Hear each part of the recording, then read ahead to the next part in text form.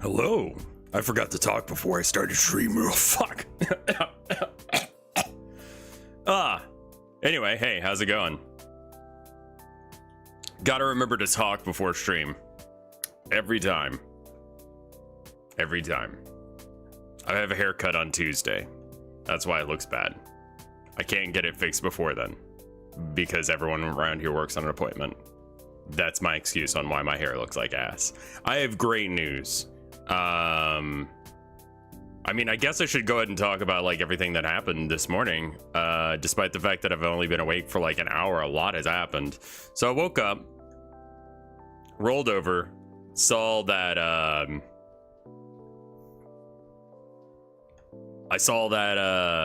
the time was 10:57. I normally start at 11. I'm like, well, that's gonna be a problem.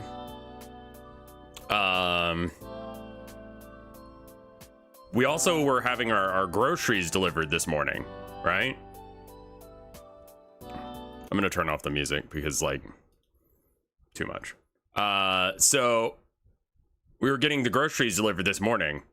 And so I went and checked, and yeah, the groceries had been delivered, which means that my wife had woke up, put away all the groceries.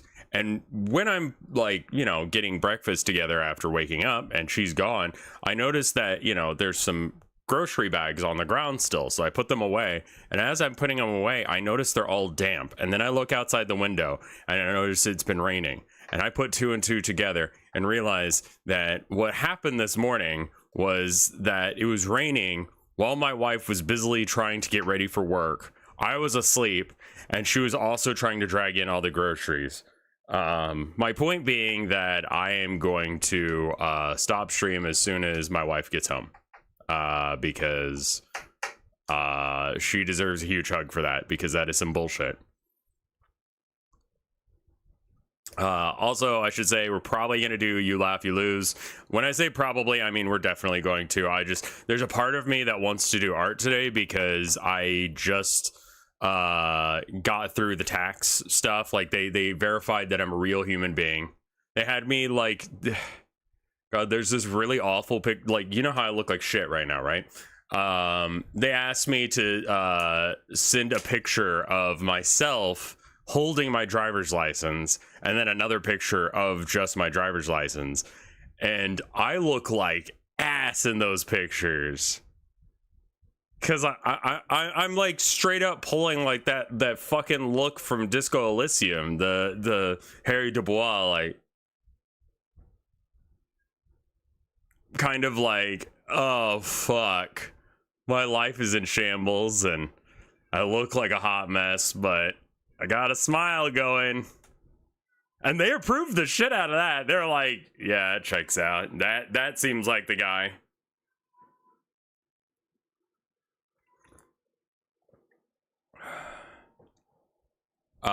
So then I check, I get done posting all of my bank information, and it's like, cool, you have 1 credit on your account. Would you like to submit an app? And I'm like,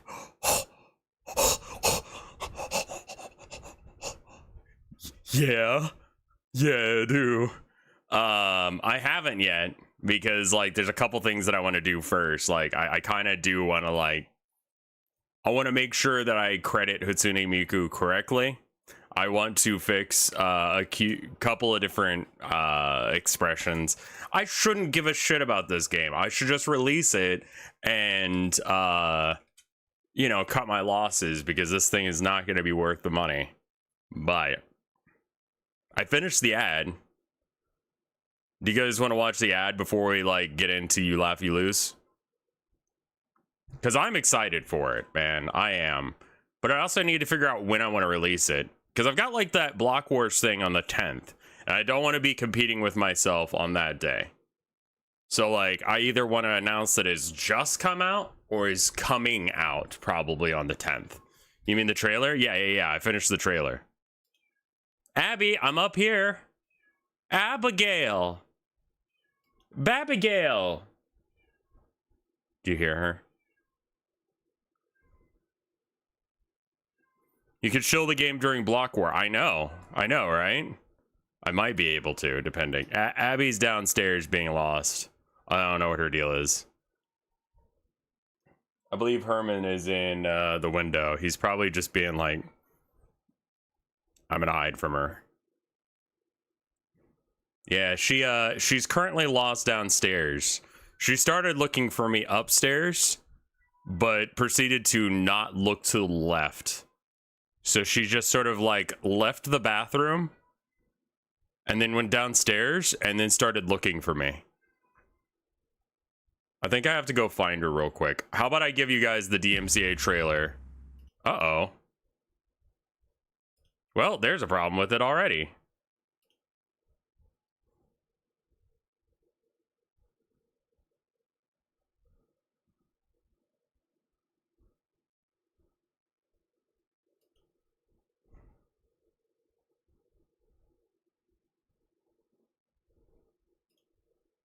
Let me get you a screen region at least.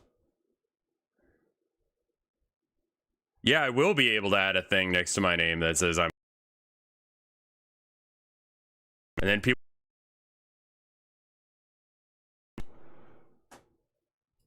The Communist Manifesto? Yeah, there's the... Hi, Abby. Did you find... You found me. Hi. You okay?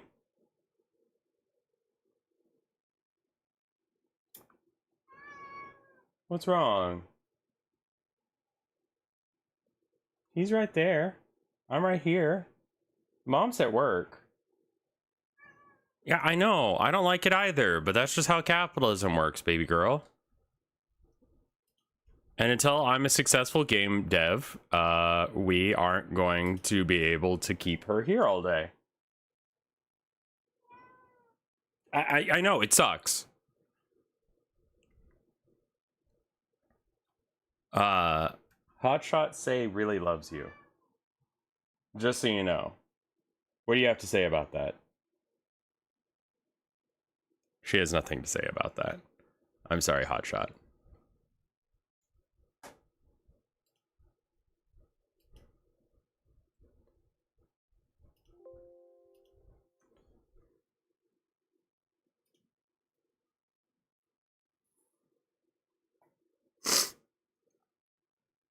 Well, okay, so like, while this is rendering, never mind, it's over. All right, you want to see it?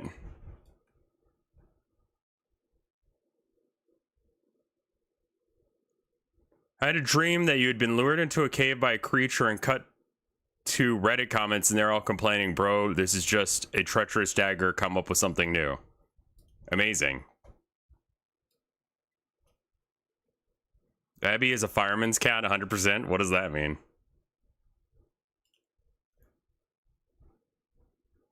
All right, so where did it post DM? Yeah, there we go. Okay, hold on. All right, full screen. All right, so it's done. Now I do want to like fix the intro screen face, and I do want to probably fix like one of the expressions, the one where she's like, "You may spank it once." I want to fix that face as well, but they don't need to be fixed. I don't know why the Twitch mobile app is TikTok now. Everyone has been saying that, so it must really look like actually TikTok. But anyway, here it is.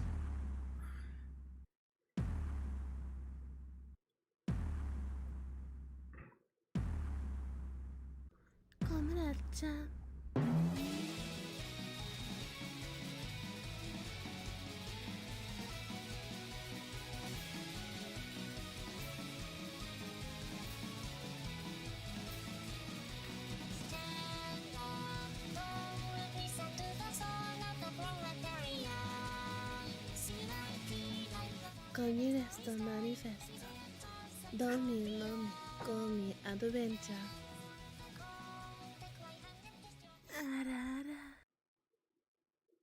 Yeah, there you go. Look at that mouse clicking so hard. Yeah, I mean, it's sped up too, but you can see my mouse going like... It's peak. I think it'll work. I'm not sure if I'm allowed to say that about, let's see, Miku. Chat has me paranoid now, so I'm not sure. So I actually thought of a good solution to this. Hold on, Reddit.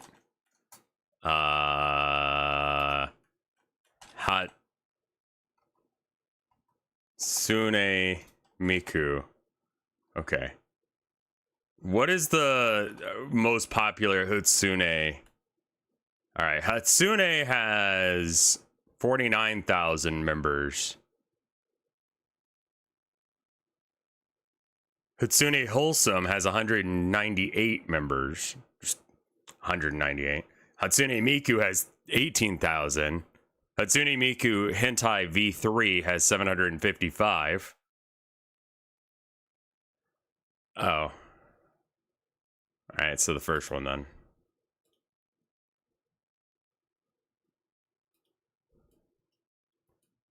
Why do you have to have 3 of these? Please read rule clarification. Thirst post. Thirst posting and all right, yeah. All right, be respectful of Miku.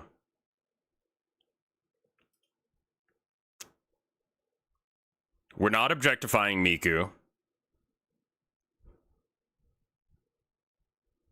No blood, no violence, no gore, no substance abuse, or illegal or immoral activity.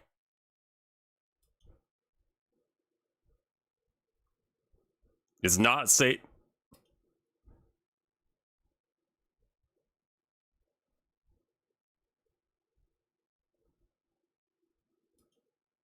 I mean, you're probably not supposed to be posting not safe for work stuff on the Hatsune Miku subreddit anyway.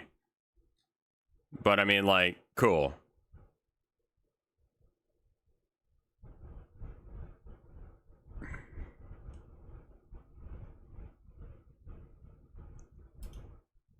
I'm just gonna ask.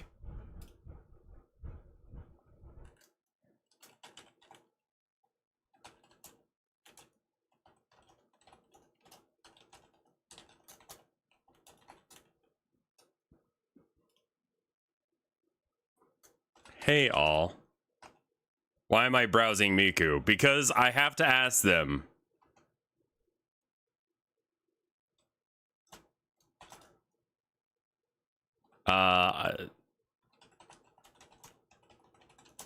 For someone who could use who could write me a song using the this is the most incorrect. I have to ask the question about, like, how do I do this?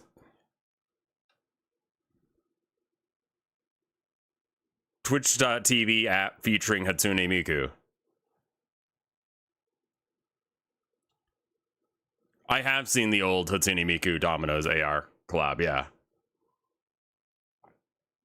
I mean, like, if they delete it, then okay, fine.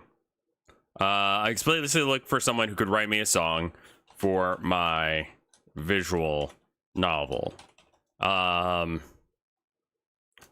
The visual novel is a not safe for work version of the Communist Manifesto. I don't need a new song. I'm just saying that that's where I'm at in my life, that this is what's happened, and I'm trying to figure out if it's okay for me to use it. I really gotta make... Look.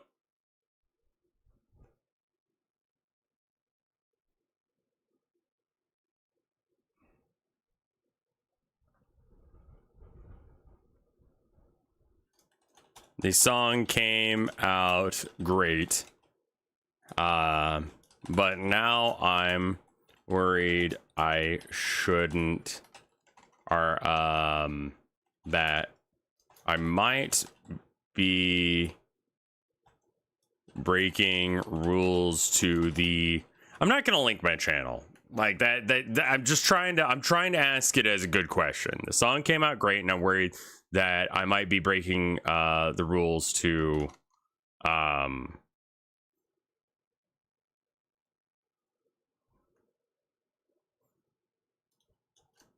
the game just has a gender swapped version of Karl Marx in a bikini.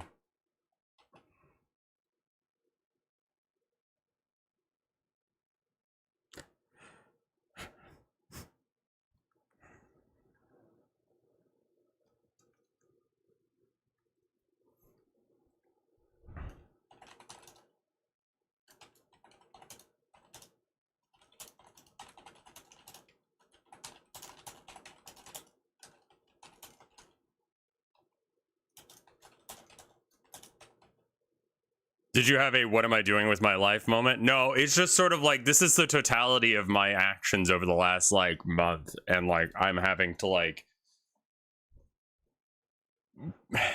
make it happen, you know?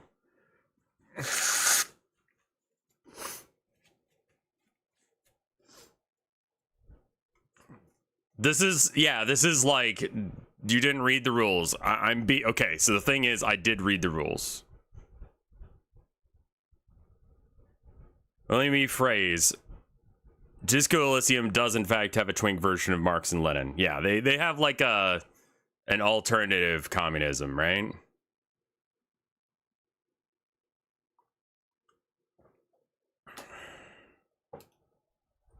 I know this seems like a troll, but I swear I can prove it. If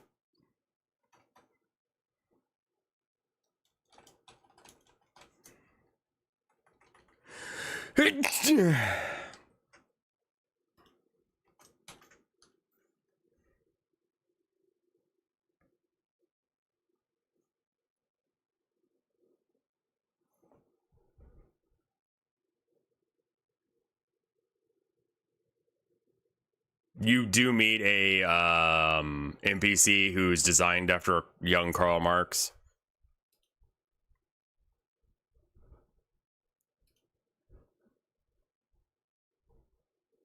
All right, we'll come back to this later. Anyway, you guys want to do you laugh, you lose now? I figure we could just like tie all this together in one VOD rather than like cutting the VOD up and such.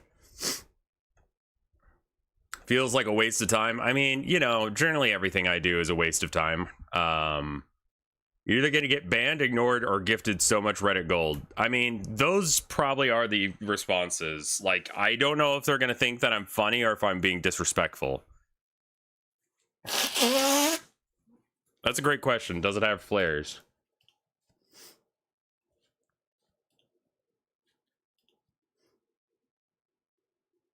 There is no flare.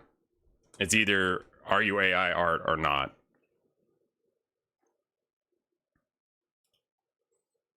So, I'll probably just have my answer by the time that, you know, they respond back to me anyway, so.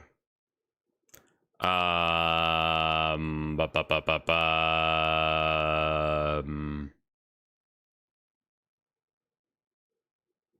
laugh, you lose time now?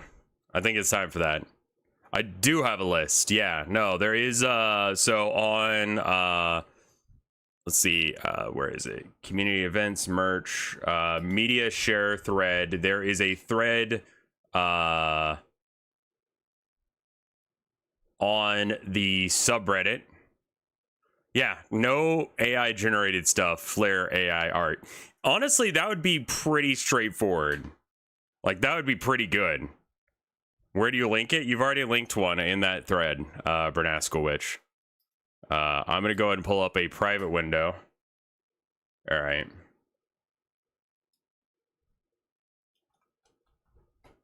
Okay, we'll call it media share then. Whatever. I mean, like, I'm gonna try and not laugh, but we'll see how it goes. Good evening, Public Library. Have you heard of the Elder Scrolls? Is that a book that you're looking for? Indeed. Okay, hold just a moment, please. Information desk, how may I help you? Have you heard of the Elder Scrolls? Of the what? The Elder Scrolls. The elders' rules? Let me go ahead and turn up the volume. Sorry. Indeed. No. Elder Scrolls. It's just a book. The scrolls. Just a moment. Indeed. Well, let's see. The Dead Sea Scrolls. Indeed. Give it quickly. I'm sorry, I don't have any. I don't see it. I don't think we have anything by that But title. my lord told me otherwise. Pardon me? I have seen enough to know their fabric, the warp of air, the weft of time. Well, good. I'm glad you have. When Fuck. the top level was built, no more could be placed. It was and is the maximal apex. Library Dev reference. Darren, can I help you? Have you Reference heard that. of the Elder Scrolls? We don't own the Elder Scrolls. It's just a book. We don't own that book. But my lord told me otherwise. Well, he was incorrect. Give it quickly. Trust Septimus. He knows you can know. Starting with like that shit, like immediately starting with like a scream or something is how you know that it's someone using a thing. Can we have the Chinese? Sure, you can have your Chinese subtitles back. They're Taiwanese. Give it quickly.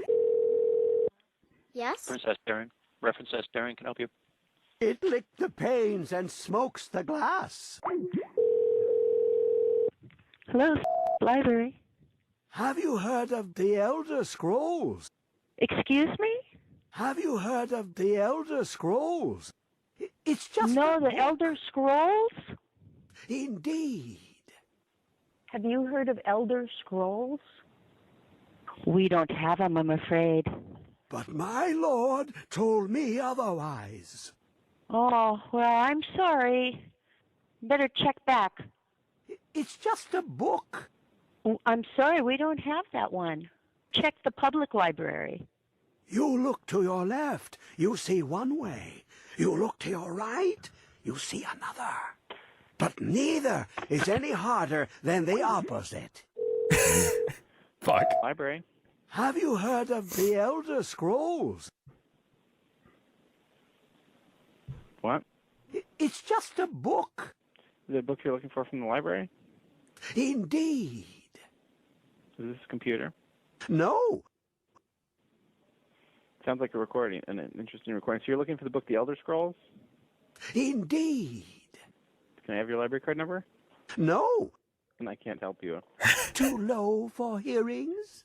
No, I can't help you since you're not a person. Trust Septimus. He knows you can know. Ooh. Library. Have you heard of the Elder Scrolls? Allergy medicine Bring will it kick in back, a minute. and Septimus can read once more. Oh, it's a recording? No. Please stop calling. No. Trust Please stop. Septimus. Stop calling. He Stop knows calling. you can know. Library. Give it quickly.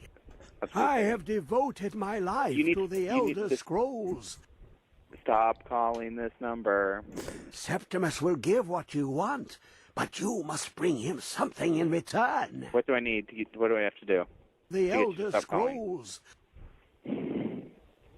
Look upon it and wonder. Ooh. Yeah, honestly, that one, I mean, he wasn't that much of an asshole. Alright, that one was good. Also, like, not having to try and force myself not to laugh is good, too.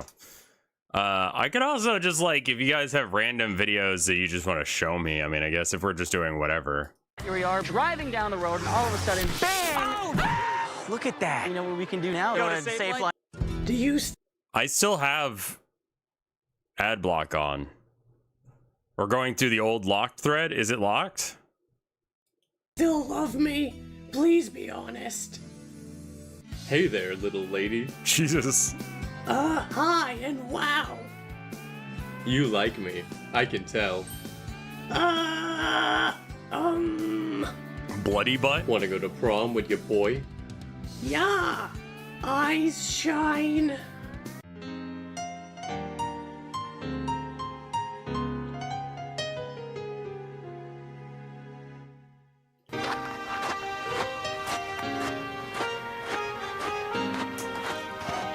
You have to enable ad blockers for private windows. I don't know how to do that.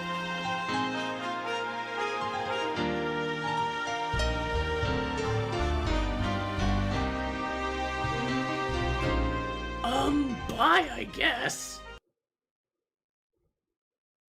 Amazing. Also, I remembered, did you check this out? If you're on After Hours and you're watching this video, like the video, not the live stream of it, but just like watch this bit on your computer, like under this video that you're watching of me. Subscribe button.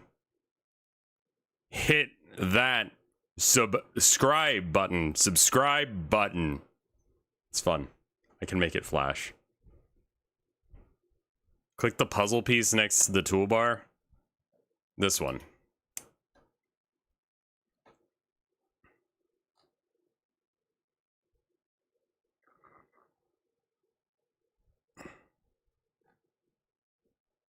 Oh, I thought these were already installed, and I'm like, what in the fuck have you, like, what is installed on my computer? Okay, sorry. I thought those were all installed on my computer there for a minute. I'm still waking up, all right? I was just like, what in the actual shit fuck has been installed on my computer? Like, emoji? I have a virus. uBlock origin. Run in private windows allow. There we go. And then we close this one and get a new one.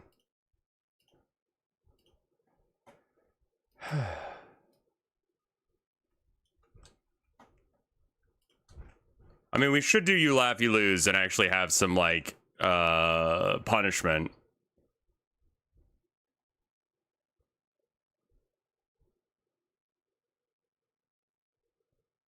Yesterday, Mike made a pinned comment saying, fuck Apple to cover up the forced ad. Oh! Well, what? Okay, how about this? Everyone thinks that the ad is shit, right? Like, I know that it, like, gives you 3 months of ad Apple Plus. Does anyone want Apple Plus? Like, you guys have gotten Apple Plus. Like, all right, let me put it to you this way.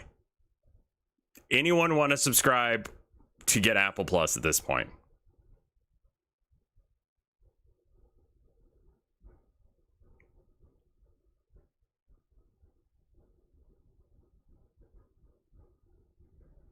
No? Okay, cool. So, now that everyone has said their piece, I've given you your chance. I'm gonna go turn it off, because I can do that through monetization, I'm pretty sure. Let's see. Bits and cheering, community, other revenue. Oh, wait, no, they wait, where the fuck did that go?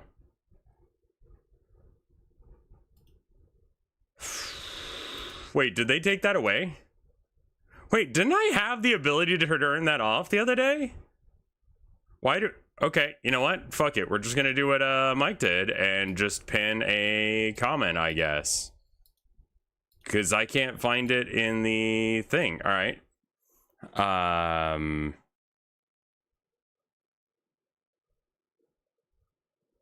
Only 20 streamers a day are allowed to turn off. Got to try it again tomorrow. I got it. All right. Fuck Apple. Okay, and then pin this message. There we go. And manually unpinned, or at the end of stream, you can get rid of it. Cool. There we go. That'll work. Okay.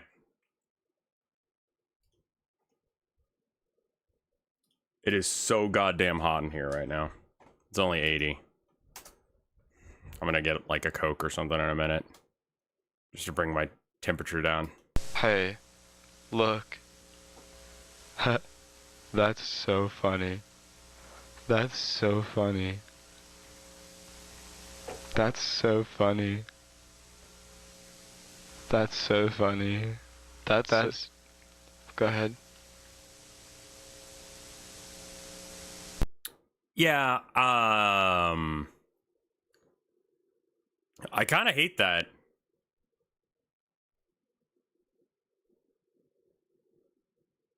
Like, I hate when people are like, oh, that's fun. Or that's so funny. Because it's like, when you have to say that, it's not.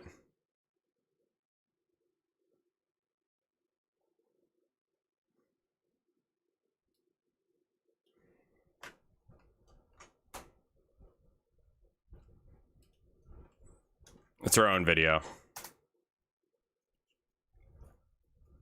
This one's good. Did we already watch these? To be a ceremonial guard in the United States Air Force, you have to like do we watched a this test one. at the end of that, which involves you not breaking. You have to be, you know, stern. You can't crack up. It involves a rubber chicken, which I have here, and I wanted to test the people here at Rocket Jump to see if we have what it takes inside of us to be a ceremonial guardsman. This is going to be a chicken test.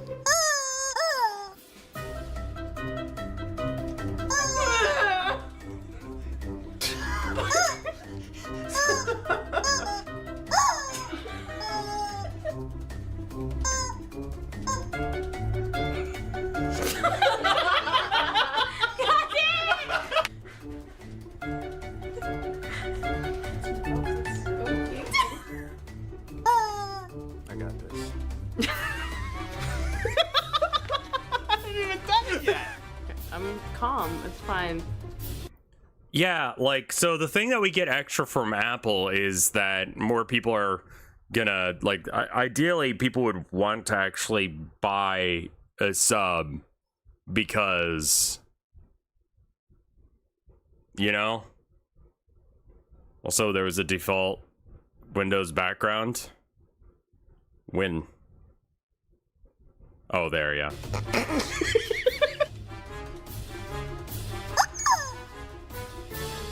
It's not that funny.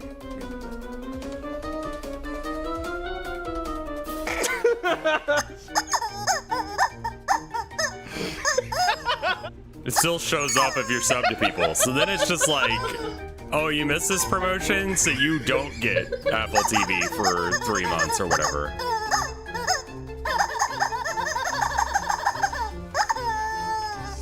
He's smiling. Ridiculous. I suck. Sorry, how hard Joey is screaming out.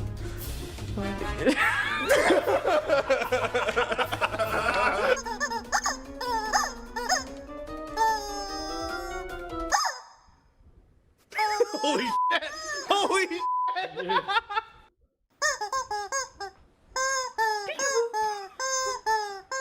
If you're subbed, it encourages you to gift sub.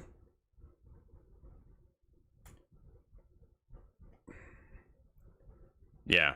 So it's just like, oh, you can get more money for you know, Rev. And also get Apple Plus.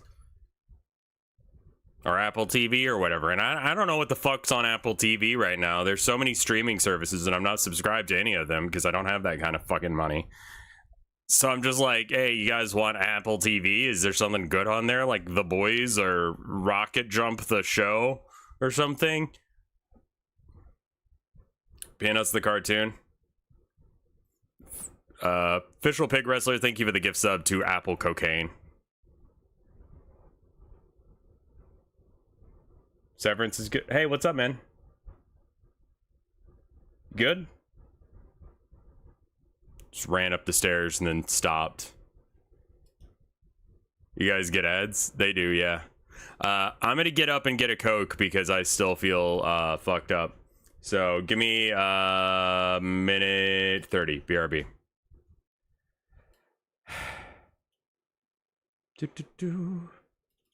I mean, yeah, you could use it as a way to negatively review all of their stuff, but, you know, you do you. BRB.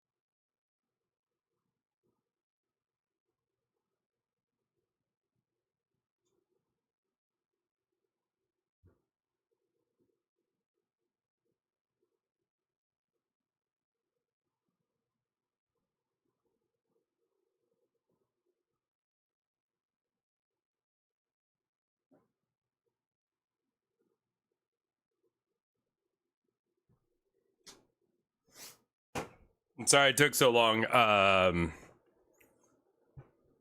just stumbled across my cat Abby attempting to hide from her brother, and I have to post it because it's very silly.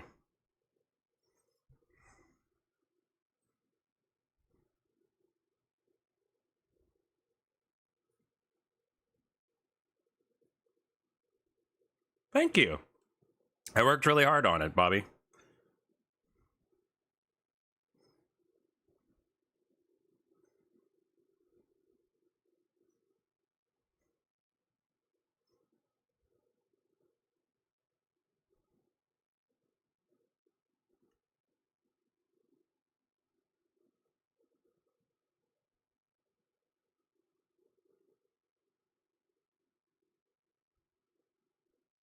All right, yeah, no, hold on. We gotta...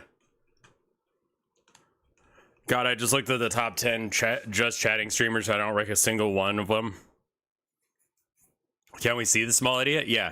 That's why I had to post it, was I had to, like, make sure that I actually got it up on Twitter so you guys could see it. Marx is trending. Soon.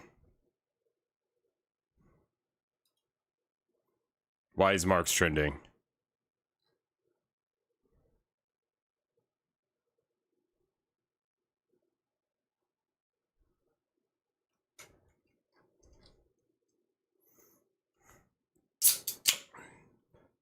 Like, is now the time to release the Communist Manifesto? Is it Marxman? Or is it just like we're making, like, oh, Marx's aim is this bad, and Prohun, however you pronounce his name, he was just more right.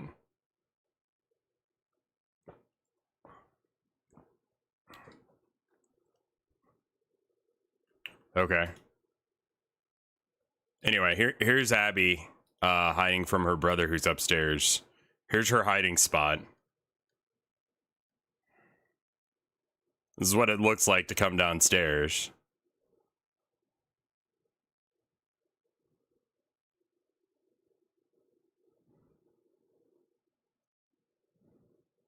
He'll never find her.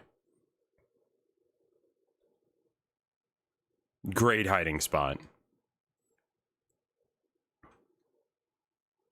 I like how she's like kind of hiding behind, like she's laying down enough that she's like, she was doing the thing with her ears up until I went here.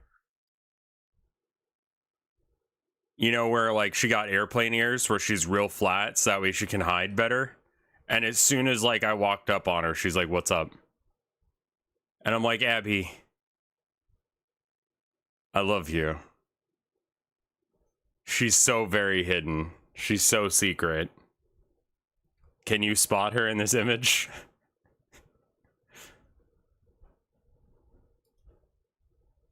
Anyway. Oh no, I closed that tab that had Hatsune Miku in it. Hold on, I gotta open up Reddit again.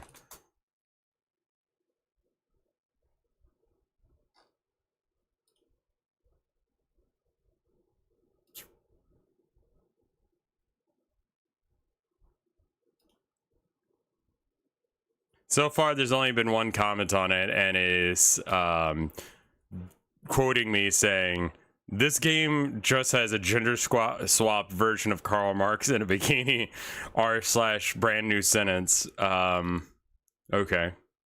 So they haven't destroyed my post yet, so that's good. I need to change this to you laugh you lose anyway. Community video time. I don't know, just show me stuff. Let's just call it that. Show me stuff. Parentheses, community video time. We'll just do that. Where do we send stuff? Let me make a section for you guys to send stuff. Because these are all very old. New thread. Post stuff here. So it's in the media share thread. Post stuff here. And just post stuff in that thread. If you're a sub on Discord. I have a Miku answer for you. You do. What is your Miku answer? Yeah, we're using the sub Discord for this.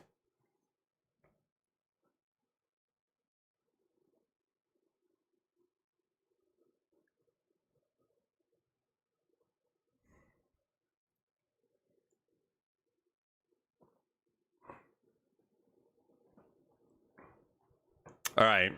Dash cam kangaroo. Is there a length? If I get bored of it, I'm turning it off. There's your length thing.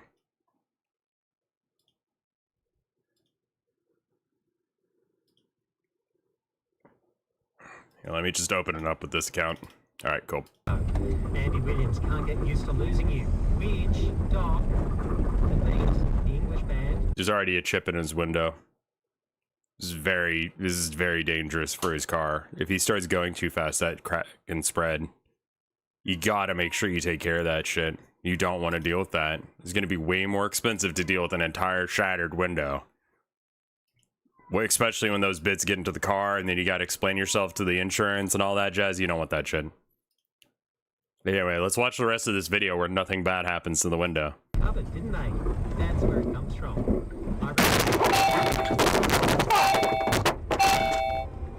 Fucking covering! Which runs through the song. So Andy Williams is actually credited, not the beat, on Beyonce's record, but that's where it comes from. Doc, glad to help you out. All right, Richard Kingsmill with you. We've got new music coming up from this local singer in a moment.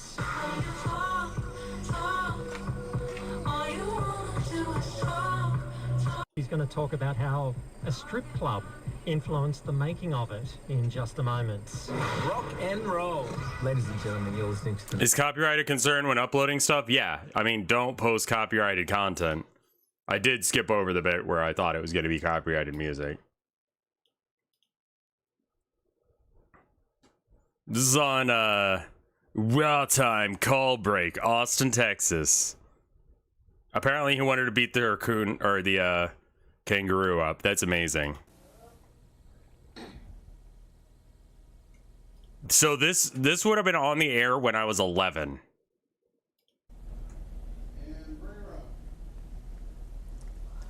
Hey, this is Tiffy. You're watching Raw Time every Saturday night, 1:30 to 3. First, we saw the Cardigans with a race rewind. After that was Julia Reeves with Trouble is a Woman. And then Underground, or UGK, Take It Off. I guess we'll go to the callers. Raw Time.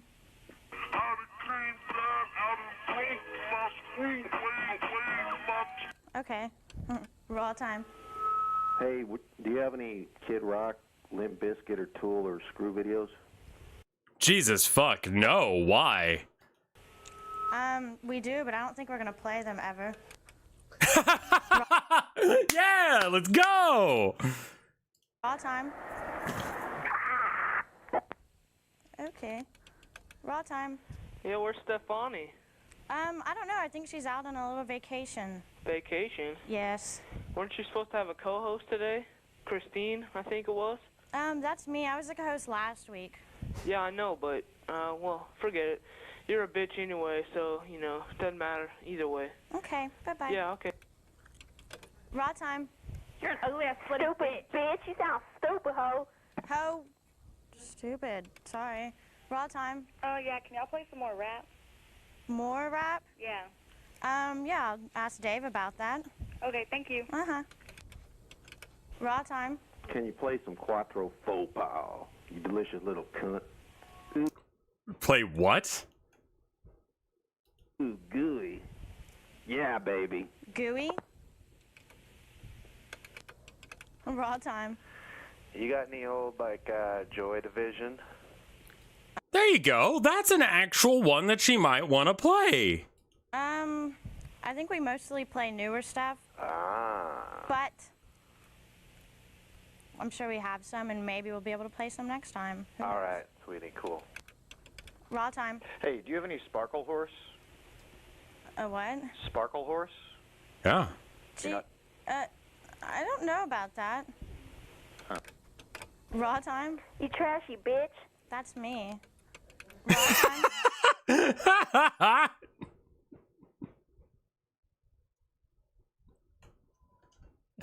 That's me. Fuck yeah, girl.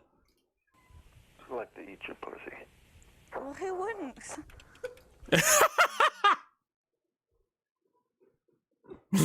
What was that?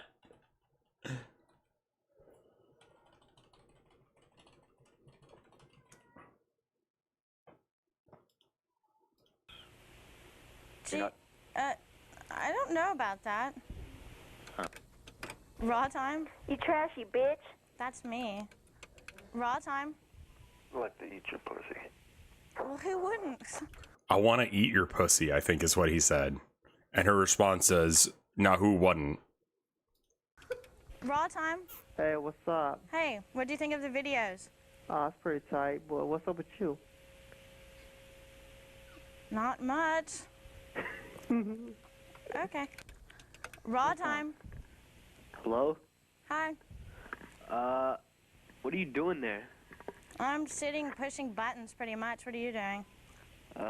Watching this dumbass show? Yeah. Well, I think a lot of people are doing that right now. Are you about to hang up on me? Well, I don't know. You tell me. Should I? No? Okay, well, what do you want to talk about? I don't know. Really? Oh, hey, Did you like the videos? Fuck you stupid, ugly-ass trailer. I love how, like, she's like, oh, you wanna talk? All right. Park shit, bitch. Okay. What is the point of this show?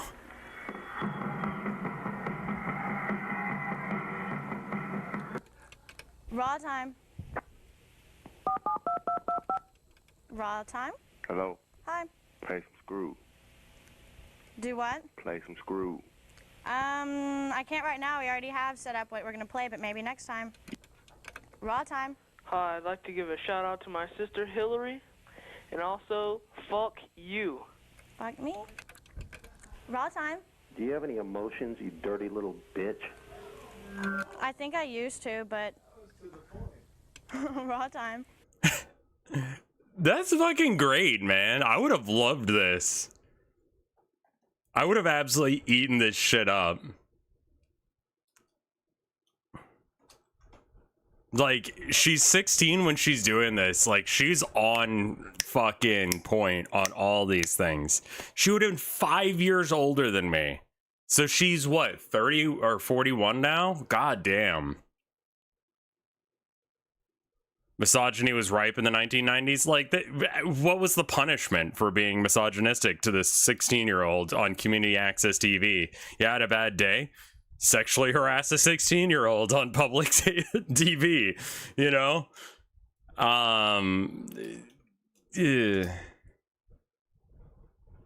This is Jordan Peterson talking about wizards and skeletons for roughly 2 minutes.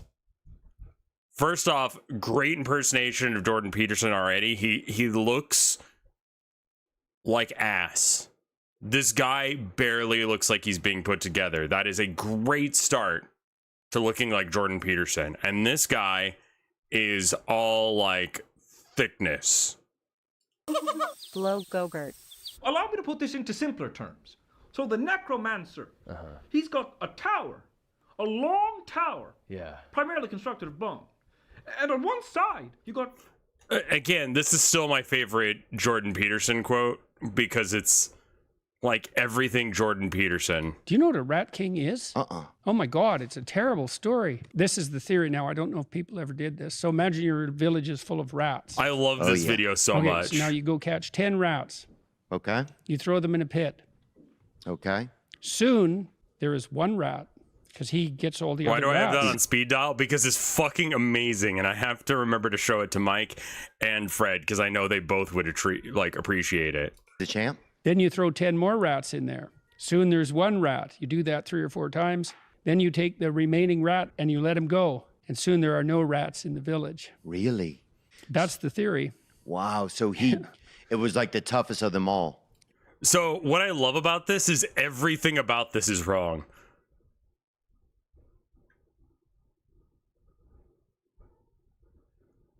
Like, every single moment in this conversation is complete bullshit. Like, he's completely wrong the entire conversation. That's not what a rat king is. Rat king is when rats get their tails, like, tied together on accident. And they can't get out of it, and then they end up basically, like, dying.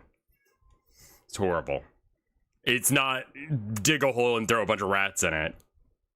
I don't know why the fuck you would think that that's the case, but it's like not the way that it works at all. But Jordan Peterson is theoretically a philosopher. Sorcerers, metallurgists, bone sorcerers, and ghost wizards. Oh, sure, yeah. And there's a huge And the thing is, like, he's successful as a, I guess, like, public speaker and philosopher because people respect what he says, and what he says is nonsense, mostly. Followed up with, like, you know, it's that kind of, like, Vsauce is my philosopher. God. I mean, that's not the worst, I guess. Is he actually a doctor? I don't know. I don't actually know what Jordan Peterson... There he is. Canadian psychologist and author. All right. He's often characterized as conservative. He describes himself as a classic British liberal and traditionalist, which means that he's a conservative. Thank you for the 33 months of support, Fallen Pineapple. I love that. British liberal and traditionalist. You're not from fucking Britain, though, are you? You're from Canada? So why are you acting like that? He's 62. Twice as old. Up yours, woke moralists. The other one I love is the one where he's asked, like, you're on an all-meat diet. He's like, yes. And they're like, how do you feel? Like, you know, how does that make you feel? Awful.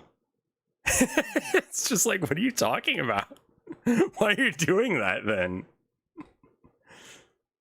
Potential psychological markers for the predisposition to alcoholism. Is Jungian, Dostoevsky. He just wanted to put Orwell, Dostoevsky, and Nietzsche on his thing.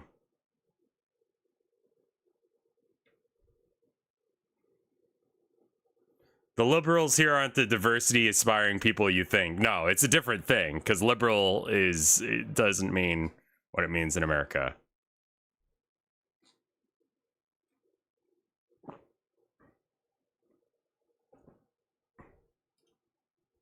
Anyway. The difference between shadow mancers and shadow slingers.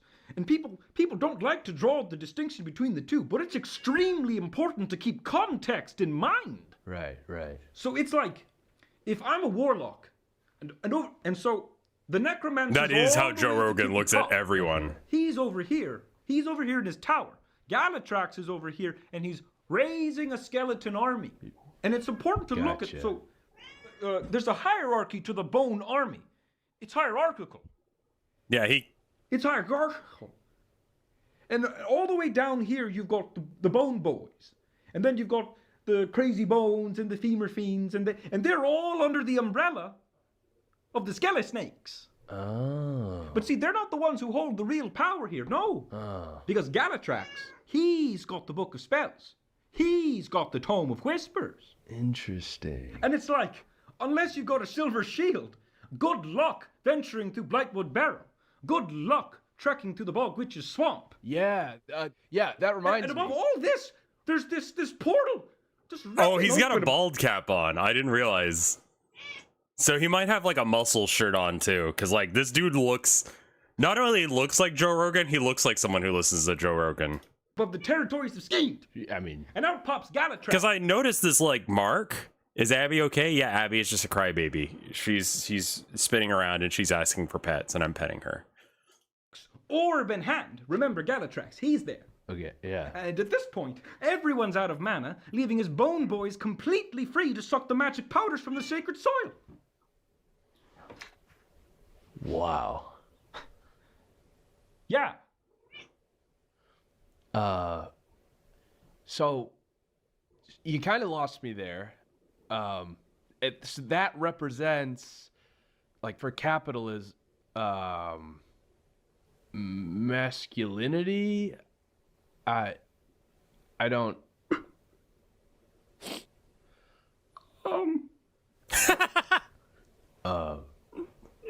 He does cry a lot.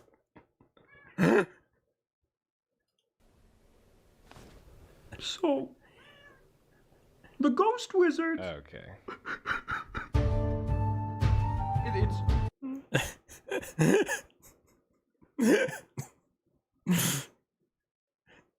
I mean, like, that's barely a parody. He didn't have the voice down. He was pretty close. Oh, fuck. I saw this video this morning. I gotta show it to you guys because I feel called out. Hold on.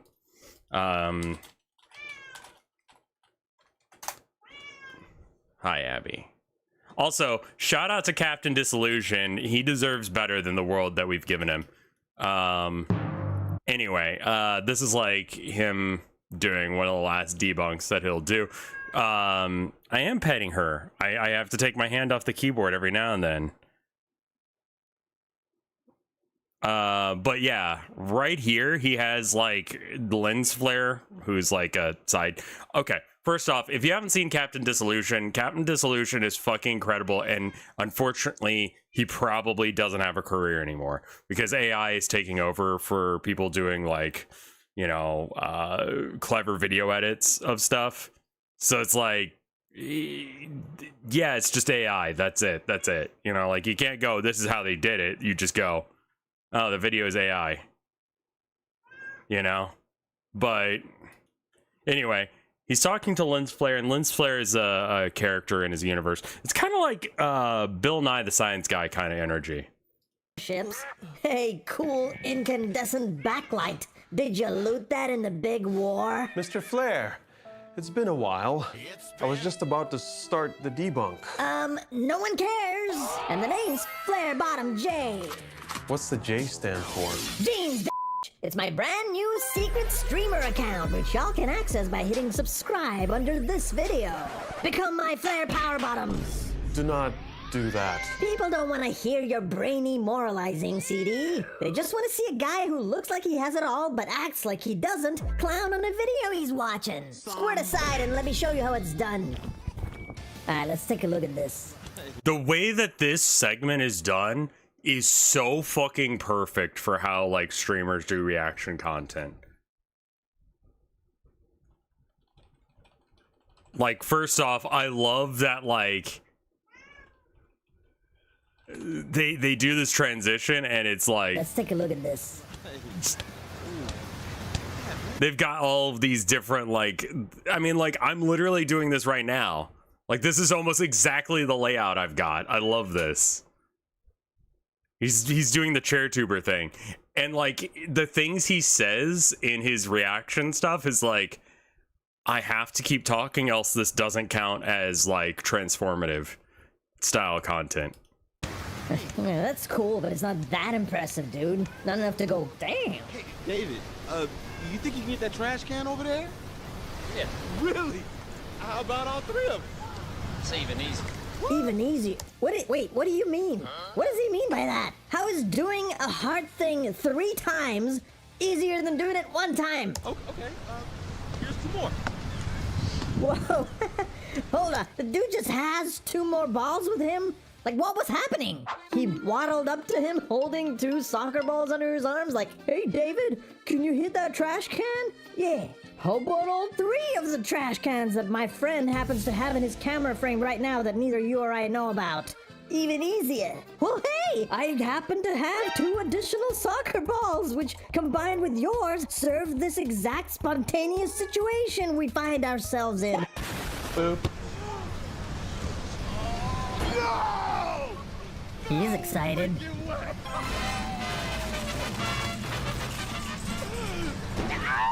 A little too excited. Oh, man, this is not happening. Oh, audio edit alert.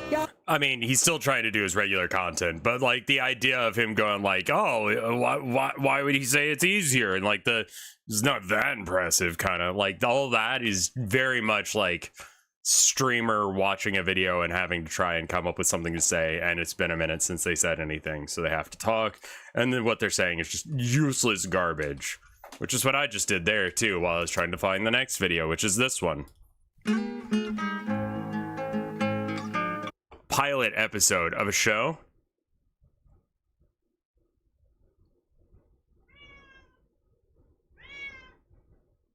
How do you feel about the conspiracy theory that Ice Spice has a shit fetish?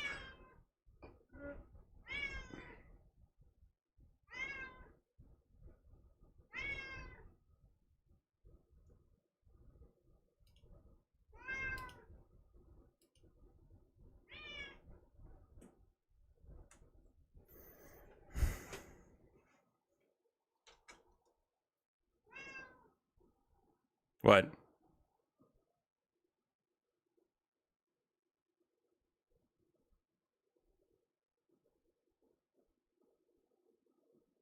Were you looking for Herman? He's right over there. There's Herman. And then here's the Abby. She was like, where's Herman? And Herman's like, I was in the fucking window trying to sleep.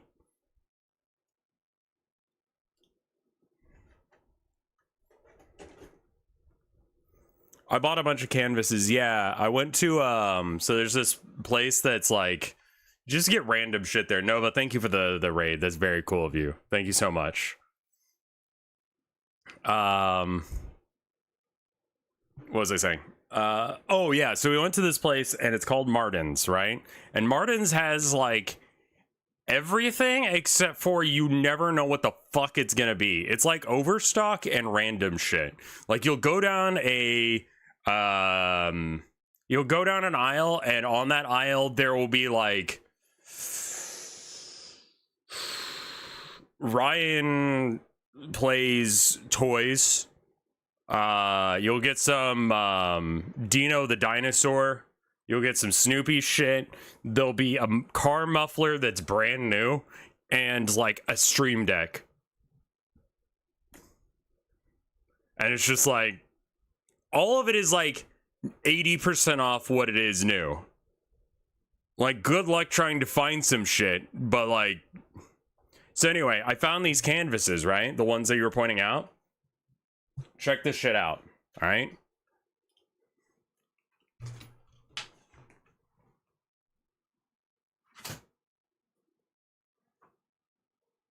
$16 by $20, big boy canvas. Got two of these sets, two in each. Well, $6.17 for two. That's like $3.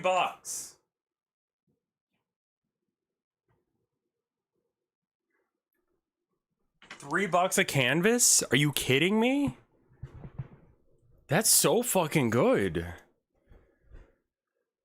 Wish my hair didn't look like ass. Anyway. Yeah, like canvas 16 by 20 canvas.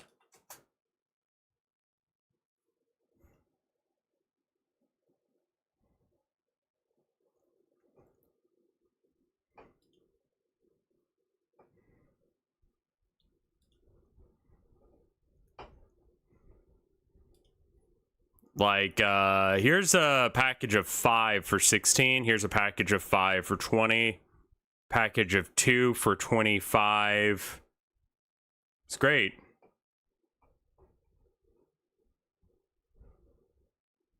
What kind of camera am I using to record my paintings? So I'm using this DSLR here. This is a Rebel TI T6i, excuse me.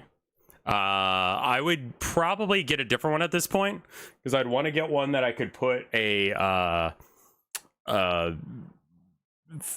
battery, like a fake battery in, and then have that hook up to the wall so I could have it constantly running and just use it as like a stream camera. rather than using it as like a one I gotta like, yeah.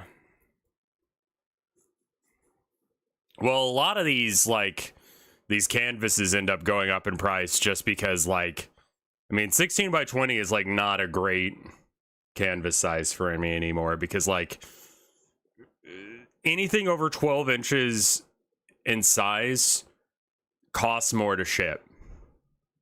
So if I can keep my canvases under 12 inches, and ideally a little bit less than that, because you need a little bit of space around the edges in order to make sure that there's actually some like buffer room.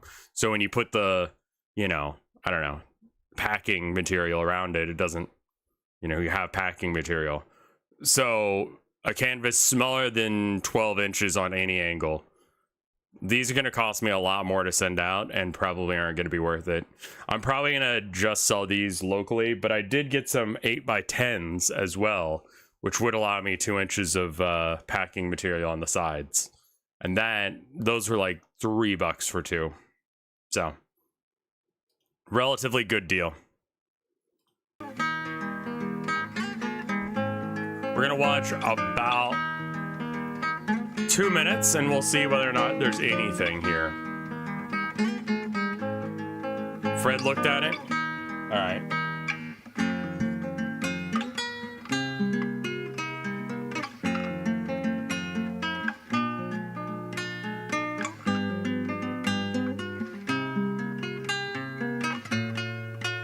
We're getting the Butterfield diet shit.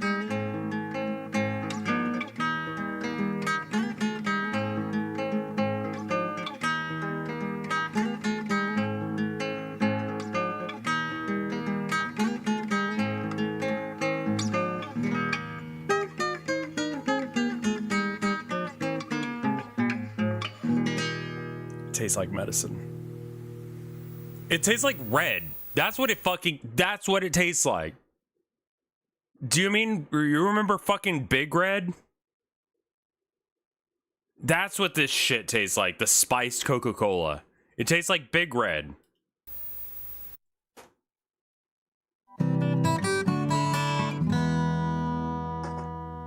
That's the flavor it is.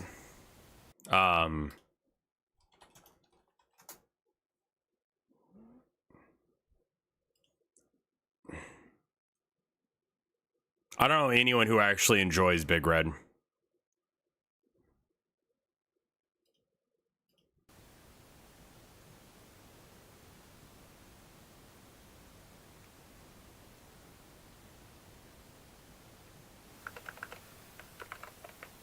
Computer. Print, look around you.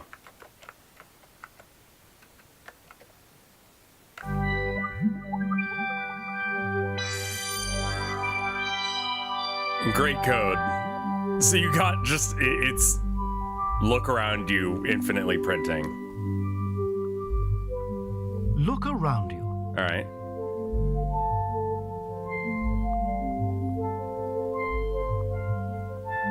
Should probably clean up in here, you're right. Look around you.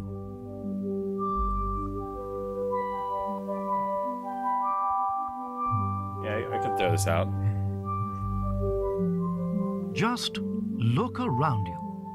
Okay, so like don't clean up, just look.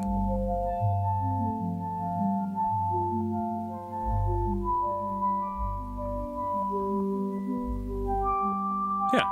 There. What? Now take a closer look. Have you worked out what we're looking for? You missed the ball gag? Correct. The answer is calcium. What? This program, Calcium, follows last week's module and will complete part 1 of your textbook, which accompanies this series. Please ensure that you have your copybook at hand, as you'll be asked to take down notes from the screen at various points in the room. throughout the program. They're there in their room. Calcium. Oh. You may know it as Ginny, or Ninny, or Peter's peg. But I don't know it as whatever any you of call those it, things. Calcium valency 1, atomic weight 44, is one of the most important elements known to mankind. Okay. As we have seen, calcium occurs naturally within the tooth. Yeah.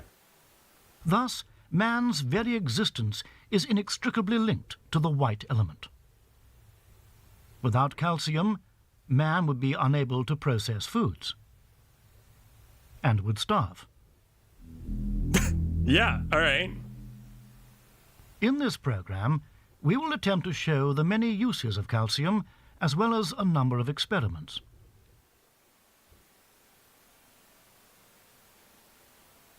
Experiment 1.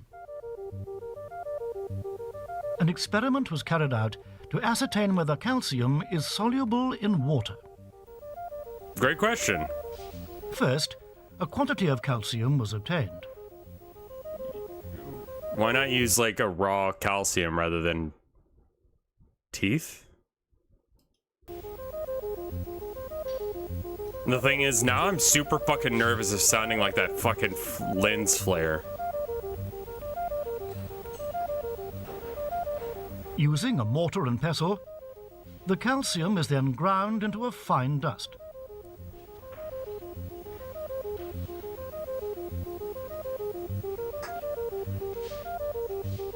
Yeah, that's Chalky absolutely... dust is poured into a beaker. Okay.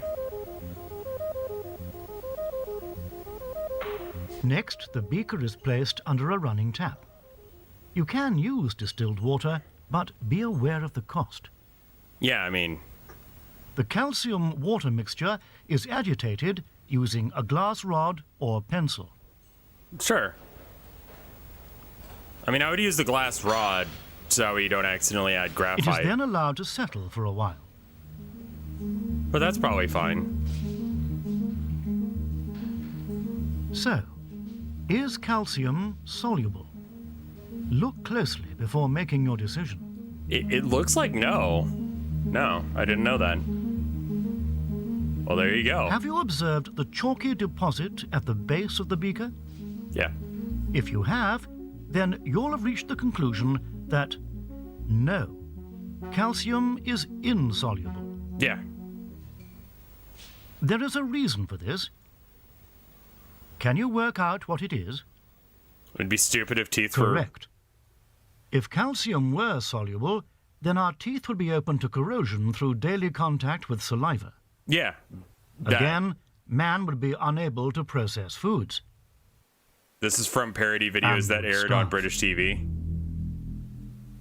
Yeah, rusty teeth. Here is a Makes model sense. of a calcium molecule. Do you recognize the triple helix? If you What? do, write it down. The calcium molecule is built on a semi-permanent structure of 4 electrons supporting 3 protons.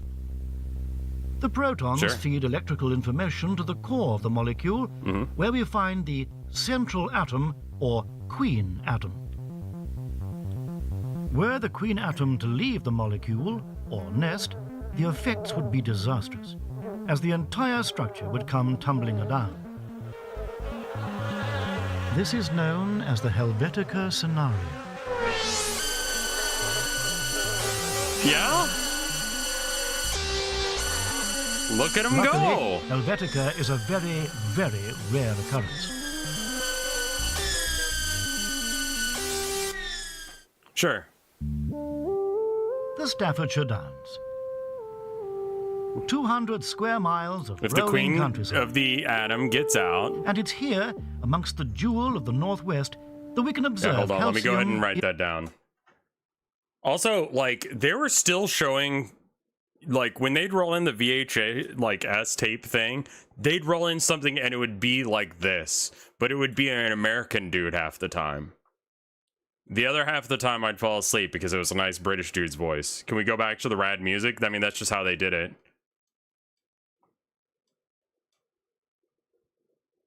So anyway, what was it? Queen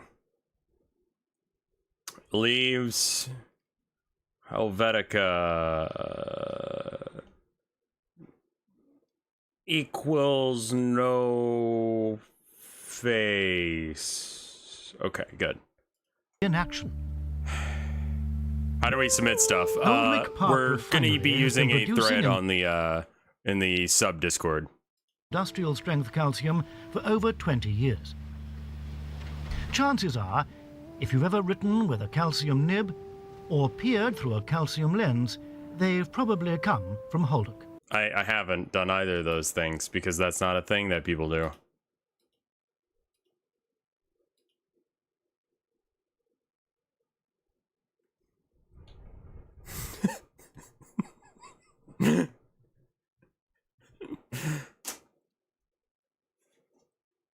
I need to play your game unironically.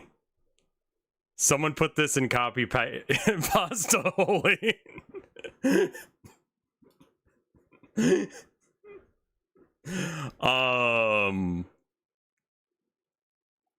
I should at least upload that video, yeah? Let me go ahead and upload that.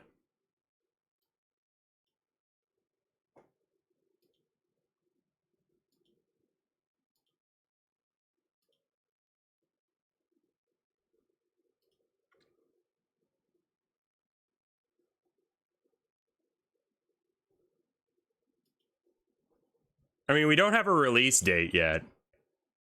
We should probably figure some out.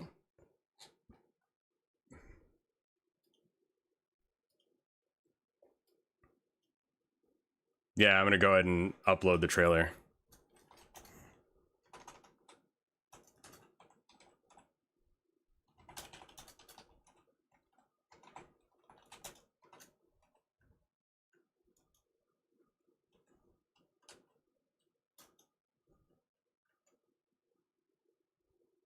When is Marx's birthday? Unlisted. I mean, it's set to private right now, so like,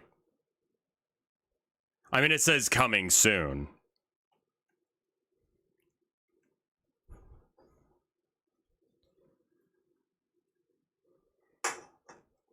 May 5th? That's a while from now. I don't think there's any other, like, when did the Communist Manifesto come out?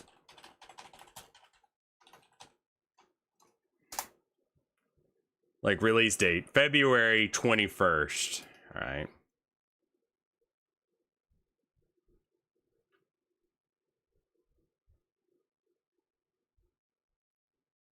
Yeah, I'm not going to wait until next year.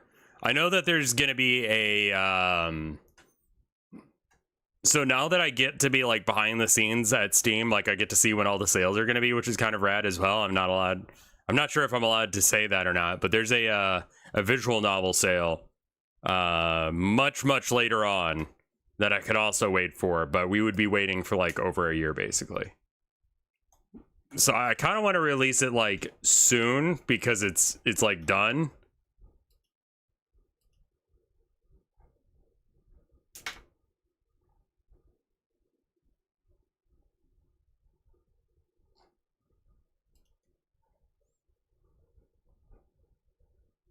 The Steam sales are at the same time yeah. How does sales even work? I don't know. I think you opt in. Yeah. Let's step inside. Have your copybooks ready. Every day, 6 tons of discarded teeth and bones are brought to Holdwick. They're collected from the various calcic drop-off points around Great Britain. You may have seen one in your... Is this why British teeth are so bad? Is that it? Town or village. Because calcium perspires, by the time it reaches Holdwick, there's a lot of water to be removed. Yeah, that makes sense. The teeth and bones are poured into giant canisters, and any excess runoff is filtered away. The dried calcium is then pumped along these pipes. When it reaches this trough, a kind of glorified Besselheim, it's bombarded with millions upon millions of cesium atoms. Cesium. This process compresses the calcium into a viscous paste. The calcic paste is then heated in giant ovens to 12,000 BC before being left to cool. 12,000 BC. From 6 tons of raw material and nearly... It's like 99% real words. 900 man-hours later, here are the results. Some 12 ounces of pure industrial calcium. So gross. This is then stored in an underground lead chamber to prevent the possibility of Helvetica.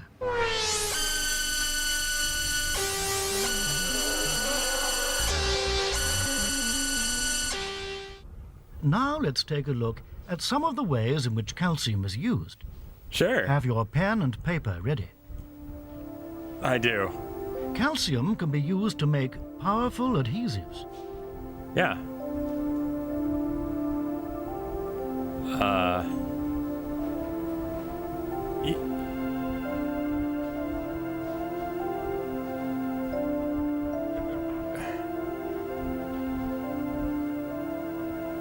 It's also used as a strengthening agent. I mean, yeah.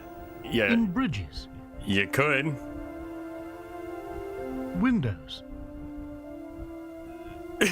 And was pivotal in the development of Imsumal Bharati Lan. In what?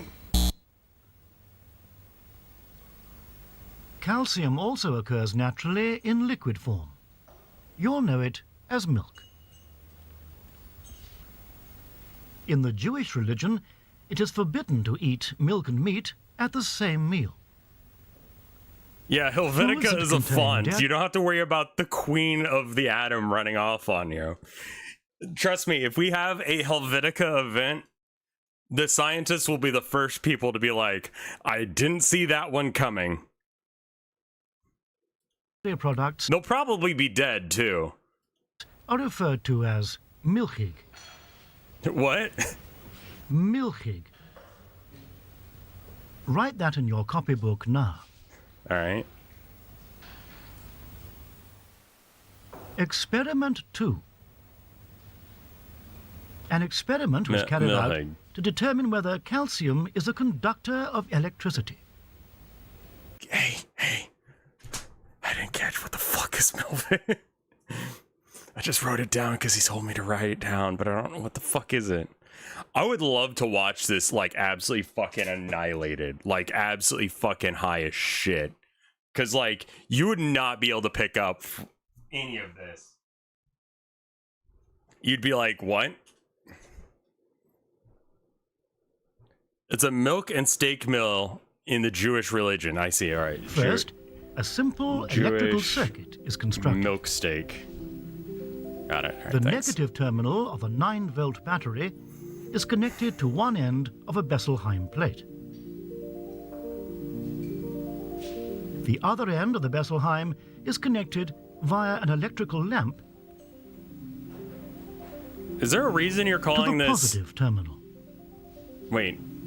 What? Now Besselheim is connected via an electrical lamp to the positive terminal. Oh, okay, positive. I thought he said negative again. Now for the calcium. A quantity is gently poured into the Besselheim, making sure that it forms an unbroken line between the negative and positive end of the Besselheim. He just permanently has a coin if calcium stuck to his hand. conducts electricity, the circuit will become complete and the lamp will light. I mean, yeah, I guess. Sadly, the lamp does not light. From the results of this experiment, we can conclude that calcium does not conduct electricity. Right. Because it would be now stupid let's see if what you... happens when we introduce some sodium chloride. You'll recognize it as common salt.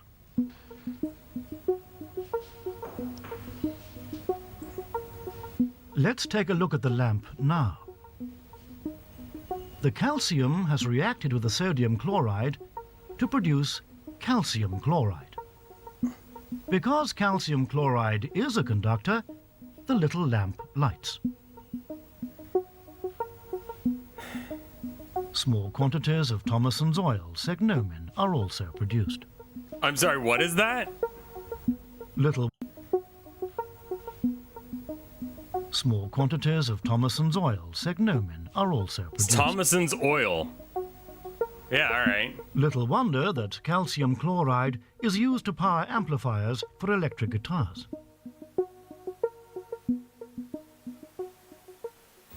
When calcium is burned, calcium oxide is released as a vapor. Although not toxic, if inhaled, this vapor can cause temporary bodily paralysis. For centuries, magicians have been using calcium to simulate levitation. Come on! This principle can be demonstrated in the laboratory. Experiment 3. An experiment was carried out These are to good, observe man. the effects of helium gas upon calcium. The level of this humor is so incredibly dry and subtle that I could see this not being successful because people wouldn't get that it's like a joke. Like they would think pyramid that of they powdered just calcium didn't is remember formed upon a school word stuff, surface. maybe. Next, an ordinary ping pong ball is placed carefully on top of the pyramid. Okay. Now we mark the midpoint. Then helium gas is released in the vicinity of the pyramid. As our starting pressure, we are using Cinderford's constant of 2.5 quorums per second. Observe the reaction and note the results down in your copybook.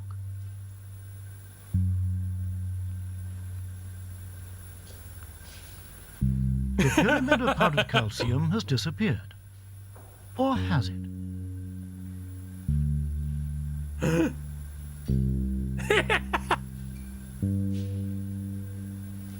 The calcium seems to have moved some 8 inches away from its original location. 8 inches. So, what's keeping the ping pong ball aloft? Science is so cool. Surprisingly, the pyramid of powdered calcium is still there. Only its image has moved. This phenomenon is known as calcic image misplacement, or CIM. Turn off the helium supply. Not the most impressive and 8 the inches image I've of ever the seen. pyramid of powdered calcium is reunited with the actual pyramid of powdered calcium. Now let's see what happens when we increase the flow of helium by a factor of 5 QPS. Oh. The pyramid's image fades as before.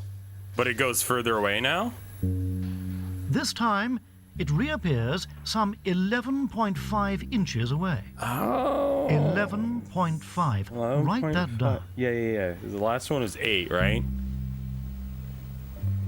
Now, we try a factor of 7.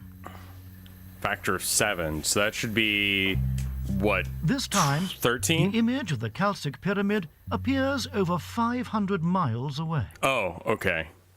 Man, that is a fucking slope.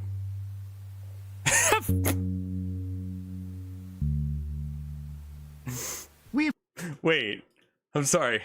Is that even correct as far as the distance goes? How far between London and New York City? 3,000 miles. 3,461. Yeah, it felt a little bit off. Like, I was like, that can't be right. But I have no idea how big things are. So I'm like, I gotta look that one up immediately. Over 500 miles. I mean, yeah, I guess 3,000 is more than 500. That is true. All right. I'm gonna have to keep taking notes. We've talked a lot about calcium, atomic weight 44. But what of its sister element? Calcium atomic weight 42, or intelligent calcium. Oh, okay. Intelligent calcium is not intelligent in the sense that you or I are intelligent, but intelligent in that it is sentient, i.e., it is aware of itself and its surroundings. Right. In the laboratory, scientists are able to communicate with intelligent calcium using a REMS oscillating converter. The REMS measures tiny chemical impulses from within samples of intelligent calcium. Experiment 4. An experiment was carried out to demonstrate the cognitive properties of intelligent calcium. Yeah. The REMS is connected via its 2 thin probes to the sample of intelligent calcium. Taking notes. Once the microphone is in place, we turn on the REMS. Right, of course. So you can Get ready to take down readings from the screen. Okay, I've got like a space written out for it and everything. The scientist issues interrogative statements to the intelligent calcium through the REMS, which measures its response. What is your atomic weight?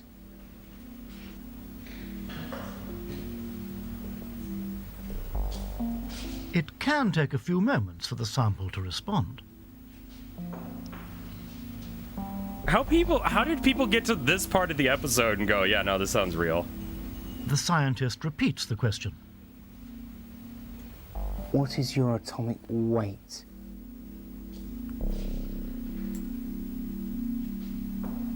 There we are. F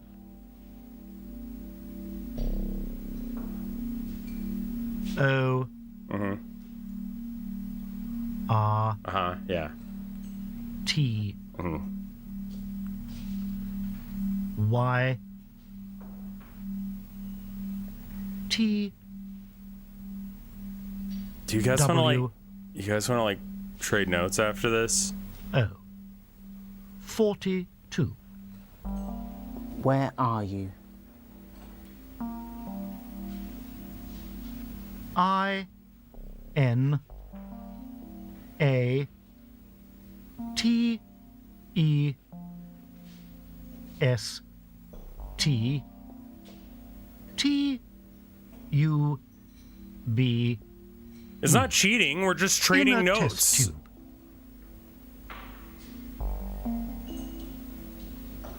We're gonna be study buddies. I'm getting like an A in this class so far. Like A, B average overall. So like maybe we could like L D. Cold. Yeah. Now watch what happens when we deprive the intelligent calcium of oxygen.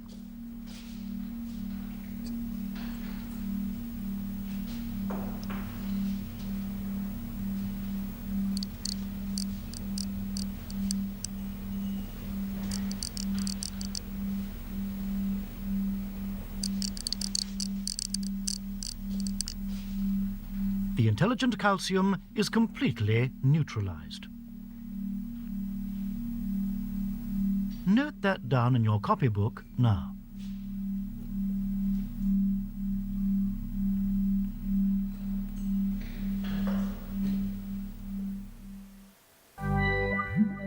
Over the course of this module, we've learned a lot about the nature,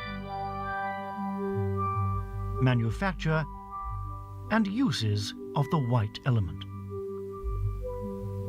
I really But don't remember, like that you're calling it whether that. you're at home, in school, or just out and about, whatever you do, never give a gypsy calcium. I'm sorry, what? Now hand in your copybooks to your teacher or head of class. In the next program, we will look at champagne.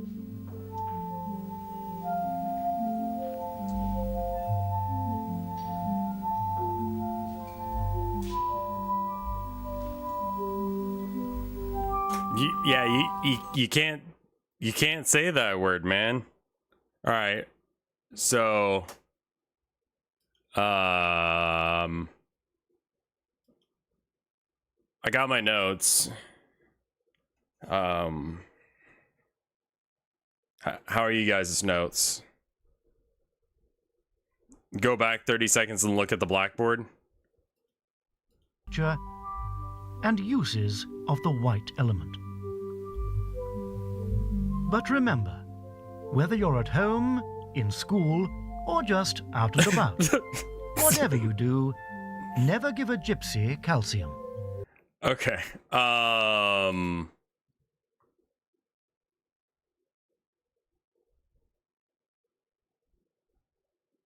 mean, nowadays, using a term to describe a group of people that's not the term that they have ever used to describe themselves is considered not cool.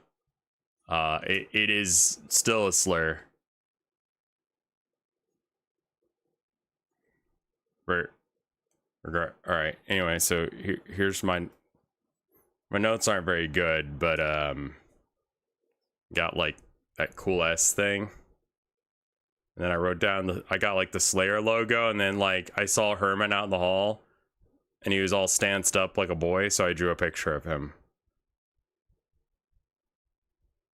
So yeah, it's like Slayer logo and then the cool S thing and a picture of my cat. I wasn't paying attention.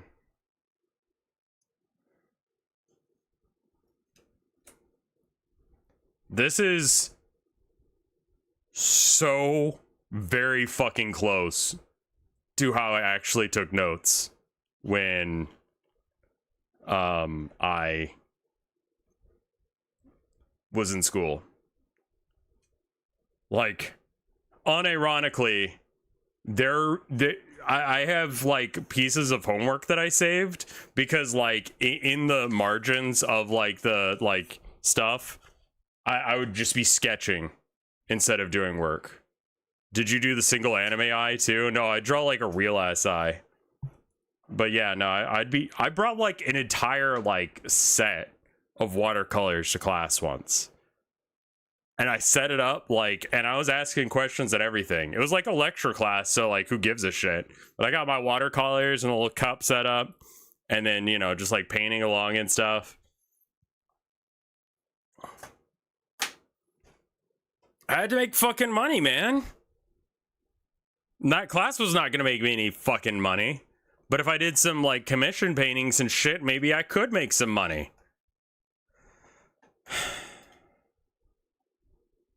They ain't fucking paying me. They literally were not fucking paying me when they should have been, when I was working for the newspaper.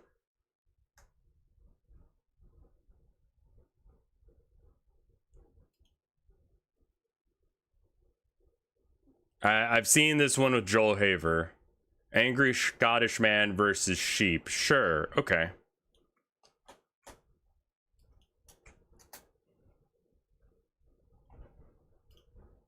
Where's fucking cunt? Fucking move! Fuck's sake. Get off the fucking road! Go, you cunt! Fucking hell, man. Fucking move, you fat dick! Move! Fuck's sake!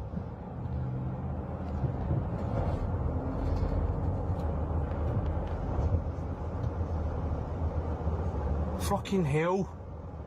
Go! Fuck off!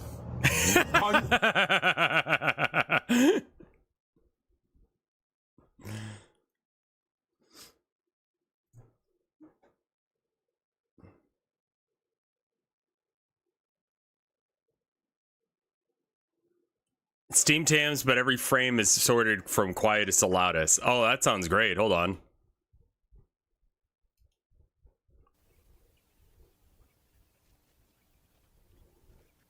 Oh, quietest to loudest.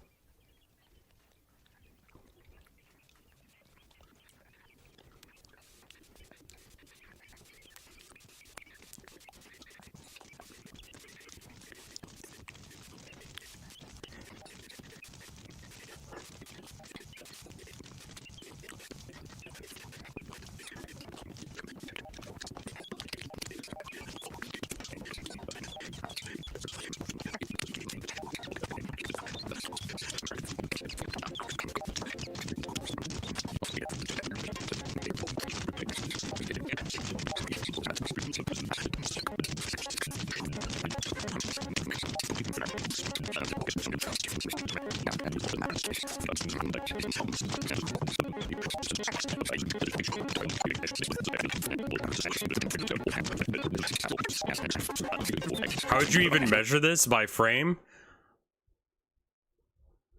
I would go insane. You would probably use a sorting algorithm because actually doing it would suck ass.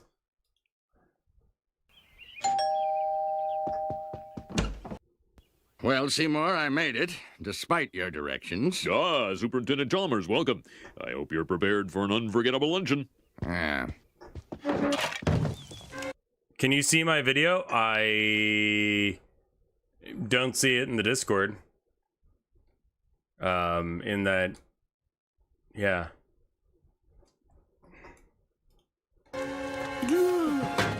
Oh, ye gods! My roast is ruined! But what if I were to purchase fast food and disguise it as my own cooking? Delightfully devilish, Seymour.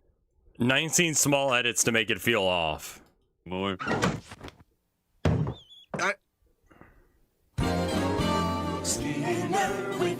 He also called it fast food instead of whatever the name of that Krusty Burger or whatever. And that in the zoom in. So that's 3. He also said egads wrong.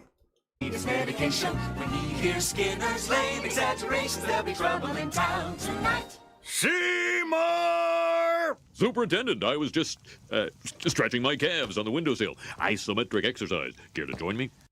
Why is there smoke coming out of your oven, Seymour? There's like a brief pause there. It's steam. Steamed from the steamed hams we're having. Steamed clams.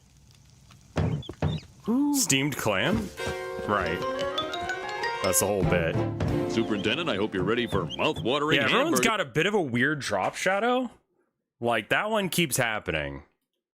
I thought we were having steamed clams. No, I said steamed hams. That's just YouTube poop That's what editing. I call hamburgers. You call hamburgers steamed hams? Yes, it's a regional dialect. What region? Like, they're making sure that you really understand where the different layers are, which is weird. Upstate New York? The drop shadows. Really? Well, I'm from Utica, and I've never heard anyone use the phrase steamed hams. Oh, not in Utica, no. I've been through Utica, by the way. Oh, it's an Albany expression. And Albany. See. Oh. You know, these hamburgers are quite similar to the ones they have at Krusty Burger. Oh, no. What's your Discord? So I've got 2. I've got the sub Discord, which is where I'm looking, and then I've got the notification Discord. If you do exclamation Discord, it'll pop up for you. Patented Skinner Burgers, old family recipe. For steamed hams. Yes. Yes, and you call them steamed hams despite the fact they are obviously steamed hams. Well, you know the. You know the. There's a sub Discord, yeah. Excuse me for 1 second. Of course. Oh, well, that was wonderful.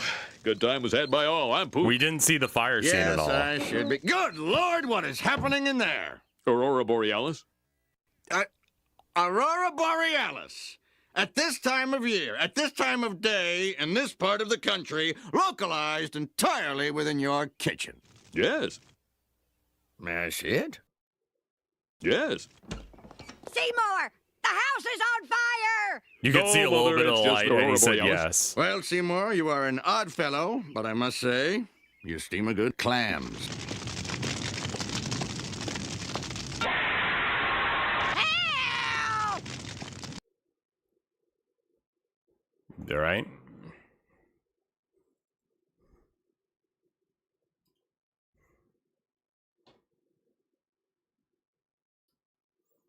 Can you hapless fuckwits at least handle an omelet? I mean, this is about as easy of a thing to make as you could.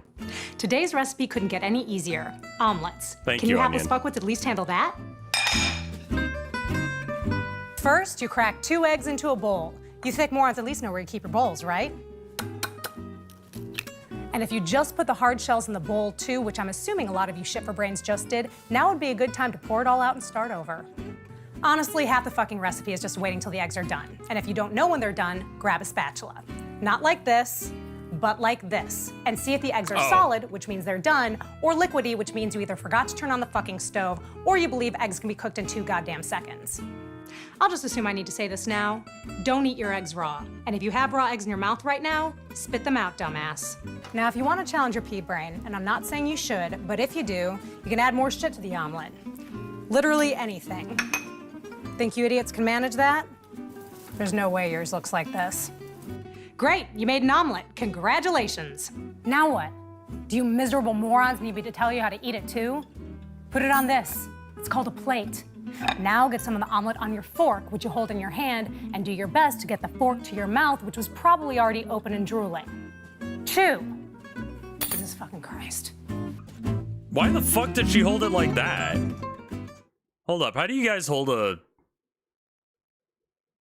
How do you guys hold a fork?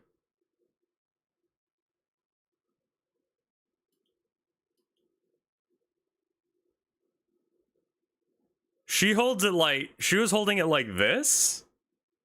Like... Right? Like, what the fuck is this hold? I hold it like a pencil, you know? I'm like, whoop, whoop, whoop. You know? And I hold a pencil like a fucking idiot. See? Well, I mean, there's a...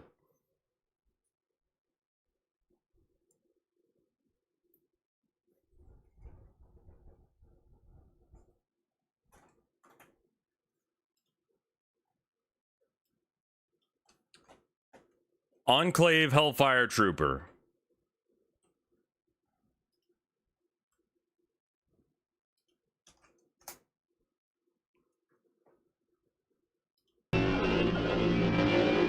It's not shutting down. It's not shutting down. It's not. What the fuck did you do to paint? Wait, what is this? Evil designs of Japan's death penalty. Alright. We can't see? Okay, hold on. You didn't miss anything. It was literally just... this. It's not.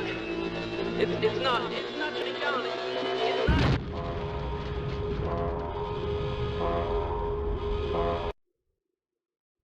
I don't know how you do that to MS Paint. Legitimately. And then I got to scroll back up to where I was in this. Lawyer Tricks. This one's from Phoenix, right? It's clear that the real murder weapon was Updog. What is Updog?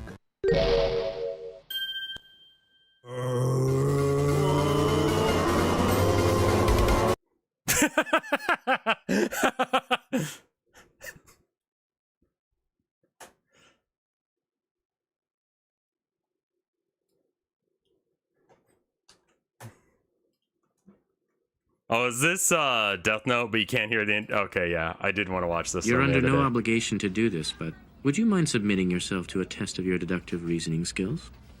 Sure, why not? Sounds like fun. All right, then. We can begin by taking a look at these. Photographs of 3 notes written by prison inmates while under Kira's control just prior to their deaths. None of this information has been made public. You can take as long as you want to look them over. Please let me know what you think. Very interesting.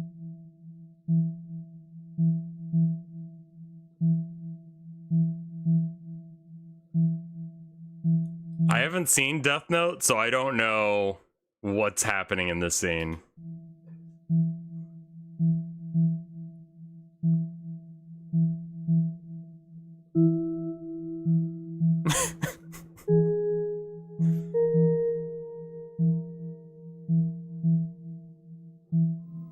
It would be quite amazing to learn that not only could Kira kill others, but could also control his victims' actions. I think Kira wrote these, and it seems he's encoded a message for you as well, almost as if he's mocking you. If you line these notes up side by side and take a look at the first letter of every line, it reveals a message. Rearranging it like this gives you... L, do you know? Gods of death love apples. What? But there are obvious print numbers on the back of all these photographs. Arrange it in that order, we get L, do you know? Love apples, gods of death. That doesn't sound right. And based on that, it's hard to believe that Kiddo would have wanted you to read it this way. That's incorrect. Huh? The thing is, there were actually 4 photographs. When we add this one, it reads, L, do you know? Gods of death who love apples have red hands. What?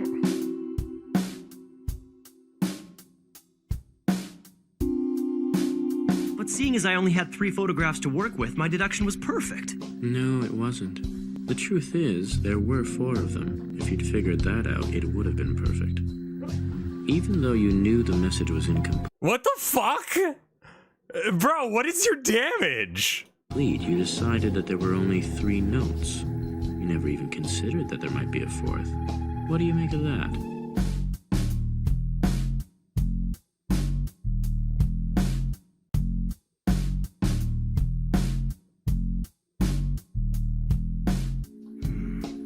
Well, you got me there. I didn't think of that.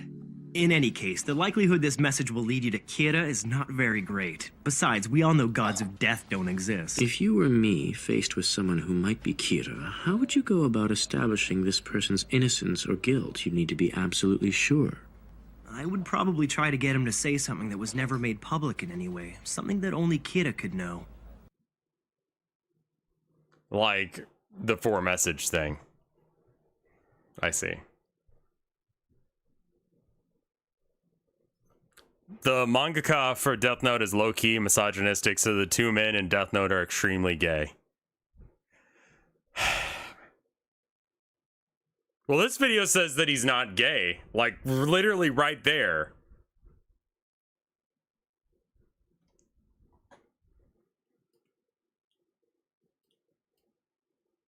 So we got proof right there that he's not gay.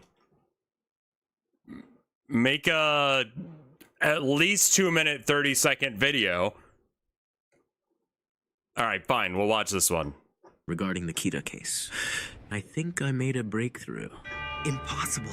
I need to find out what his hunch is immediately. Care to enlighten us, El? It was so obvious, but I didn't realize it till now. He is 100% gay.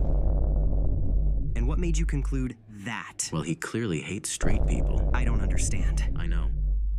We've only been looking at the types of crimes those victims carry out, though when we look at the bigger picture, you'll notice that the vast majority of Kira's victims are straight. Isn't that just because straight people make up the majority of the population? It's a stretch to say he's gay because of something like that. You're weirdly defensive about this, Lyle. I just want to stick to the facts, that's all. If he is gay, then that clears a very large amount of suspects, including you. So why are you defending him? Unless you are him? Well, I'm just saying I'm pretty sure he isn't gay, that's all. We don't want to make any hasty decisions. I guess you're right. As long as the proportion of victims matches the proportion of the population, it makes sense, right? Right, exactly. In that case, I guess Kira isn't gay. But he is racist. What? Well, if you look at the case of Kira's victims, it certainly doesn't match the population at all. Otherwise, how do you explain that? Easy, that's because they commit more... It seemed like you had an idea. Yes, please continue. I'd love to hear what you have to say. What were you thinking, Light? No, it's nothing. I realized what I was about to say didn't make sense. No, please. What were you thinking, Light? Yeah, the sooner we catch him, the sooner we can be together. What were you thinking, Light? I was just blurting nothing, I promise. Well, how will we know unless you tell us what it was? What were you thinking, Light? And I'm telling you, there's nothing to take from that idea. There's no way you'll find anything useful from it. Are you calling me stupid? What? I'm just saying there really isn't anything to gain, and my... Well, I feel disrespected, and the only way I'll feel better is if you tell me. Before I say what I'm about to say, Elle, be honest. You planned this right from the beginning, didn't you? I mean, you could have picked gender, but you went straight to race. I have no idea what you're talking about, Light. Maybe I'll have something to say after you confess. Fine, Elle. You win. I admit it. I'm Kira. What? I killed all of them. I used something called a death note where I just write their names. What are you doing, Light? Was what you were gonna say that bad that you had to confess to being the worst mass murderer in history? Another victory for the OG. What the fuck? That one was pretty good.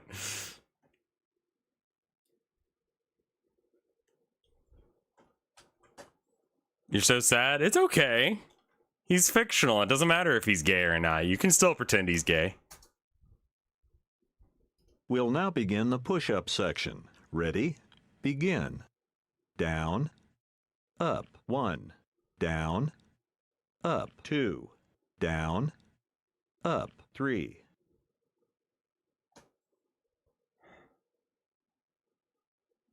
I don't like that picture. I don't like that. I don't like that picture at all, man. No, no, no, no.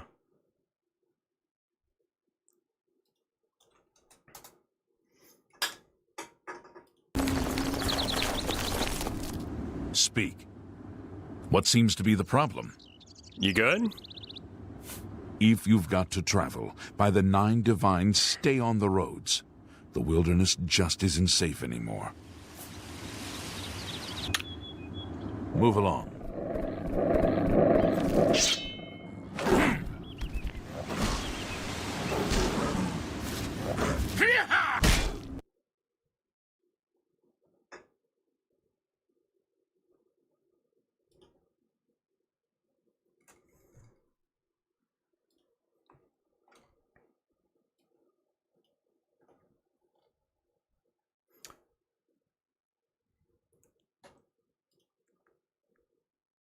That's just like normal Oblivion.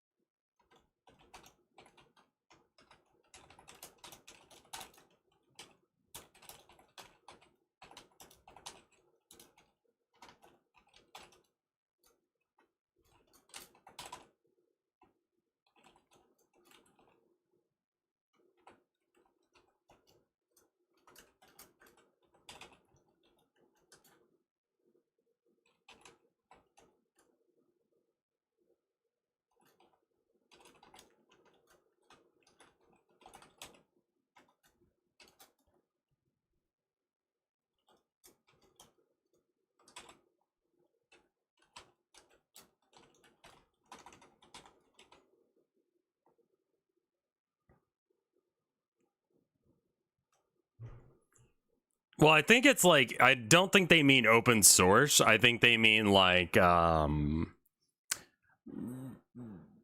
creative attribution. And I think that's the case. I think I'm okay. If it's a problem, I will remove Hatsune Miku from the thing. Oh, right. Yeah. Dami, Mommy, Kami Adventure. I got the order wrong on this, but the actual...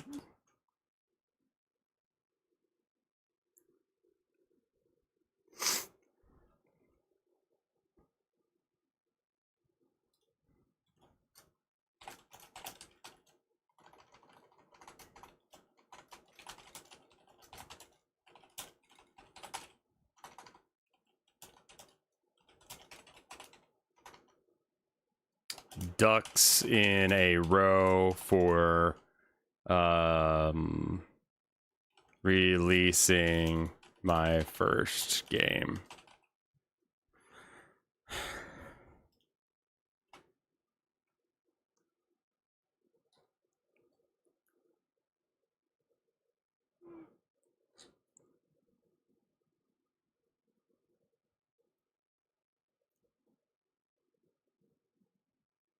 Like, I could probably link the video.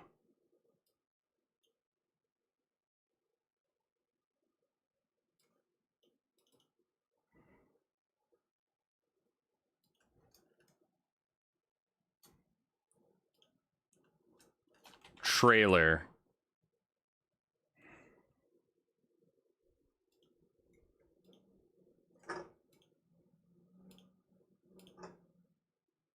We can not have any ads on this. Hold off on it so you don't get banned from... Well, I'm not going to post it in the thing. All right. Is there any inappropriate language? No. I don't say any curse. I don't say any curse words. Adult content. Romantic kissing or discussions of romantic relationship or sexuality without reference to intercourse. Fully censored nudity that is discernible and without the intent to arouse the audience. Breastfeeding nudity where a child is present. Non-graphic sexual education. Dancing involving rhythmic body movements of common sexual parts in an attempt to appear desirable or attractive, but in which are not sexually graphic dancing in a professional setting such as a choreographed dance or in a music video. Classic art displaying discernible intercourse such as pictures of sexual acts. I don't think it's the first one. Classic art displaying discernible intercourse such as a picture of sexual act. Focus on genitals on the thumbnails. Non-arousing sexual education such as imitating or animated sexual acts. Pranks involving sexual things. Dance with the focus on minimal clothing. Deliberate touching of or sustained focus on sexual body part in dance.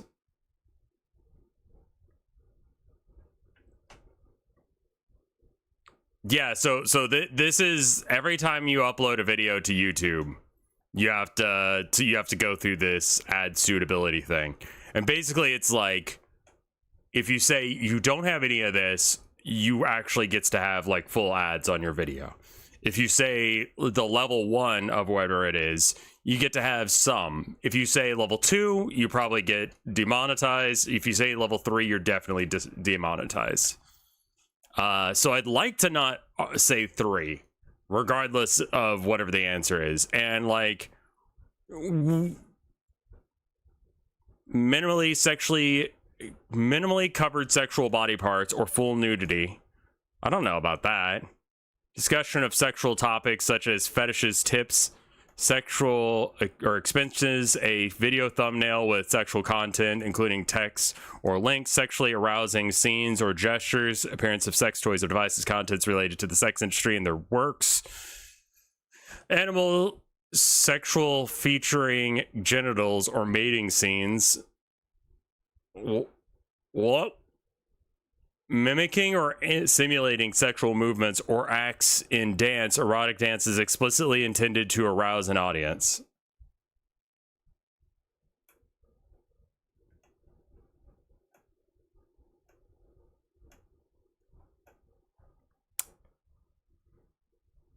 Well, there's no reference. Okay, discussion of sexuality without any reference to intercourse.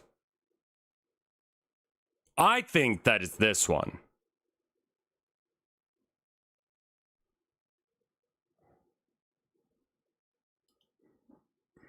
There's other stuff for violence, harmful acts, and unreliable claims. Most of these are, if you do any of these, you basically are just not getting monetized at all. It's the first two. It's really this inappropriate language one that you can fuck with and still be monetized. But if you talk about controversial issues, and they change that one fairly regularly on what that means, but usually it's just like any sort of war that's going on, any sort of political issues, sensitive events, again, war, firearms. If you're basically, video games are fine. It used to be that video games that showed guns were not okay. They were the same as watching a shooting video. Which was an interesting choice, a very interesting choice from them.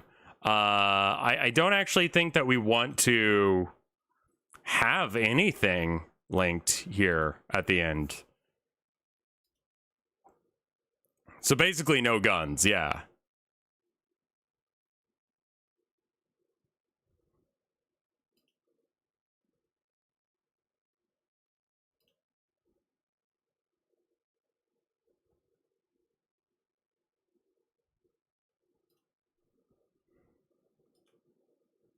I mean, I can't get it to call to an action to... Yeah, we don't have a link yet, but we could put a link in there. Yeah, I could put a link in the thing. I'm just going to put a link to my channel. I hate that it takes this long. Like, look at how long it takes for it to find my channel. Like, it's picking up guys with like 13, 40 subs. Oh yeah, no, it probably means this one. Do you mean Mike?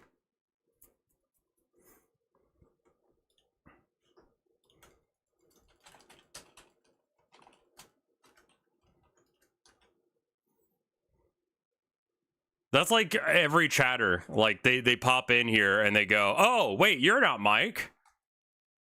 Why does it show people in your circle? Because it knows that the name RevScarecrow has something to do with Jabroni Mike. The algorithm of YouTube knows that those two terms are related. All right, let's put it on unlisted and we'll let YouTube do its magic. Link Mike's channel. I have a feeling that Mike would not be happy about that. Auto-generated, I'm not a fan of. I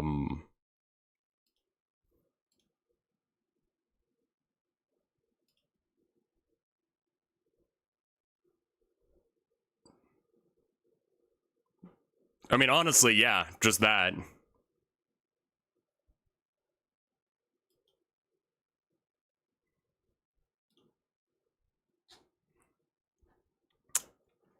Rinpy. Steam games. Games for socialists. Games featuring communism. I mean, I'm fucking right. Hatsune Miku. Also not wrong. Rev is Mike, Vinny, Germa, Northern Lion, and that one guy from Game Grumps that actually beat Twilight Princess. How am I...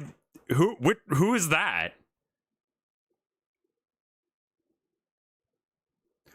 Mike recently complained about the Vinny curse and how he gave him a chance to be a streamer, but now he will never not be able to hear about Vinny and be compared. Yeah, me with all the streamers. That is 100% accurate. The Communist Manifesto. Socialism, communism.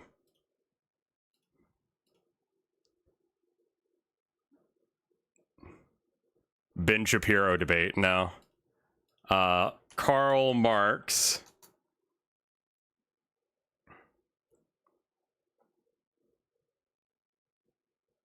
I have no idea what his name is, but he's just very pale. Danny Sexbang? Oh, don't forget the anime tags. Anime, waifu,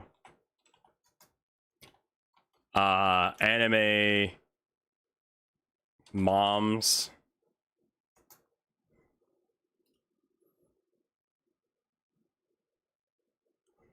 Top 10 worst anime moms? Sure, Karl Marx can go on that.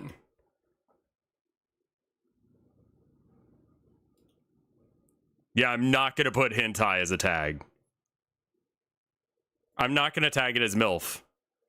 MILF is a sexy term.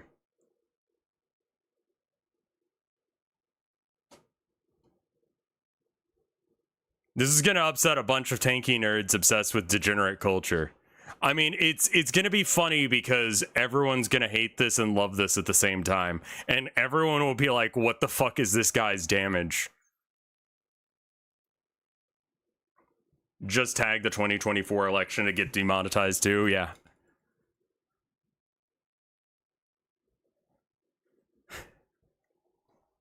Like, I was doing the work for some of it, and I was doing, you know how like I've been wanting to that chart, like the chibi bit. So I did the chibi bit, and I want to say it's like 5 beans.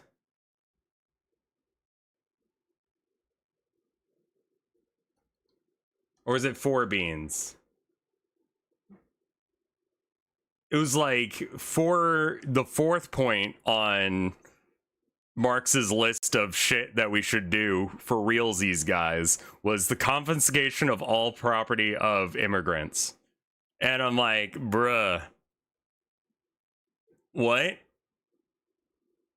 What? I don't know. People who like don't. I have no idea what would happen if Hassan played this. Like, legitimately no fucking idea how he would react to this game.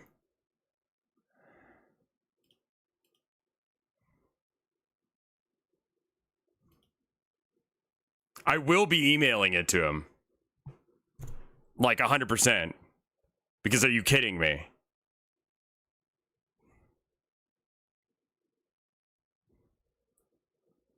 I will Devin chat in Hassan Piker's fucking room.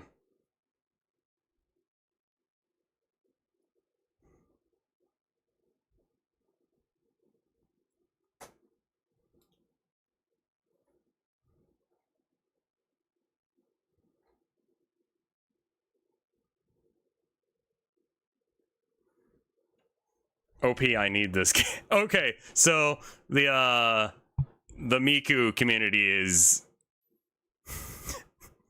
they're a fan, I guess. This is a dating game. I mean, I honestly do want to do like Goki, a dating game that's Karl Marx and Rand. Probably, I mean, like you want to get all of like the major names.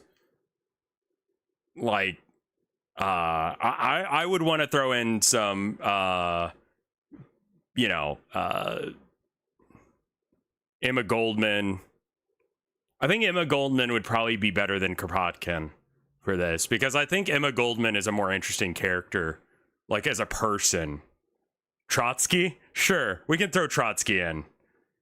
Gilf Socrates? Definitely throw a Socrates in. That's an amazing... By the way, Official Pig Wrestler, thank you for the gift sub to Socrates.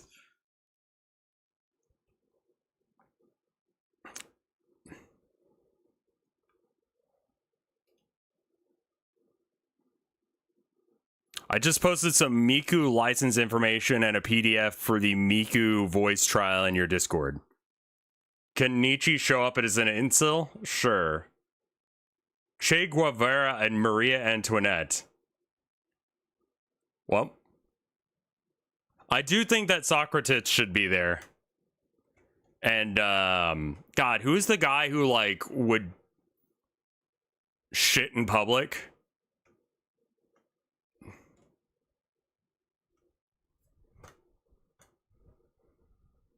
This is a goal-making Diogenes, yeah. Like... I think that would be a great fucking, like, cast of people. And it's just, like, gender-bent versions of all of them. And Emmett Smith is, or Emmett Goldman being the only... Like, do we need to have, like, who else? What other... Well, no, it'd be Emmett Goldman and, what would Rand be? Andrew Ryan? I mean, that one's already been done. But like Andrew Rand.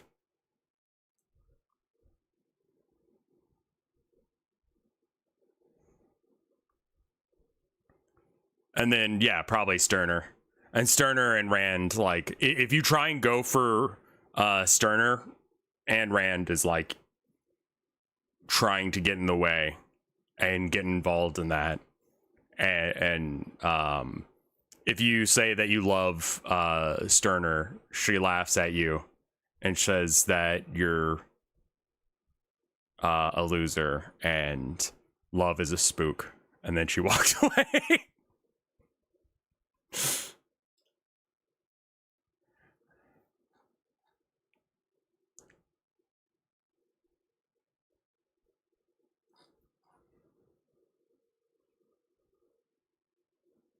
Throw Andrew Hussey in there randomly.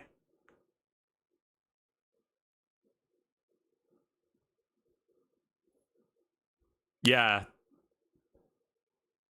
Like, I could see plenty of bad ends where it's got to be something like everyone's trying to like do like a play or a ball or something that, like, I would say if you end up with Ayn Rand, that's a bad end.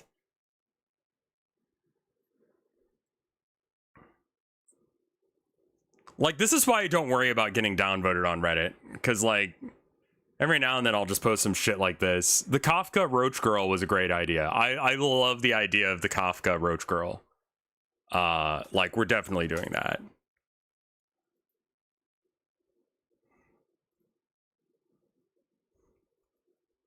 Like, she's normal up until, like, you try and go on a date with her, and then Kafka literally turns into a giant roach, and she's like, I'm so fucking sorry. Like, but, like, I didn't want to not show up for our date. So, like...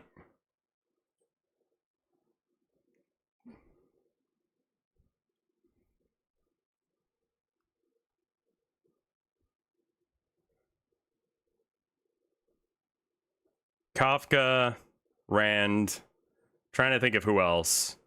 Sterner, like I said. I think that Sterner would fit that, like, what is Don't Tease Me, whatever the fuck that one's called.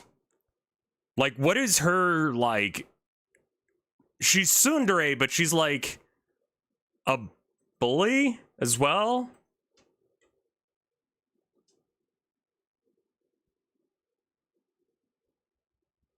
Yeah, that one. Nagatoro.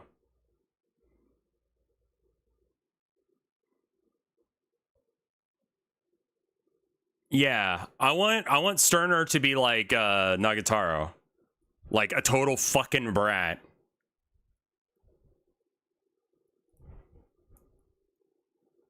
Churchill in there?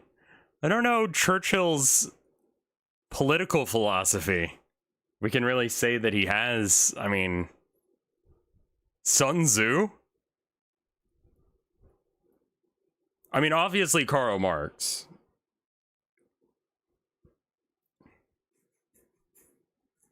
Jean Locke? Conservative and aggro. Yeah, he was just colonialist. I don't know as if it was like I think his political philosophy was kill people.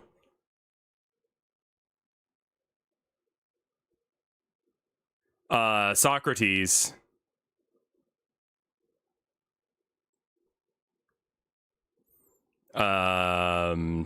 Principal.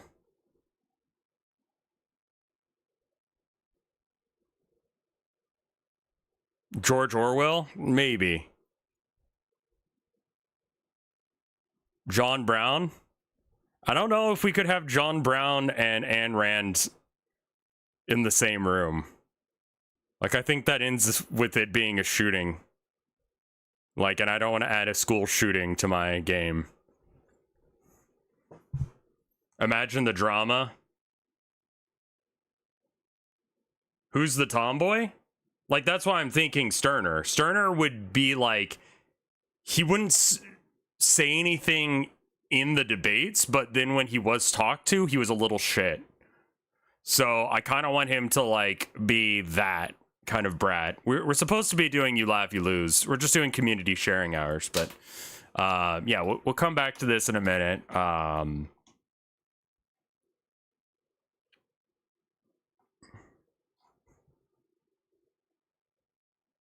Who will be the literal emotionless love interest? Fidel Cat Girl? We're not Epicurious? Oh, I got an award thing? What is this? Okay. Oh, cool.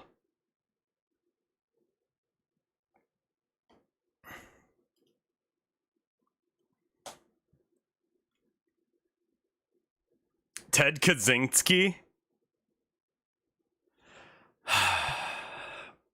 We could, but Ted Kaczynski's like doesn't have very good, like, Ted Kaczynski could be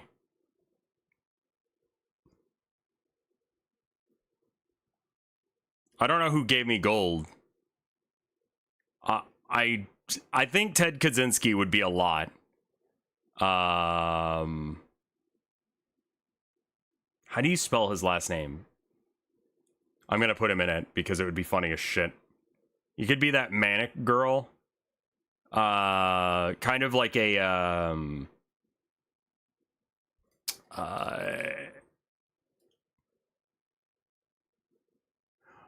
Uncle Ted would be like total shut-in. Like lives on campus. Right. Yeah, I need to edit. You're right. Edit post edit. Thanks for the Reddit award, Anon. Manic Pixie Girl. Yes. Oh my fucking god. He lives in the ceiling tiles and he's a manic pixie dream girl. But he's like yandere as fuck. And Hideki Mori. Yeah, Hideki Mori is probably better than Pixie Dream Girl. But she's like definitely like living in the fucking walls. That's amazing. I mean, he is like a mass murderer, right? Like, Kafka didn't kill anyone, Rand didn't kill anyone, Sterner didn't kill anyone, Goldman... I mean, God bless her, she tried, you know? She failed, but she tried. Then we got Karl Marx, of course. And then Socrates, who I think will be the principal, and then Ted Kaczynski. Allegedly? No, none of them ever killed anyone. I don't think incel lesbian who hates her ex-wife is like...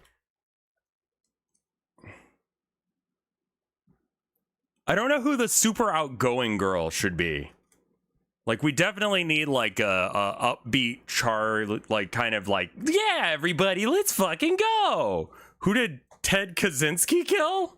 Who did the Unabomber kill? A couple people, I think.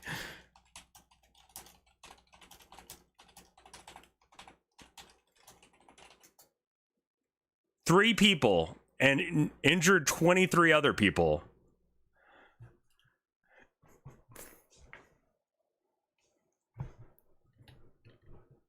Like, he wasn't very good at bomb making. Lenin, I don't think that Lenin is like... I mean, if we put Lenin, I'd really want to put, what's his name? Oh, God. I mean, I guess we could put Lenin, but... people would pay for Unabomber as an anime girl. Like, I want, like, the ending with, like, her to end up with you in jail. Make the upbeat girl Kierkegaard. Is that... I guess that fits him.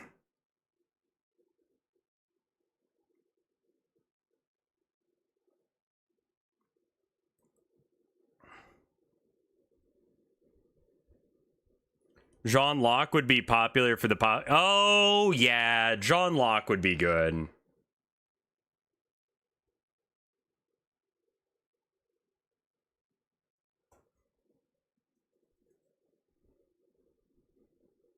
The ending with Mussolini is you end up getting hung upside down. Yeah, Nestor Makhno. See, that's what I was thinking. I was like, if we put Lenin in, we could put Nestor Makhno in. Like, that they could, like, you could, like, try and get them to get along, and eventually, like, Lenin would be like, yeah. I mean, we already have Goldman on the list, don't we? I don't think we need Nestor Makhno as well. Like, I feel like Goldman kind of rich bitch. I mean, that could be Ayn Rand. Just have money.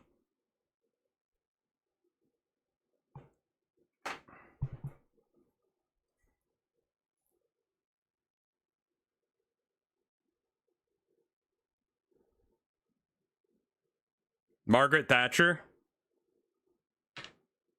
Can we put a cult leader in there? I would argue that we have.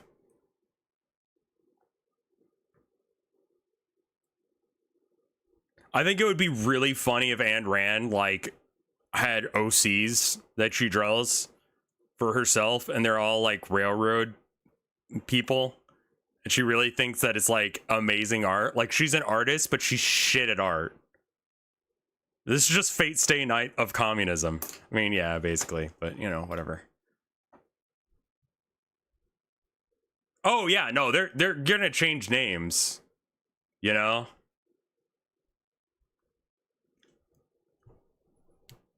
Who's the exchange student? I mean, any of these could be. We got 1, 2, 3, 4, 5, 6, 7, 8, 9 people. I think that's a lot. Because I mean, like, how many people could you date in Nelson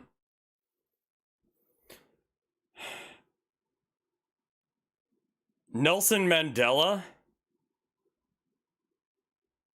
How many people are in Monster High? Because that's a real dating game. Monster High characters. Wait, no. This is not the series I was thinking of. What's the one that I was thinking of? Monster Prom is the one I'm thinking of. Thank you. Alright, list of characters from Monster Prom. Default 4. Love interest from Monster Proms. This is the first game. The options, you had 8 options. In this second one, secret love interest. Oh, you could date these people too. How many people is this? This is 9 more?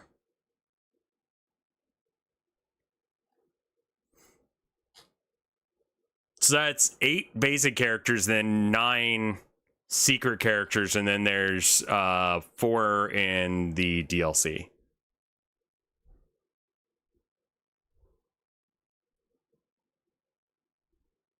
I mean, yeah, I already feel like this is going to be way too much work, and I kind of want to do something that's not a joke next, but I mean, like, honestly, I mean, we can have other ones. That's basically making 6x what you did. Well, no, because what I was thinking is that we could have, like, a gameplay loop that's, like, week-based. Like, we have certain routines that run on certain days, and it checks to see which day it is. And then you've got, like, things that happen on Monday, things that happen on Tuesday, things that happen on Wednesday. And then we could also have a date counter that goes, and then like things happen on certain days as well. So you could have a loop for that just one day. So on like when the day value is 5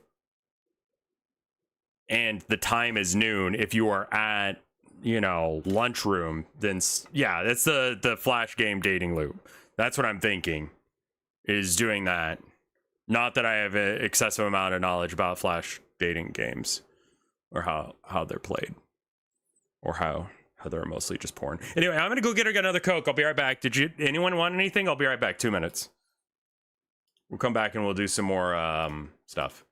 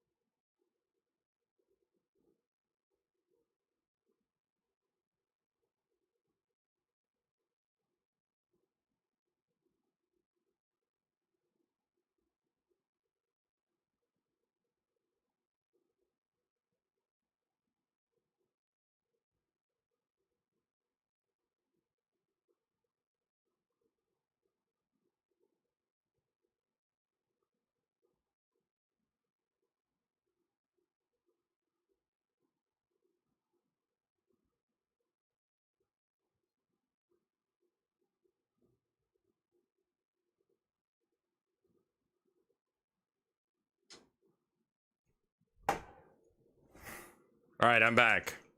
I have coffee. Because they did not have any, we're out of Cokes.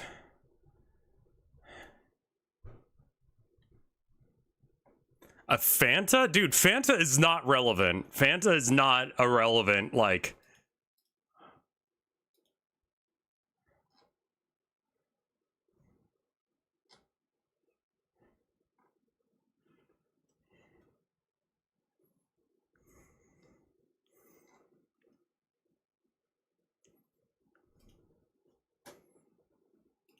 I really want to go do some art. Recreation of a game I played as a kid. All right.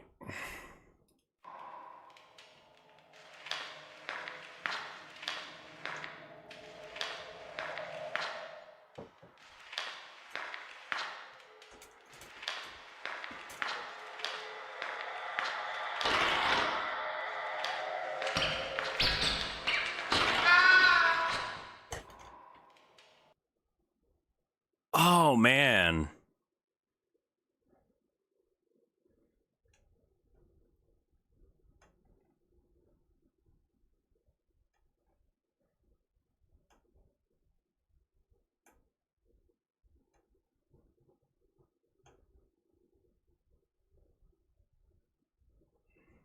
I do think it'll be cool once they figure out.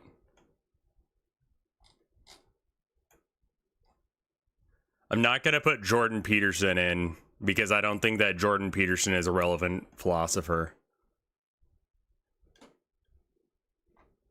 This kind of looks like this one game that I played as a kid that was... It definitely had white pharaohs in it. It was that kind of game, but it was like edutainment. But there was a really scary bit where you had to like go through the temple.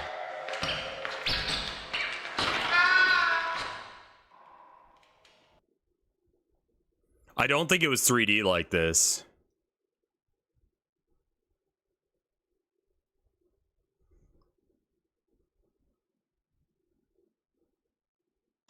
I wonder what it is. Like that is a great question, actually.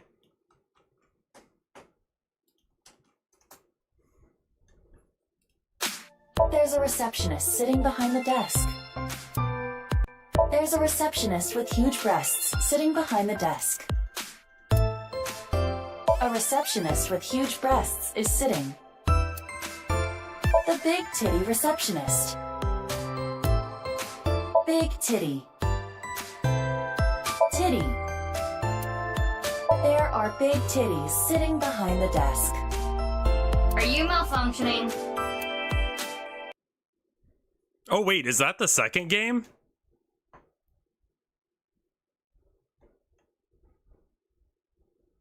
Because I remember that area, but... Okay, because she had the eye now. Minor spoilers to her getting the eye, I guess. Let's see what this one is.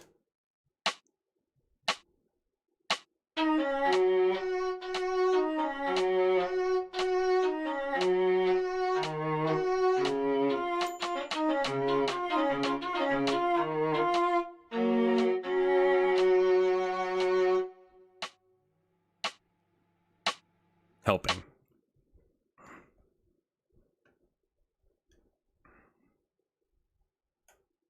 Helping. I have seen this meme where it's like, if you take profile picture of cat.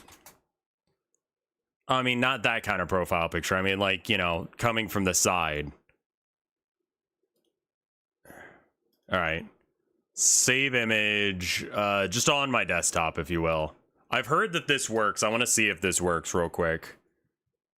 Because I've heard that this is a thing, and it's kind of horrifying if it is.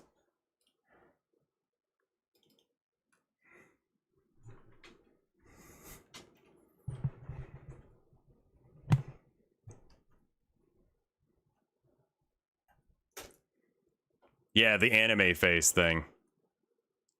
I want to see if this works real quick.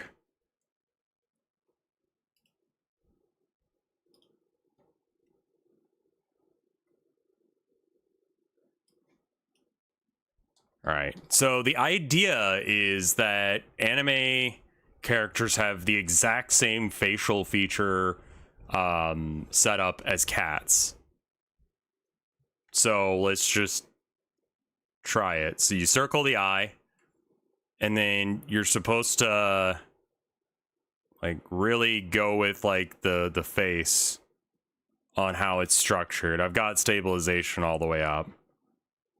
You don't go where the ears go, because obviously like they don't have cat ears, unless if they do, in which case they do.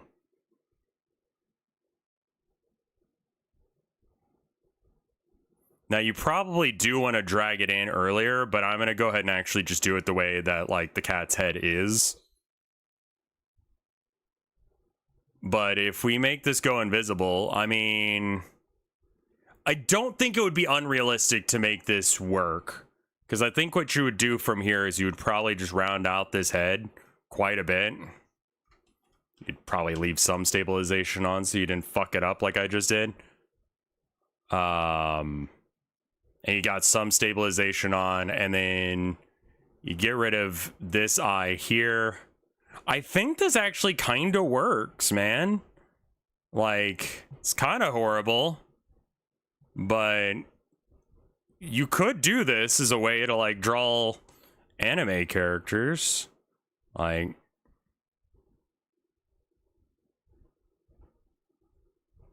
I mean, there's your nose, and then you've got just, like, a little... I mean, it kind of still looks like a cat, man. It kind of very much still looks like a cat. Like, you really have to change it in order for it to start looking not like a cat anymore. Like, it still looks too kitty-like for anyone who's not a furry. You know? Like, I think that we can debunk this. Like, cats have a muzzle.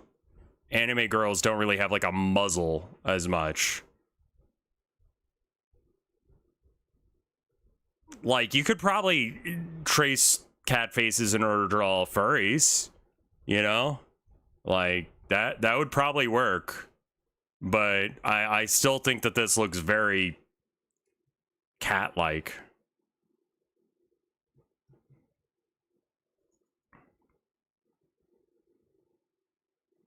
Aren't anime and I mean they're supposed to be cutesy, sure, but like I don't think that anyone's gonna argue that like this looks like a I don't think that they look like cats though, is the trick. Because it kind of doesn't.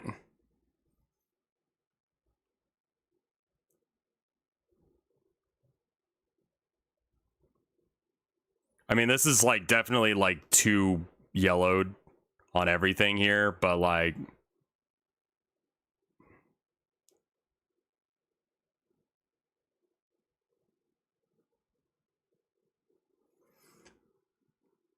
yeah, that doesn't really work, man. That's very cat looking still. Like, I'm trying to make it look human and it just still looks like a cat to me.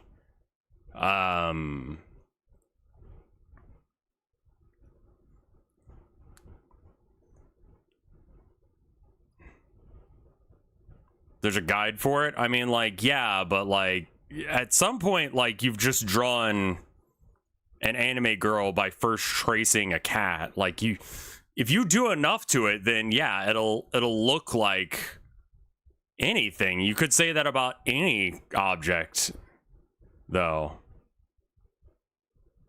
Are we talking about stuff like this? This is probably the post that we're talking. Yeah, this is the exact post that we're talking about. Like, I think that they just need to be pushed in some.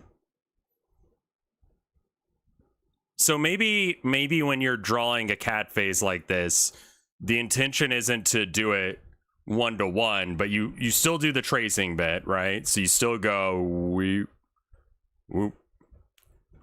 No, you actually gotta like trace this bit pretty carefully.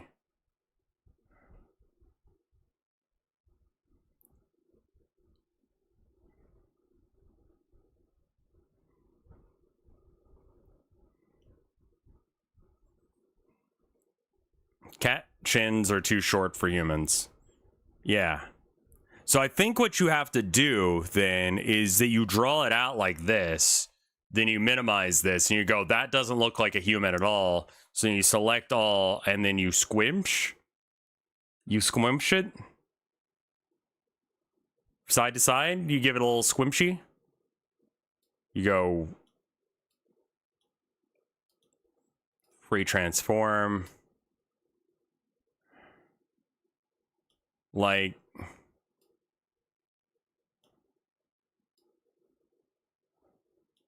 there's just not a way to make this work, is there? Like, that just, I don't know. I don't like the cat method. I get what they're trying to say, but it just looks like a fucking furry to me, man.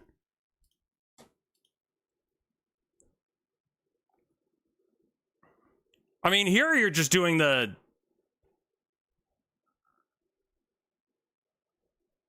Okay, so for this, though, they're just drawing the mouth.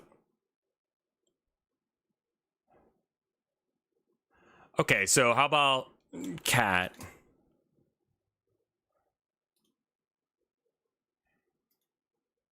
Save image.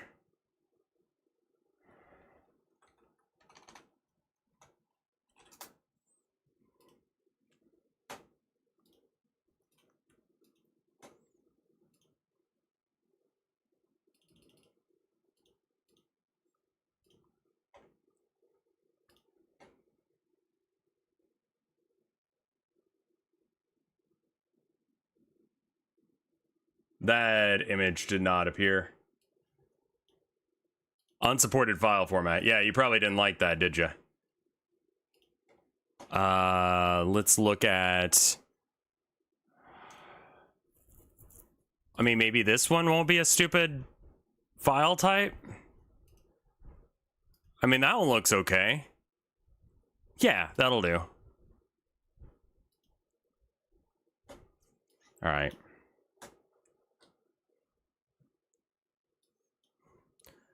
So in the examples they were giving, though, they were drawing, like, you draw the mouth, you know, where the mouth is, and you draw the nose line right there, and you draw the eyes where they are.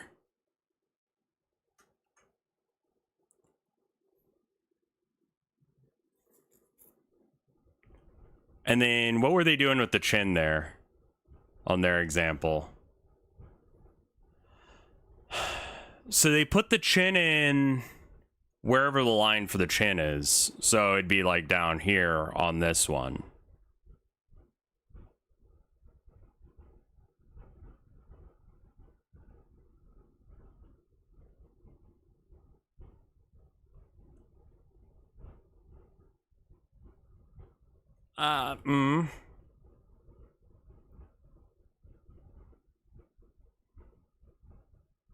Like, if you cut in early on where the face is supposed to be, then it stops looking quite so fucking monstrous.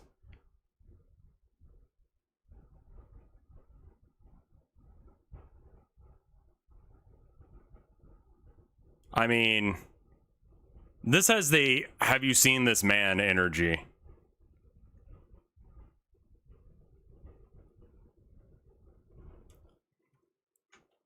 Like, it's weirdly wide.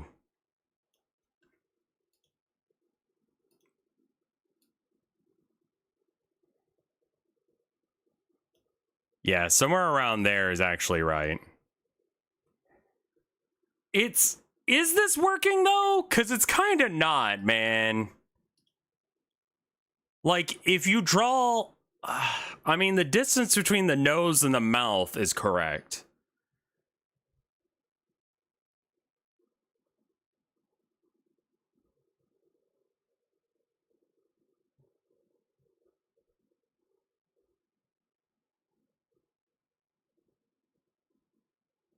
Like, it kind of sort of works.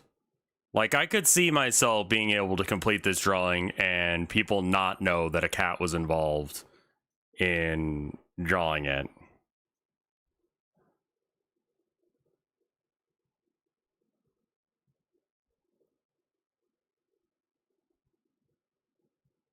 I mean, it's still kind of awful, I'll be real. I don't think this is the way you should draw anime girls.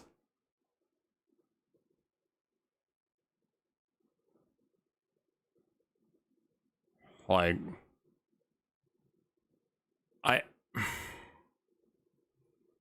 it doesn't look bad, it just doesn't look good. This is not the method I would take to drawing cat faces. But if you're having a hard time figuring out how... Well, I mean, also, like, they put their headline in a completely unrelated... Like, the top of the head is somewhere unrelated. You can draw full metal alchemist characters by drawing dogs. You're banned? That was fucked. But yes, you can. The top of the cat head is not the top of the human head. I think it's mainly just for getting the distance between the different, like, features of the face right. But you could do that with real human faces, too.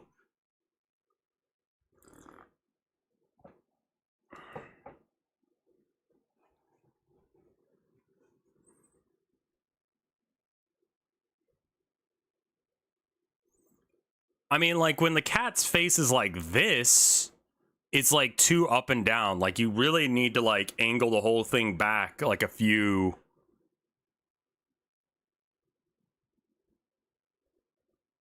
I mean, any creature with an oval or circle shaped head, like, name another animal.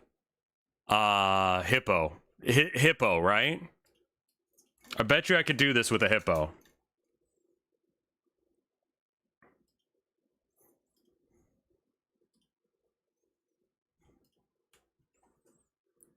I'm gonna make this hippo into an anime girl. Give me 5 seconds.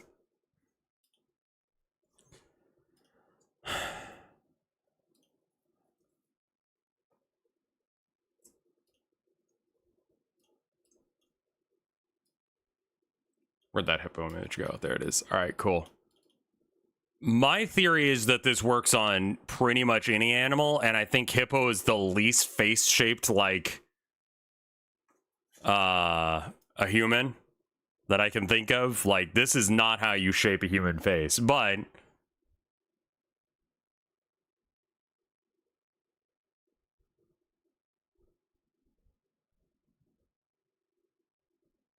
put the nose line there, put the chin line where you see the chin.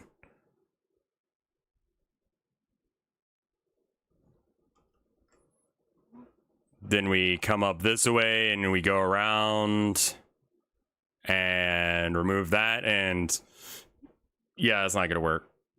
That is gonna be a fucked up looking person. That is a horrible looking creature. Cool alien face though. Yeah, I mean, you could increase the size of the head, and then bam, you've got like the proportions of like eyes go here, nose goes here, mouth goes there, and there you go. I mean, it's not a good face. This is how Oda designs people. He just picks a random animal and draws on top of them, and that's the face. And then for women, 99% of them, he just goes, all right, so like she's got a face, right? So we draw the face here, like that's a head, and then you draw the neck, and then you draw the tits, and then you draw the waistline, and then you draw the hips.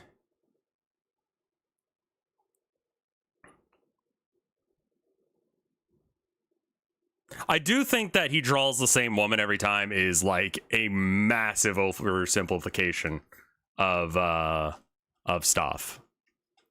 Like that is beyond not true. Like, there's plenty of women in One Piece that are not.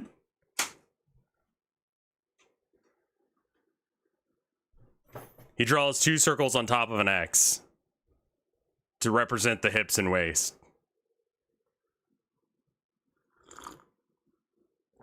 I mean, that would work. Okay. Anyway. Yeah, most One Piece characters don't have internal organs, but like Big Mom, who's like, this is a incredibly relevant character in the series.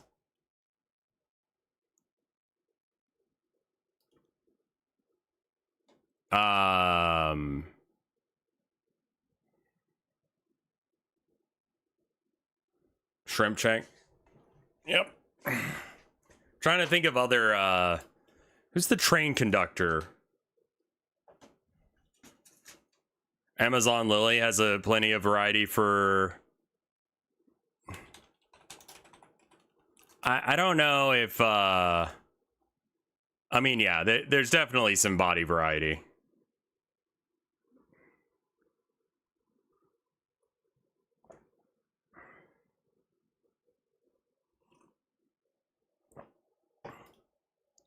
You'll never guess which of these characters actually have a massive amount of speaking lines.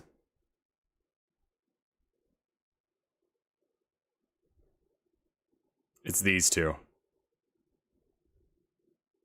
Does he draw any fat people that aren't just circles? I mean, yes.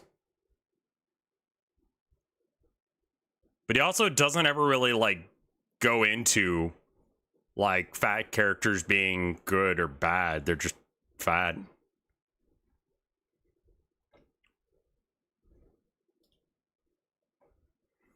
You know?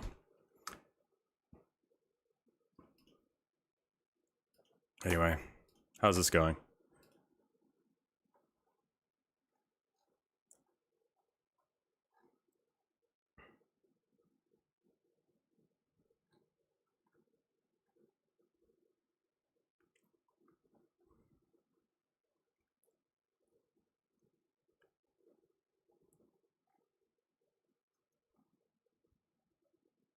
This is actually, mod came in, here we go. This is actually a pretty good question. Personally, I've never seen Hatsune Miku's vocal likeness used in a not safe for work context for a commercially produced game. There's nothing really obvious in any of the Vocaloid or related terms of use that say you can't, other than some wording from Papiro character license, which mentions that you can't use their characters to make works that offend anyone. Yeah, I was kind of worried about that line specifically. Welcome by, Poco. Which means that you can't have any characters that would offend anyone. There's more specific terms for using Hatsune Miku by name or an artwork where basically without discrete direct commercial agreement with Krypton, you either sell goods at a loss or you don't use it at all. I mean, I could just not say Hatsune Miku. Have you seen Coomer Miku?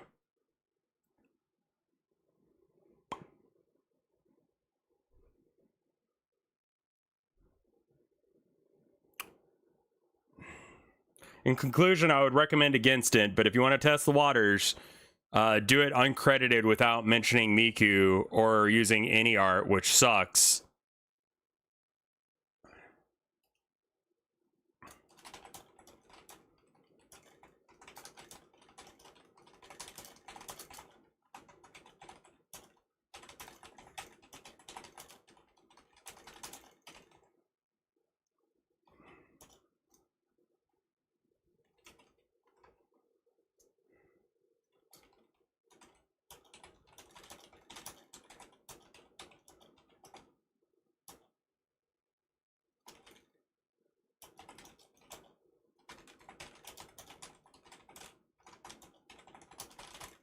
Yeah, I think we have to get rid of the Hatsune Miku line in the trailer.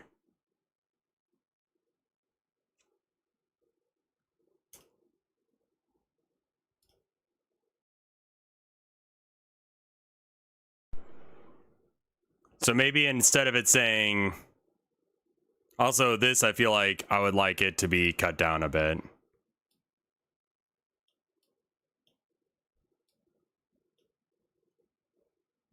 Miku cannot be associated with communism. I'm the mod. I wish there was a clear yes or no. Oh, you are the mod. Hello. Your answer was very helpful. Thank you for dropping by.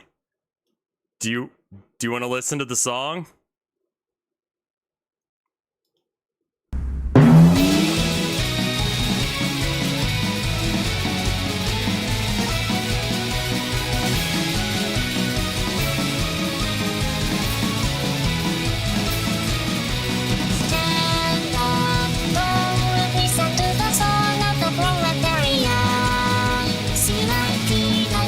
Condensed manifesto. Domi mom gomi adventure. Arara.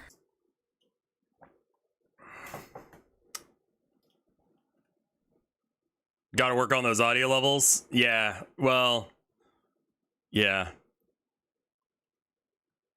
So we just got to take out the brand new song featuring Hatsune Miku. We could just do a brand new song. Or like what is featuring, I mean, maybe like randomized game elements.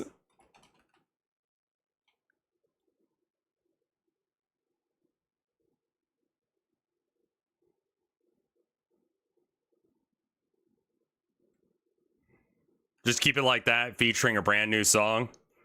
And then just like, if you know... Well, it's mainly just like the pacing. Like there needs to be something said here, I feel like. Because it's a lot of time where it's just like nothing's happening.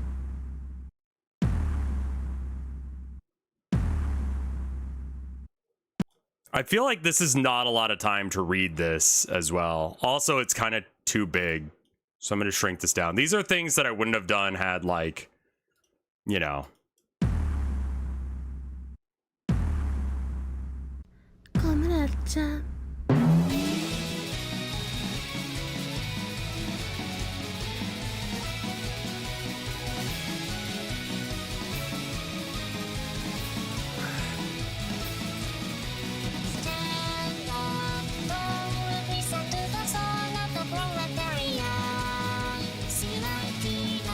Condensed manifesto. Domi mom gomi adventure. Arara. Okay, yeah, that's better. Featuring a new song, because I don't know if I'm allowed to say featuring Hatsune Miku. Make it fade out on the words?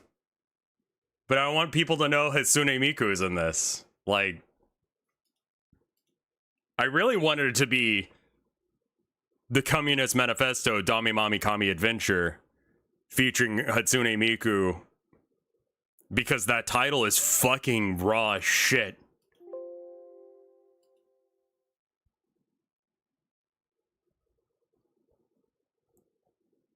Oh, the very long text boxes.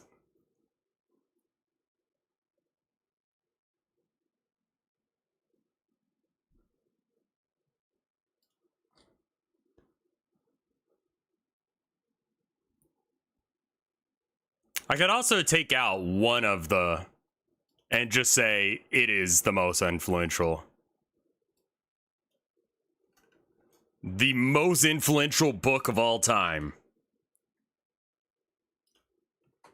Takes less time.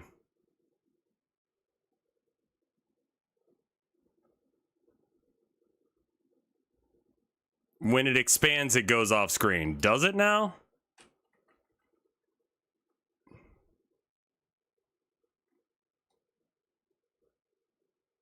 You could specify that it doesn't use any... I mean, like, it's pretty clear that my shit art is not AI. Like, I think everyone is probably aware of the fact that this is, like... If you draw someone's tits this bad, if you draw feet like this, you're not AI. The Bible, though? Yeah, no, the Bible is probably more, actually. But, you know, we're doing marketing, so that means we're allowed to lie. Marketing is lying on purpose and then claiming you didn't lie. Also known as propaganda.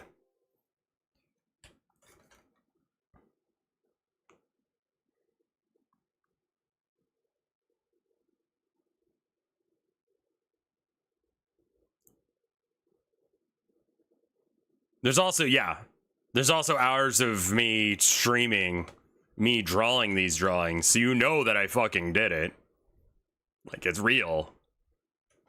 I think that the answer is probably that, like, we can have a Hatsune Miku song, we just don't say that it's Hatsune Miku at any given point.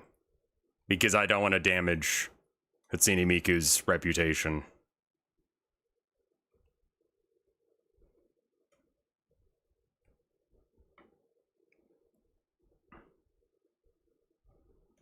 You could use a generic phrase like popular vocal synth. From a popular vocal synth. How about that?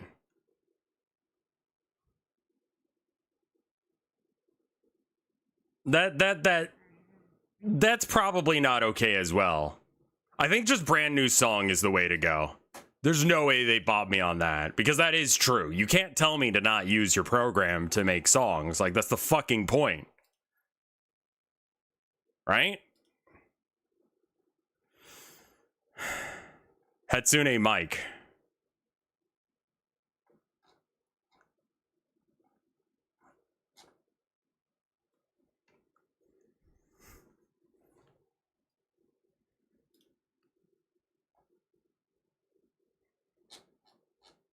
All right, well. Anyway, back to funny videos, I guess. I really want to go do some more art, but I think that people are enjoying me do this. Oh, fuck, right. What time are we doing that as well?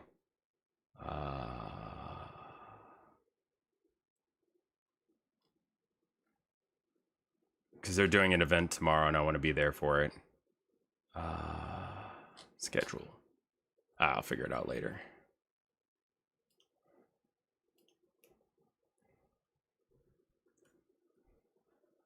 What time is Block Wars? Oh yeah, that's important to mention as well. Block Wars is happening soon. It is the 10th, I believe, at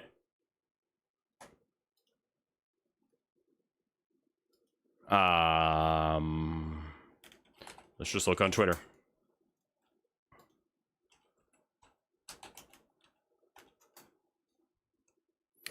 Like, seeing Marx trending, I really think that I should probably hold off on releasing it for a minute, so that way, like, people can know, like, to be hyped for it. August 10th at 2 Eastern. It is currently 3 Eastern. So there you go. I'm gonna be on a Minecraft team with a bunch of, like, actually good at video games people like Kurowe and Astral Spiff. I don't know how good Fur is, and I saw Pyrosynth, or Pyroscythe, 1v1ing the first boss of, whatchamahell, Valheim. And he was doing pretty good, you know? He was complimenting my Dark Souls and Elden Ring shit, so, I mean, theoretically, I could be okay. Let's check and see if there's anything in here that we haven't seen. We haven't seen the most useless magic item in your inventory. Potion of Girth. So oh, wonderful. Just tuning in, folks, we have a tremendous collection of magical trinkets and wondrous items, all at a bargain price. Now, this is a bottle I found in a genie. It's a beautiful bottle. Now, there very well could be a smaller genie in this bottle. However, I never rubbed it to find out on account of how deep I had to pull it out of the first genie. So this is worth about 6 silver coins or a couple wishes if you're completely comfortable touching poop. Let's see, what do we have next? We have the spice weed pipe of Narvagon, the Horned Hierophant. It was a gift to his hornliness from the Thief King of the Greywind Valley, and it was actually grown from a witchwood sapling into this very shape by Oniris the Timbermancer, probably the greatest wood wizard of this age. So this comes in Cotton Candy or Tropical Blast, and it can be yours for only 3 heads of a Shrieking Gripper. Let's do a silly one next. This is the Quill of the Spiteful Scribe. Just pick this bad boy up, and suddenly you have the handwriting of a master calligrapher. Write anything you'd like in a beautiful scrawling script. Just keep in mind, while wielding this pen, it does make you kind of racist. So this goes for $3.30, but it's double if you're a dirty gnome. Moving on, check this out. This is a boomerang. Jesus. Of non-retrieval. It doesn't matter how hard you throw it, it will never... Wait. No, this is the boomerang of non-retrieval. That was the boomerang of suspenseful return. So, I guess we'll keep an eye out for that. Moving on. I am super excited for this one, folks. Just in time for Moon That's Harvest. a good bit. This jack-o'-lantern can tell time. 4:30. See? Isn't that incredible? Now, it is 12 o'clock right now, but it will tell you anytime, all the time, no matter the time. Bath time. Exactly. Now, this only costs the eye of a newt or a fig. This is a of great Newton. character. Boomerang time. But the deals don't stop there, folks. Here's a rare one. This is a level 3 staff. It allows you to cast any level 3 spell. Just be sure not to cast any level 4 spells, or it will send you back to level 2. Now that's 3 installments of $250, or the deed to a spooky windmill.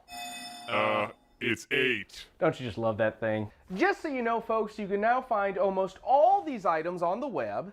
It's a big web made by a huge spider. It's in a cave somewhere. So if you do find it, please let me know. That's like half my inventory gone on a web.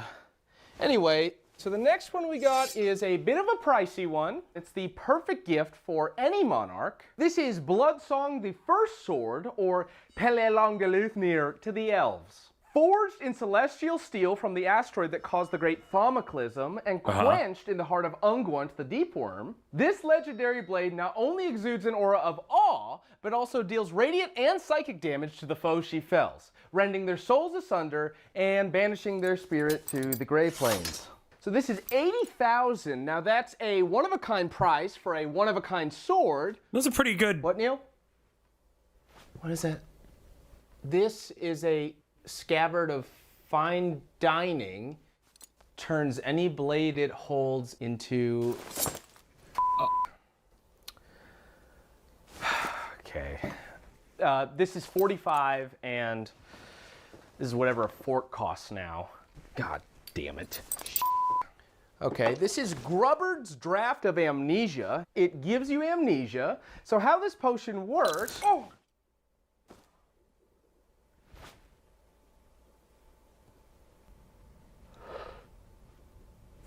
Sorry, I had to sneeze. You gotta drink that for that to work. This is a potion of delayed sneezing. I did drink that earlier. Now, I'd be willing to part with both of those for 80 or a belt that's never been rung. 6:25. Let's see, what do we have left? Oh, I almost forgot. This is the Great Helm of a Menamor, High Summoner of Happy Birthdays. You simply don the helmet, like so, and you say the magic word, and miraculously, it has suddenly become... Birthday time. Exactly. Oh, Neil. Well, you shouldn't have. Or maybe you should. It is my birthday, after all. Oh, I hope it's money. Oh! Yeah. Oh, I'm cut! I'm cut bad!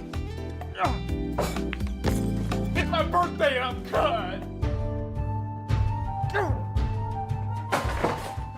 Oh shit. It allows you to strike up to 3 creatures in just one fell swing. However, it only works within the walls of Nikto, the city of 1,000 slaves. Oh.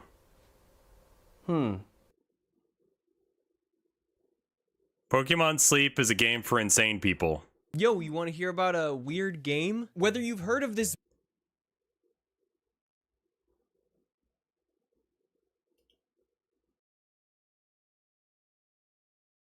bizarre sleep app meets idle progression game or not, and I'm guessing the latter is true for most people watching, yeah, I just feel like I need to tell you about Pokémon Sleep. You might have seen the initial reveal trailer a few years ago, back when everyone was like, Like, what the fuck is this? Well, Yeah, you might not know honestly. that it came out. My friends and I downloaded it on launch last July because we thought it would be a cute little sleep tracker app to mess around with for a It few seems days. And we were weird. right. You know, most of them quit out after a few days or a couple weeks, but I alone remain to this day. I drew sleeping Snorlax on a chalkboard at my friend's house. Let me just get this out of the way immediately. This is not sponsored, and you can probably guess my issues with this game given that it is a free-to-play mobile title. I know that it seems like a video that would be sponsored considering my usual take on manipulative mobile games, but I don't know, it's just kind of funny. Over the last 9 months, I have only missed a This few guy used to do nights League of sleep content? tracking. How Usually can I due to trust the him to time say I go anything to correct bed, then? perfectly aligning with the game's reset, which is 4 a.m. I also embarrassingly pay $10 for the premium pass. But why do I do all of this for a shitty sleep tracker that only gives you data like dozing, snoozing, and slumbering, or lets me hear the weird-ass noises I make in the middle of the night? Is it sunk cost fallacy? Maybe. But it's also because of an incredibly slow burn of re-rolling and min-maxing alongside a devout community of the most deranged math nerds imaginable. And I mean deranged in an endearing way. They are very nice. So let me establish, like, user forms? what you do. I think if you play first. League of Legends, In you should be Pokemon killed Sleep, on the your goal is spot. to travel to different islands and fill the sleep decks with Pokemon sleeping styles. Sometimes they drool, they snore, they make funny faces, they curl up into their shell, or they conk out right on Snorlax's stomach. It's cute. Actually, Okay. I found Kangaskhan sleeping on top of Snorlax the other day, and That's like, weird. that might be a bit uncomfortable. But how do Yeah. you find Pokemon? Well, by conducting sleep research. There are 2 factors that determine the rarity of the Pokemon and sleep styles you'll encounter, and I just gotta look over here because I have my notes. The first Limes has is played your League. sleep score, which ranges from 1 to 100. I'm sorry, chat. We're gonna have to kill her. Limes, if you see this, I'm sorry. I hope you understand, but you played League of Legends, and so just, you know, you gotta. It's nothing personal, really. It's just what has to be done. If the shoe was on the other foot, I would expect that you would do the same thing for me. Just so you know.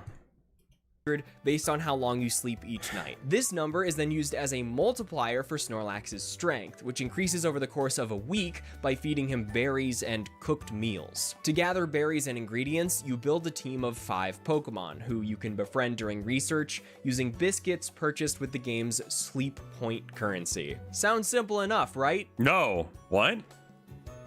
Wrong. Dude, you should see yourself right now. You are so wrong. It's embarrassing. In addition to each Pokemon type dropping a unique berry, which is important considering that Snorlax's favorite berries change depending on the island you select, you can cook 3 meals a day that will give vastly different point bonuses based on the ingredients you choose. Each Pokemon also has a unique selection of ingredients they can gather, so to reach the higher ranks, your team composition needs to be pretty varied and flexible to balance both preferred berries with high rank meals. If it ended there, I probably would have played Pokemon Sleep for a few weeks, but it doesn't end there, and I have played for 275 days. Ignoring the like handful of parents getting their shithead kids to sleep earlier to see a cute Pikachu in the morning, the core of this game, which makes it engaging for the long haul, is min-maxing. It was designed for freaks. Your ass will not reach Master 20 on Lapis Lakeside or Greengrass Isle for that matter by having a nice slumber party with your favorite Pokemon. I haven't gotten close. For the true gamers, it's not an app about tracking your sleep. Maybe it never was, because some people will Why the actually, fuck would it be hard? take naps or fake naps to get the right sleeping style for the fucking idle game. It's not even What? an app about befriending the cutest snoozing dudes you can find. Just like every other Pokemon game ends up in the long run, it's about eugenics. You see, it's not like Pokemon just have berry types and ingredient drops. They have an inventory limit to how many ingredients they can hold, a preset main skill that ranges from randomly dropping ingredients to recovering energy for your party, 5 randomized sub-skills, and a nature that buffs and debuffs specific traits. To stick with Pokemon Sleep, you must absolve yourself of attachment. You gotta be able to look at your 30th Eevee and go, 2 inventory ups and a research XP bonus? Get the fuck out of my sight. The reason it takes so long to build ideal teams, which is fitting for a long-term sleep app, is okay, so here's the deal. Do I care about Pokemon Sleep? No. But did I see a thing that said Pokemon Sleep is a game for insane people on the sidebar when I was trying to click around to find videos that I think might be interesting? And I was like, I am exactly that interested in Pokemon Sleep. Like, if I saw a video on my sidebar, I would absolutely click it.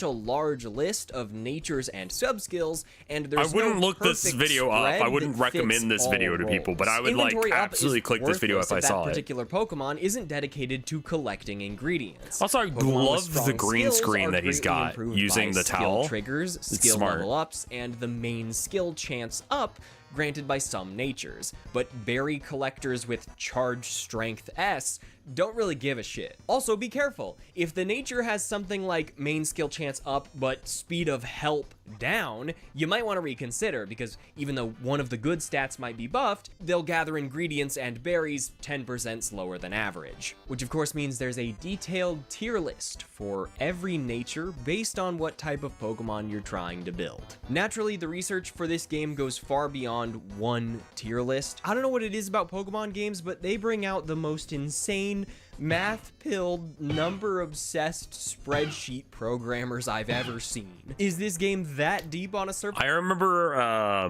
when I posted the Rad Bomber. No, it wasn't the Rad Bomber. It was the Hunter face deck. It was for Hearthstone. You don't need to know much about Hearthstone. Aside from that, Hunter has like, it has a meme where you just attack face. You just attack your opponent directly. You don't care about trying to keep the game like where you're in control or anything. You're just like, I'm gonna just smack you in the face. And either if I smack you in the face hard enough and fast enough and quick enough, then I win.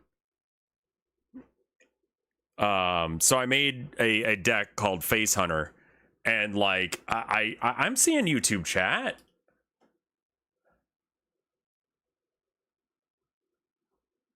He's rambling on and forcing jokes into his script. This guy or me? Cause like, yeah. Anyway, what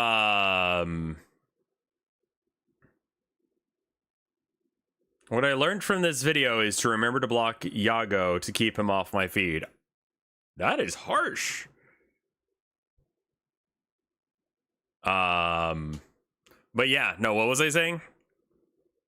I don't remember. Something about Pokemon, I bet. Level? Not really, but when you watch people... Oh, right, that was it. Hearthstone. So on that, I posted that equation there that he talked about. Like, it flitted by real fast.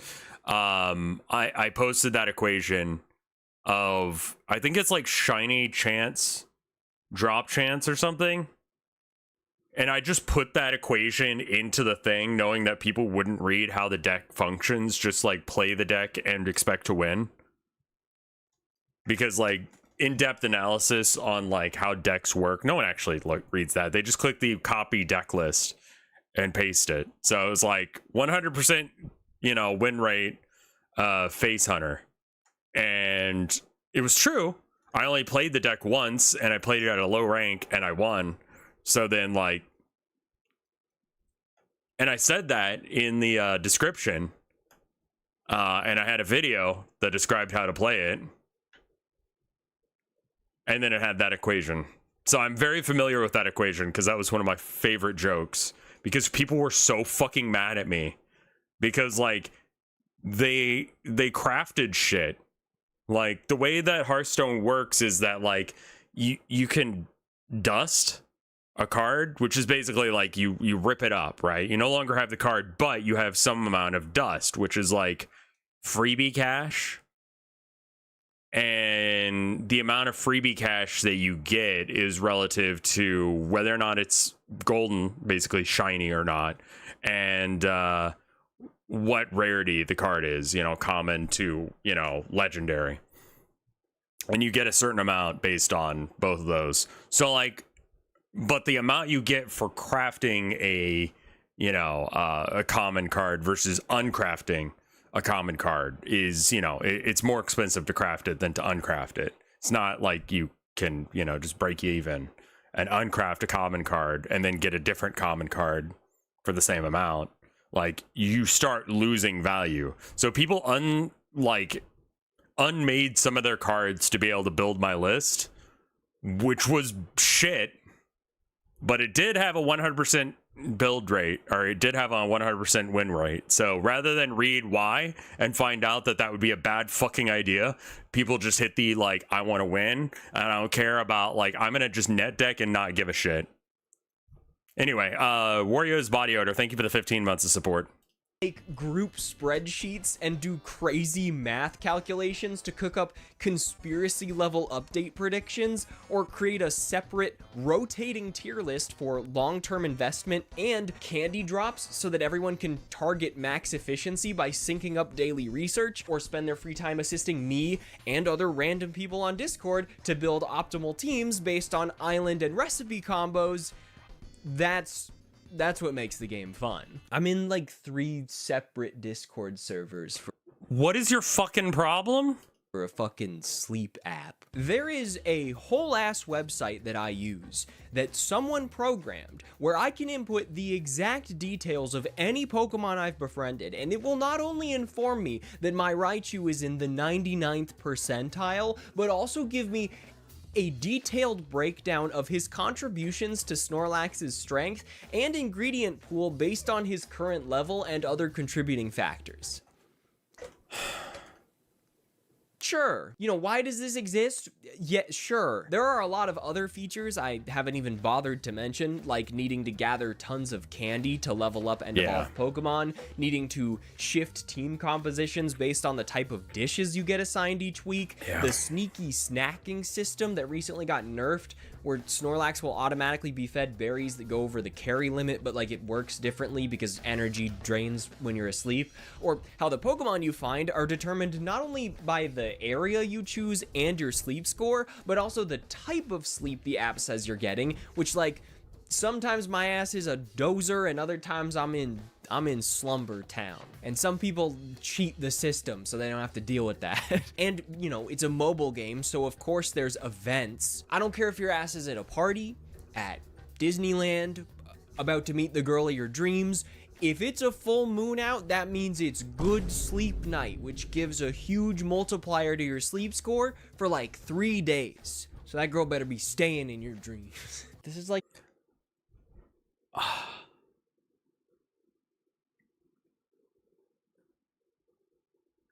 Like, so a lot of people have a hard time sleeping on the full moon, and the reason is that, like, I don't know, there's some science and there's some metaphysics bullshit, but also just like it's kind of bright out.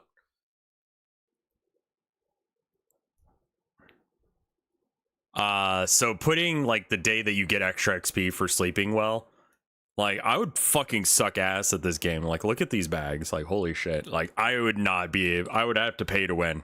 Like, I would literally, like, the game would report me for being shit at it. It'd be like, yeah. Like that one fucking tweet. Hang on. Should I fuck this girl or go home and play Toontown? I low-key would rather play Toontown because they have a double XP thing going on right now, and I don't know when it ends. As you may expect from anything concerning the Pokemon IP, the music is also great. Just super chill little tracks. Each island has a unique tune that changes slightly throughout the day, from morning to afternoon to night, and when they ran the Raikou event last month, they threw a leitmotif in that sucker and went way too hard. Like, it's one of my favorite Pokemon songs of recent memory, and I'm serious about that.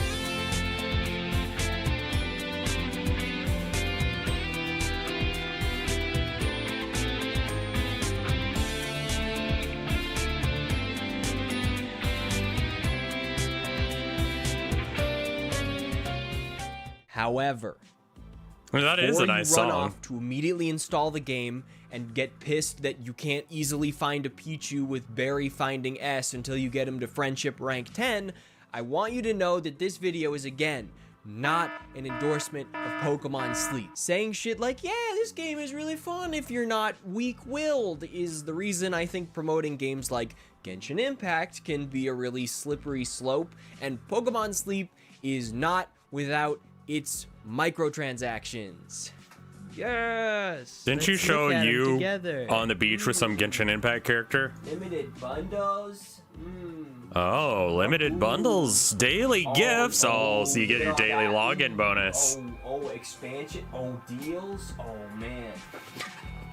Yeah, this game has a lot of microtransactions. In the item shop, you can buy a pretty large handful of EXP boosters and items to make befriending Pokemon quicker and easier, alongside with these like limited time FOMO bundles for each event with tons of like rare items and incense to guarantee He was sitting next to Amber. specific Pokemon. The premium diamonds are also extremely expensive. Just like any other mobile game, you're drip fed a small handful of them by playing, but just to translate a few in-game items, a single Nintendo's EXP mobile games boost are all costs just absolutely insane money grabs.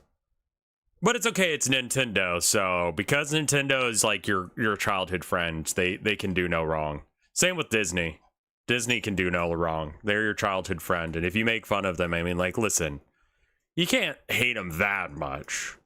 $5, a ticket to boost your camp's effectiveness and I only know Lisa from Genshin, and I bet the left half of my brain that I would fuck the shit out of her.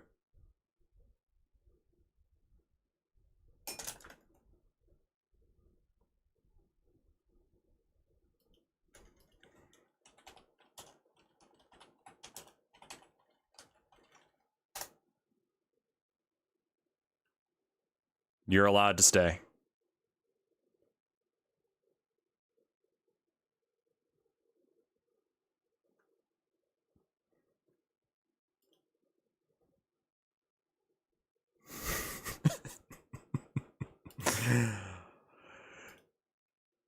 Okay, I get it.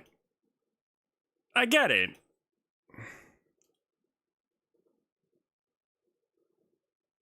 She's a witch. She's wearing a corset and she has boobs. She's also an adult. Look up Lisa Genshin Impact Academia outfit or whatever it was.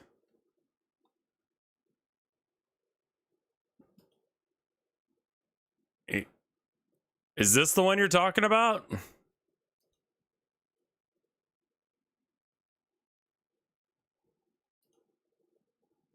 Like, that looks like an actual fucking outfit. Like, that looks like a real outfit that someone could wear. It's a little anime. It's got a lot of, like, you know, details that I think that people would be cowards to use. I think most people wouldn't bother. I am curious on where the fuck she put her pants and how the fuck this goes on her leg. She's cute though, like in a like non like creepy way. I can understand why you would fuck the shit out of her. I think that's a completely legitimate take because she's an adult.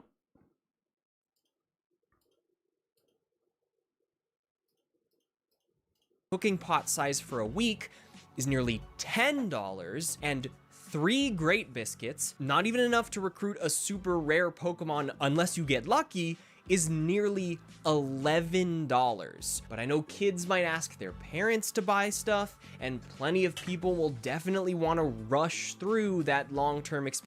I don't believe in the term lolicon. Just call yourself a pedo and see yourself out.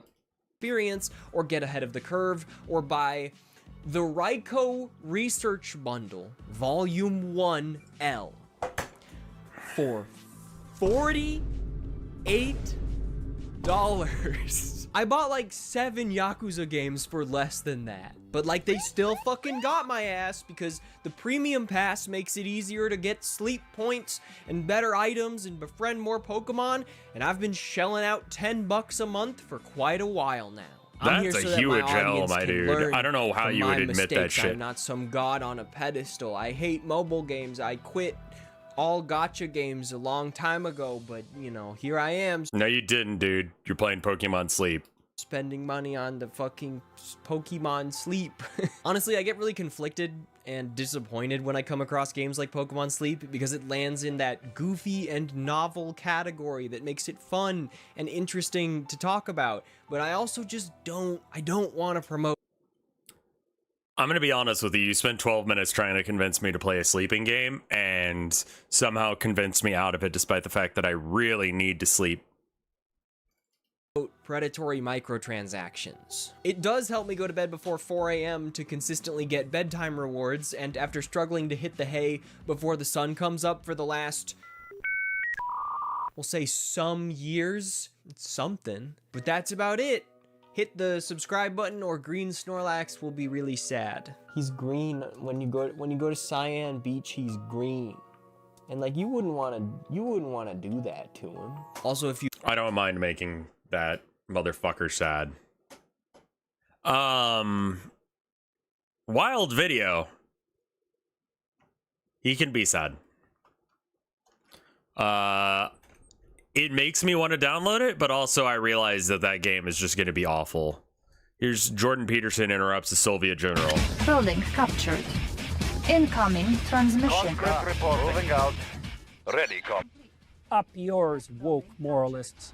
We'll see who cancels who. Construction complete.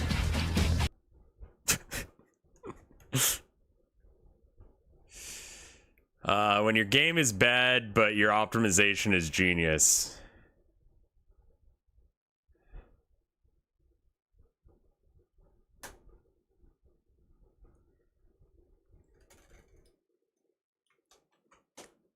Yeah, the music fucking slapped. I was like jamming to that shit. Here we have light speed.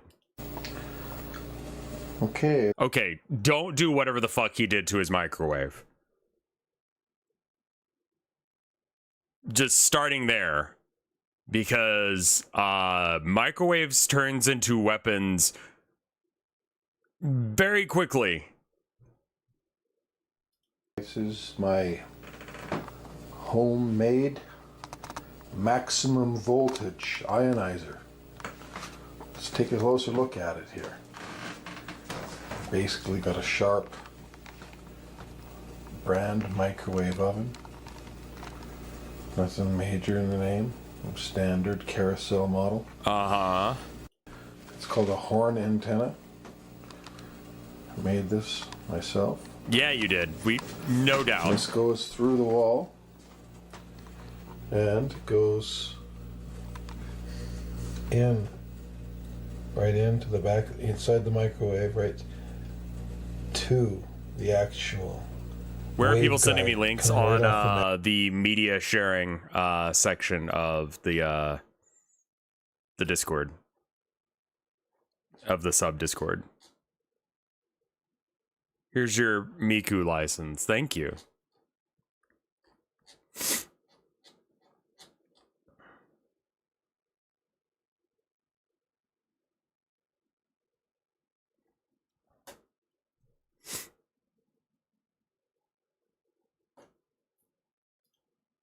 magnetron. There you see that hole? So like the way that microwaves are set up is that it's a metal box, you know? Like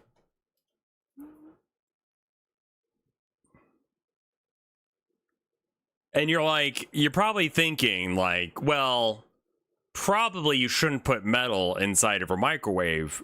Like, why are the walls metal? Well, the reason is that it contains the radiation and it makes it bounce around inside there, which is what you want it to do. You want the radiation to bounce around inside in a very specific way to constantly keep pointing at the center of the thing, and then it heats the thing. And so, like, because the walls aren't pointy, they kind of like, you know, it just stays where it is. But if you put a fork or something in there, then you're gonna have like all the microwave rays being pointed at the thing, because you know it's designed to point it directly at the center, and it can't go into that, so then it keeps bouncing out, and that's why you get problems with microwaves. If you, however, instead remove the fucking wall, instead of it bouncing around in here, it's gonna eventually bounce its way out. Radiation isn't harmful when you have the fucking door and shit in the way, because you're not directly hitting it. Like, all of the shit inside is getting shaked around by radiation, but you have it in a fucking cage, so it's safe. Removing the door to a microwave is a weapon. Like, why microwaves are wired to stop as soon as you open the door. There's a reason for that. You can easily make a weapon out of like several microwaves glued to each other, and then you remove the doors on all of them, and you set them to all turn on at the same time, and that just creates like a microwave ray. There was some documents. Anyway. Okay. What we're going to do now is we're going to fire this puppy up. See what happens. Give her a 1 minute burst. Yeah. And let's see what happens. Start.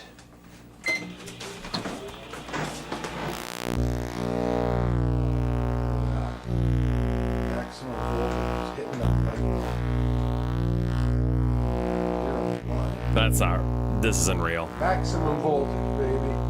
Yeah. Look at that power. Focus up that. Look at that. That's what we're hitting there. That's a light bulb. Oh, that actually might be real. Like, the sound isn't right, though. I don't know why it would light up the light, though. Yeah, the military uses them as anti-riot things. What was his last upload? Well, there was one 16 years ago.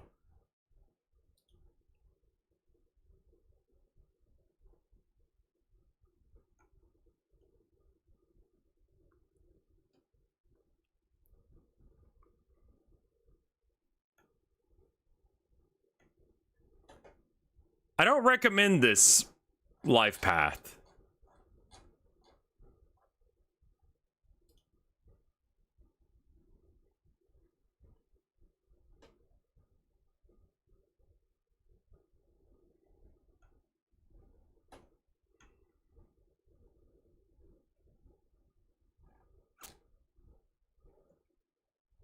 Scroll down for English.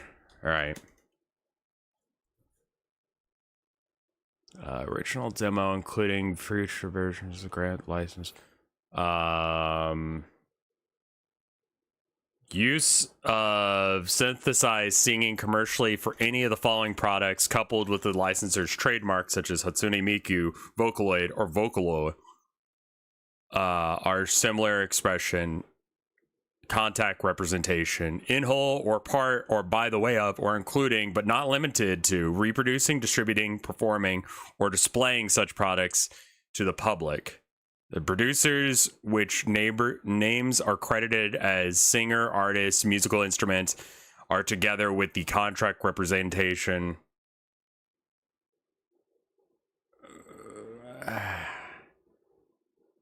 Am I allowed to sell songs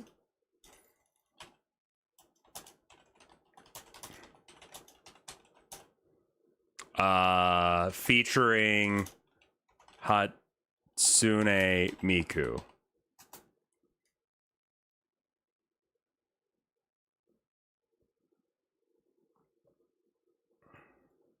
Yeah, I didn't legally obtain the software, but I paid someone who did. Like, so I can. Can you use... Okay. I'm animating a music video of her. You need a license to use her name. But if the music video is not earning stuff, I mean, yeah, you would run ads on it probably.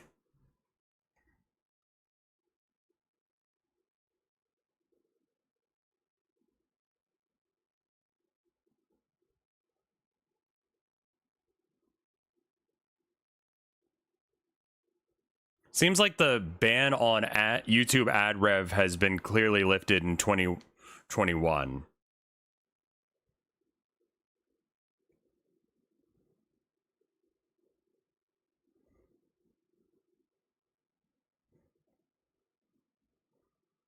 Okay.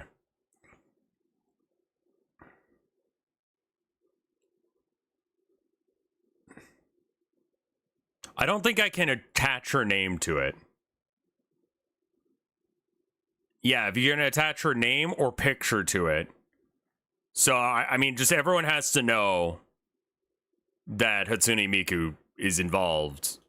But I'm not allowed to say that Hatsune Miku is involved. This shit doing numbers.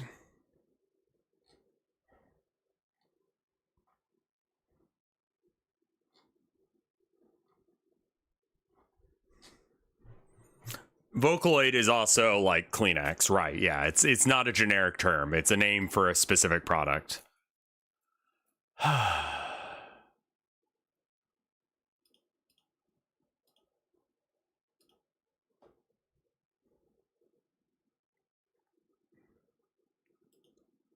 Let's see. Media share. What do we have? We have still a few left. Once we run out, we might stop for the day. And I might take a nap. Maybe do some art. Maybe put the game up for release. Heavy 10x minigun.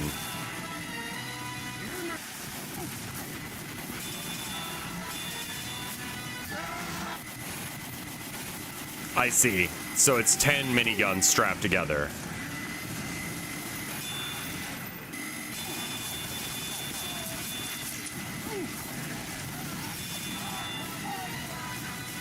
I mean, this is just a def gun. Cool. I don't play TF2 either. Another game where people who play it drug out into the street and shot. Sorry, Limes. Mio Honda hates capitalism. Get ready for me to get copyright claimed. Let's go.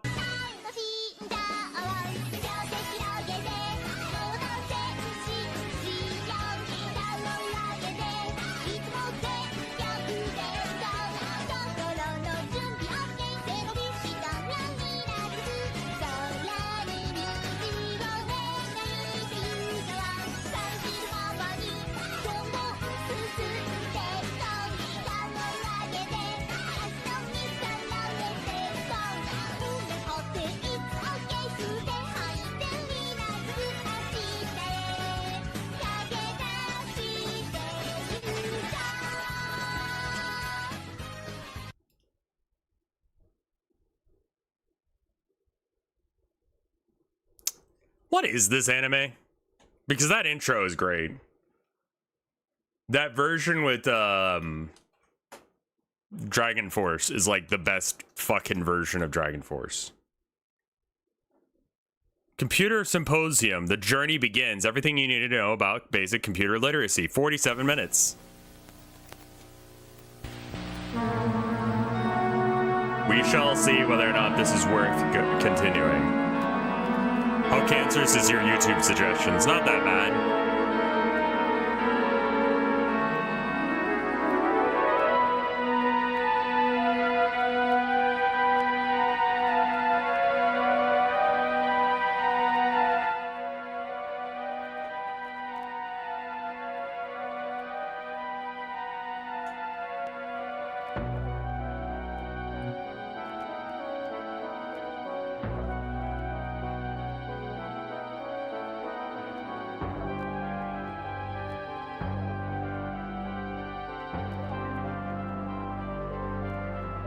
Man, I just don't care about this. I want to know how many trees there are in Mario Kart Wii. Trees. Yeah. For whatever reason, speedrunners just can't get enough of these things. It Right. seems like most video games coming out these days contain some number of trees, and it makes sense. They look nice, they make the environment feel a bit more realistic. But for some people, they provide a challenge. How can trees be challenging, you may ask? Well, some games have speedrun categories where you try to get to every tree in the game as quickly as possible. All of these all-tree categories in other games had me wondering, what would an all-tree speedrun look like for Mario Kart Wii? How quickly could one get to every Why would anyone think that? tree across every track in the entire game? I made it my goal to find out.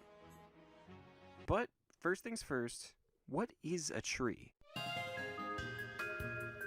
I know, this seems like a silly question, but it's important to establish this now. Otherwise, some people will argue about the trees in the backgrounds. They're still trees. What about the trees that don't have collision? I mean, aren't they real? So, for something to count as a tree, it needs to 1. Obviously resemble a tree. 2. Have collision that you can interact with in some way. And 3. Be reachable without using any glitches. With these guidelines in place, it was time to count the trees. And I got Isn't this just a glitchless tree category? Also, is that writing on a comic? Like, or a comic, or however you pronounce? Like, that's fucking weird, dude. That's a fucking human person. There were some surprises. I think the best idea is going to be going Toadette Magic Cruiser, because a lot of the trees are like out in the grass. There, or like out in the dirt or the sand or whatever. We're gonna need good off-road. Yeah. Anyway. Warning. This didn't seem realistic for the very first run, but it was something to work towards. I came up with a route where I'd go through each tree track in a cup before moving on. That way there wouldn't be too much time lost navigating the track selection menu. With that, I spent an hour or two practicing, and it was finally time.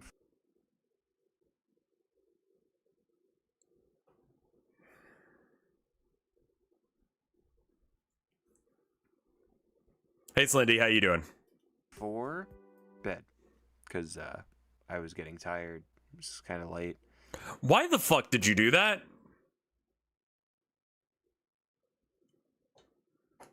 All right.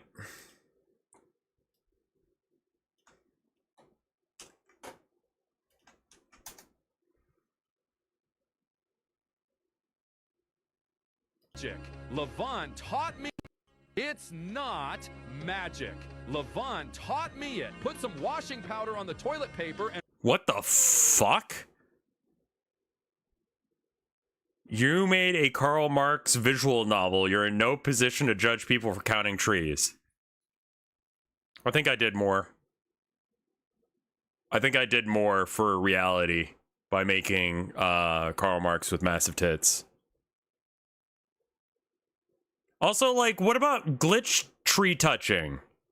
Like, that seems like such a bitch take. Like, oh, we're now gonna touch all the trees because some of them you have to glitch to. and roll it into a cylinder. Use dads to keep rubbing the bottom of the shoe. Blow gently. The toilet paper is natural. Put the toilet paper in the cup, then turn the cup upside down into the water. Then take out the toilet paper in the cup. The toilet paper is still dry.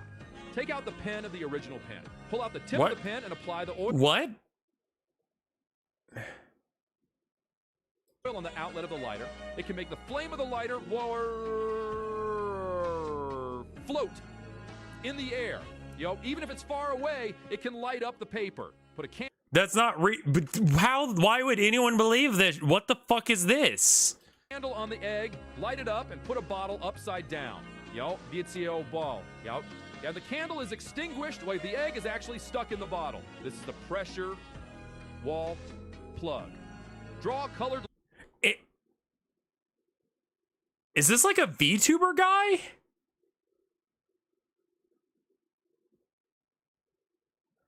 That one I think is real. Yeah, you just create a vacuum. Lines on both ends of the toilet paper. Put them in 2 cups of oil-soluble water respectively. The toilet paper... Oil-soluble water?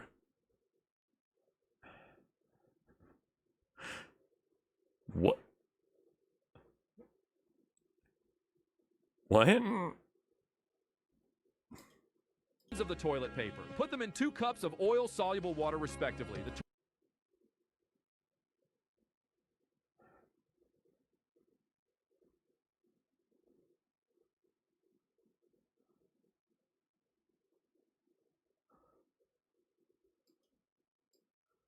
Of the toilet paper. Put them in 2 cups of oil-soluble water, respectively.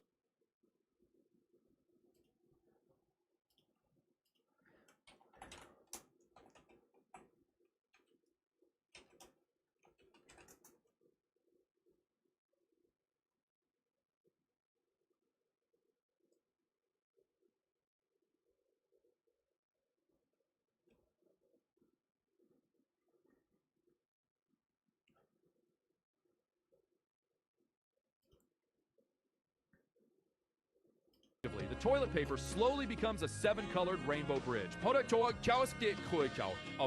coin on the ice. What the fuck happened there?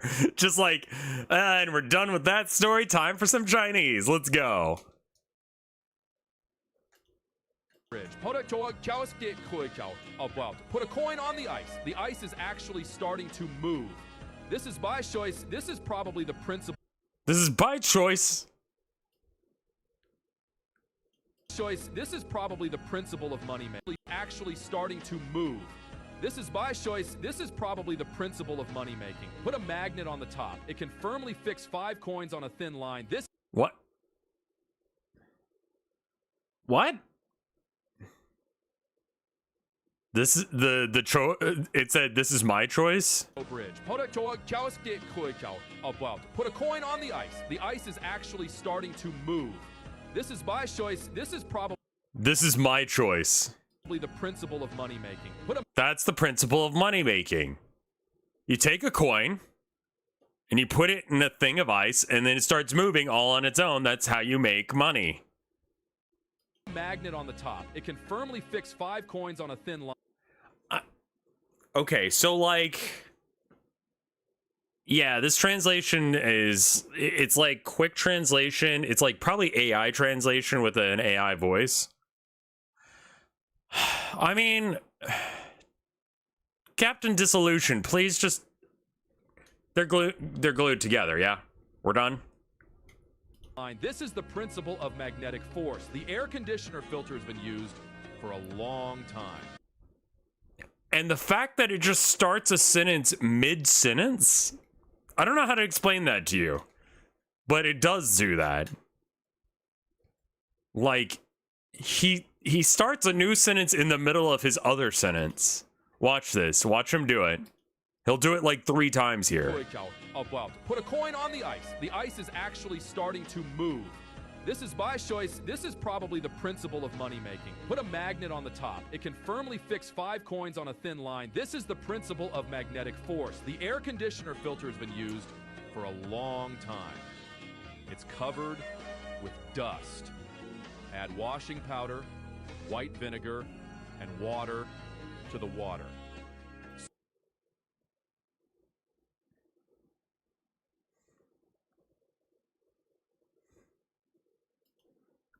Washing powder, white vinegar, and water to the water. Add water to the water. It's my favorite step in anything. I do need to add some water to my water in a minute, but yeah. Soak the filter in the water for 10 minutes. Take it out and clean it up. Finally, put it back in the original state, and it's done. It's better to experiment with children. Let them get away from the trouble of mobile phones. Fall in love with mobile phones. Xiao Hong Shu. What?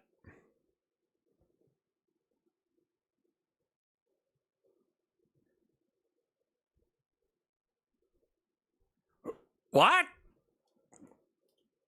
It's better to experiment with children. Let them get away from the trouble of mobile phones. Fall in love with mobile phones. Xiao Hong Shu.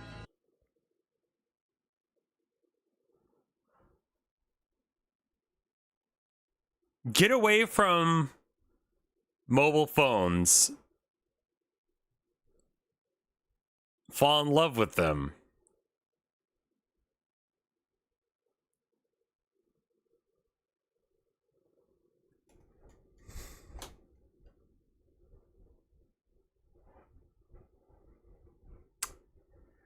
Sure, yeah. It's...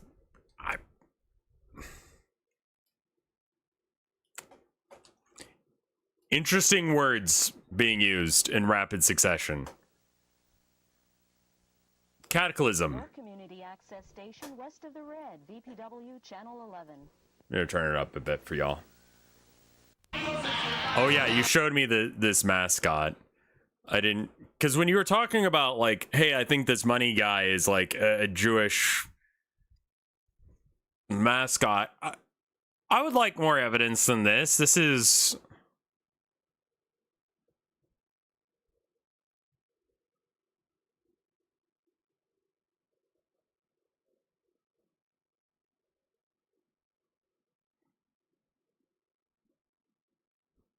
Who the fuck is Cumtown?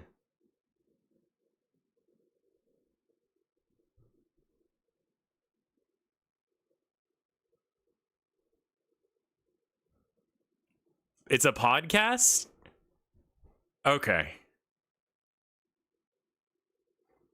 I don't listen to podcasts. So Cumtown made people aware of this. Okay. I mean, that just seems like it's probably bait.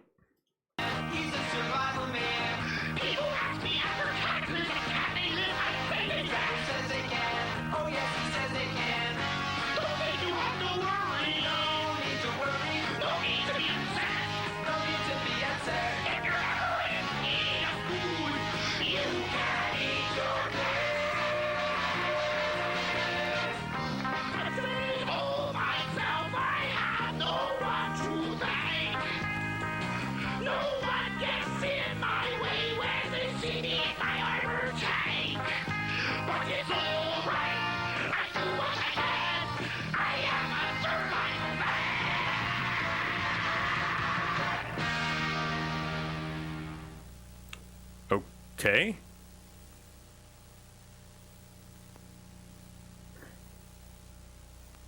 Public radio?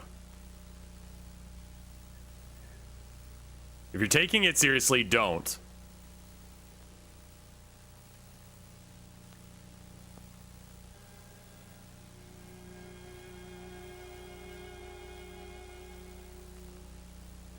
Are you wearing underwear on your face?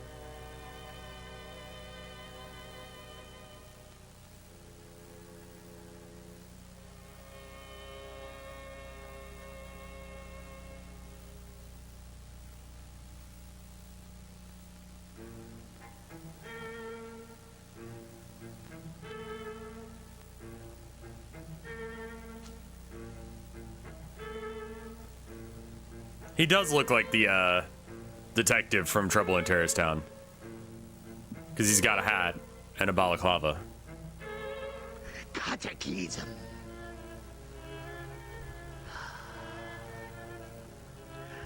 Cataclysm. Preparation is the key to surviving cataclysm. I want you out there to survive, which is why we are here to provide the basics in survival. Okay. Perhaps, Reed Manning, you could shed some light on pre-cataclysmic preparation. First of all, I have to say that you'd have to be pretty stupid not to want to survive and live in that beautiful radiated Garden of Eden that we'll be living in after Cataclysm. But it's only going to be that beautiful if you do prepare. A lot of people think they can take a couple of hundred gold Cougaran, throw it in a sock, and they're prepared. But let me tell you something, buddy. You can have all the gold in the world, but you can't eat it after Cataclysm. And all that gold is not going to buy you freeze-dried wheat, freeze-dried ice cream, freeze-dried chips, freeze-dried pop, all the kind of freeze-dried foods that you need.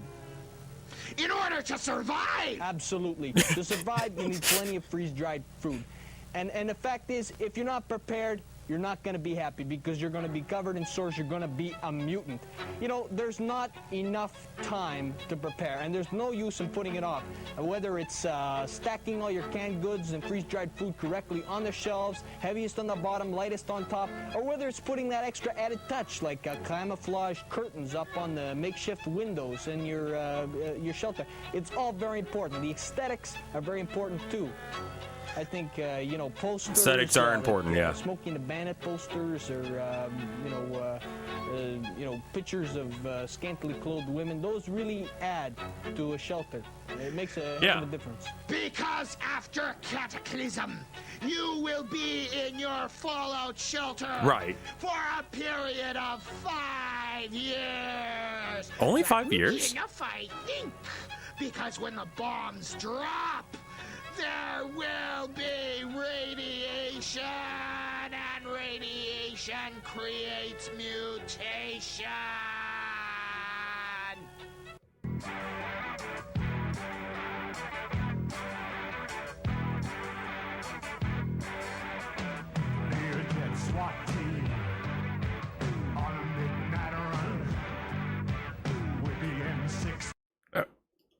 I think I got the idea. Interesting, interesting video. World's hottest chocolate bar challenge. This is gonna be gross, isn't it?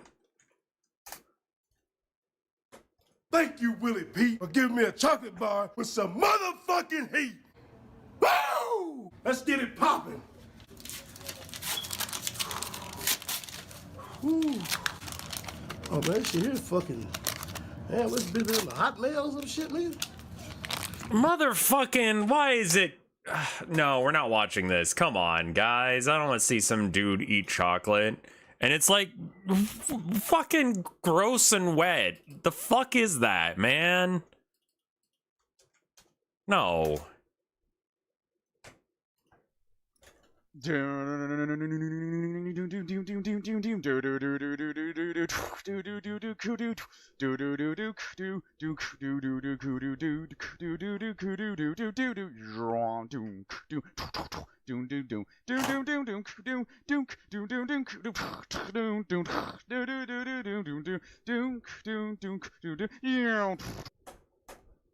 didn't play this game.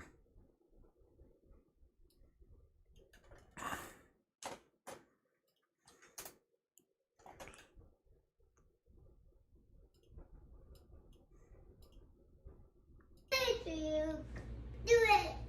Do it. Oh boy. Yeah.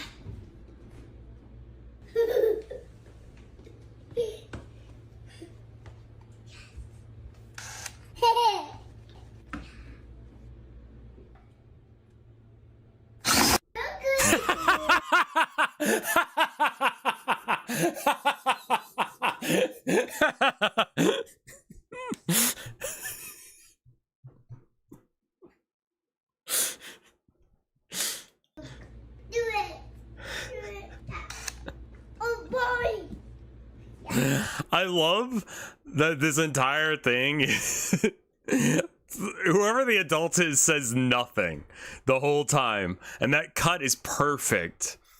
The little bit of a spill there, and then when it hits the... like the little bit of a spill there as well, it's just like, yeah, alright.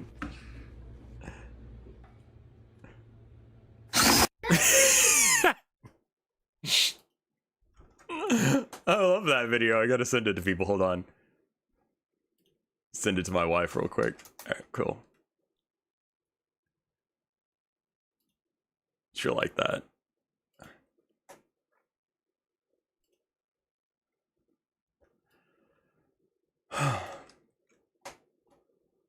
That's peak comedy right there. Welcome to Camp Navarro. So you're the new replacement. You are out of uniform, soldier! Where is your power armor? Don't have any?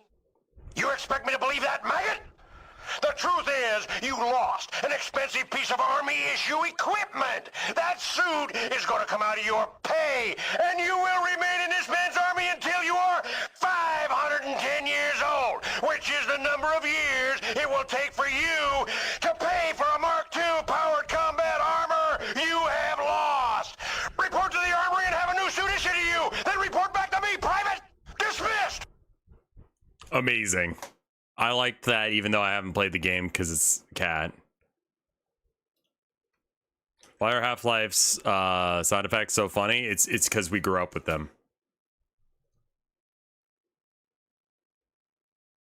I want to be a yo-yo man, he cried. Make me a yo-yo man, Vine. I want to be a yo-yo man, he cried. Make me a yo-yo man. But the yo-yo master did not answer. He just kept on yoing.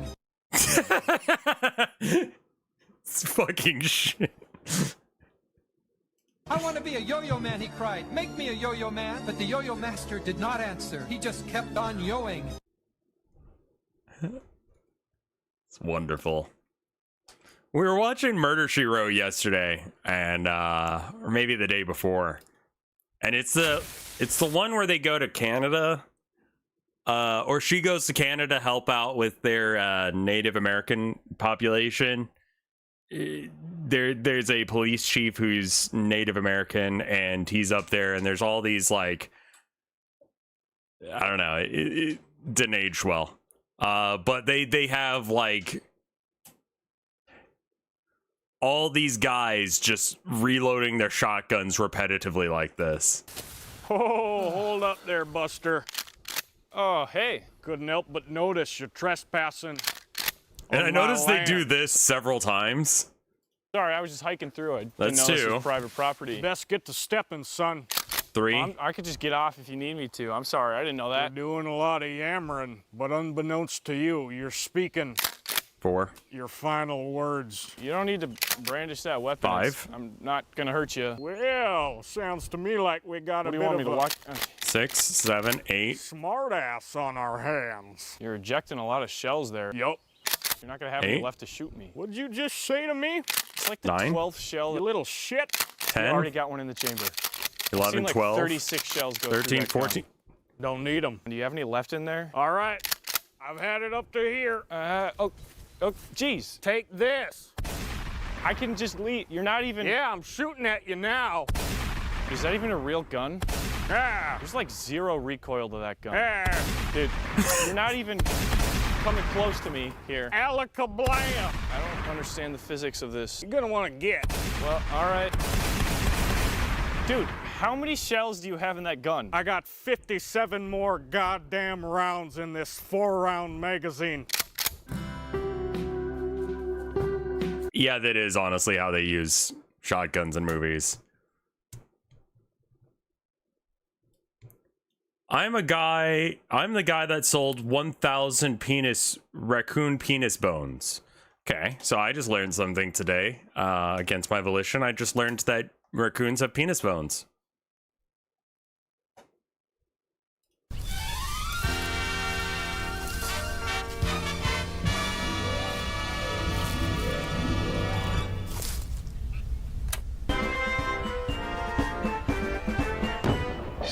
I'm the guy that sold 1,000 raccoon penis bones. I'm the guy that sold 1,000 raccoon penis bones. I put them in a plastic tube and I sold them to America in the USA.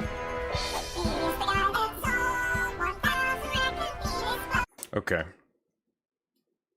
I mean, good enough. I get it.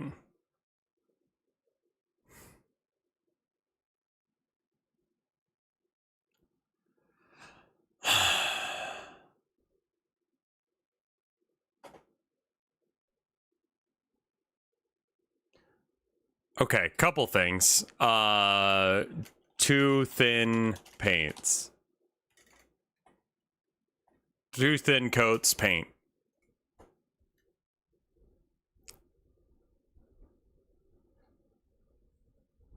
Can we just have him announce it? Duncan Rhodes, I guess. So Duncan Rhodes is the guy who used to be the official painter for Games Workshop. So if you look up how to paint like a bunch of shit for like, you know, Warhammer, you'll get a tutorial by him. Hey everybody, in this video we're going to He eventually went private and started doing his own shit because, you know, he was going to make more money if he made his own paint and had the ability to paint shit that wasn't just Warhammer models. He's also like a meme. He's showing you a great method of painting a Skaven clan rat for Warhammer Age of Sigmar and, let's face it, Warhammer the Old World, both by Games Workshop. Now when you're painting Skaven, you're probably going to want to paint quite a lot of... I'm tired of telling you to watch my video. I don't mean to be rude. Okay. These. So in this video what we're going to do is show you the method that we actually used to use in the old Games Workshop design studio back in the day of the Army Painters team to paint large units really quickly for the books and different publications. Now the method can be easily adapted to any clan that you might want to paint. So well, he hasn't linked it in the sub Discord because he's not a sub. And also, I can get around to it if I want. And also just like, man, like, I try not to listen to videos. Okay, so here's the deal. If I watch videos that y'all make, what ends up happening is everyone's just linking their own videos and no one's linking shit that they find interesting. And so it's just me reacting. Suck my nuts, Christopher Robin! It's just me reacting to your video, and if I don't react to it and they like, oh my god, that's so fucking funny, or that's so cool, or whatever, we have a explicit rule against self-advertising because of this. Because, like, what if it fucking sucks? You know, like, what if it sucks, and then I'm like, man, this video sucks. Like, that sucks for whoever made it. You know? Or what if it's got copyrighted stuff? Or what if it's got, like, name-anism in it? What is that? It's the end of... You know? I'm not gonna watch video you guys make. Now, if you're new to the channel, be sure to like this video and also subscribe. I'm just enforcing the rules as I bell to make sure you're kept up to date on all the latest videos that we post here. And also be sure to leave a comment down below telling us whether you're going to paint your Skaven for the Old World or for Age of Sigmar. And without further ado, I'm reading let's YouTube get started. chat. Quick. That's a Warhammer meme.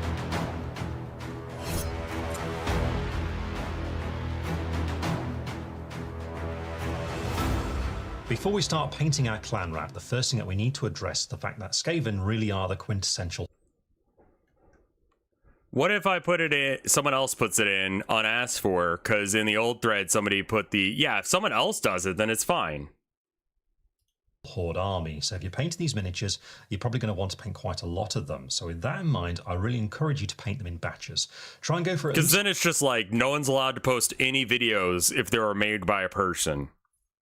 Groups of 5, but preferably 10 or 20, and basically do one colour on all of them before you move on to the next colour. And if you do this, you'll find it's great encouragement to finish the unit, and also you'll paint them faster than you would if you're doing them one at a time. That is true. Now, as I mentioned in the intro, what we're going to be doing in this video is painting it in sort of a classic colour scheme, but really we're going to be approaching it in a way that you can apply to any clan that you might want to paint.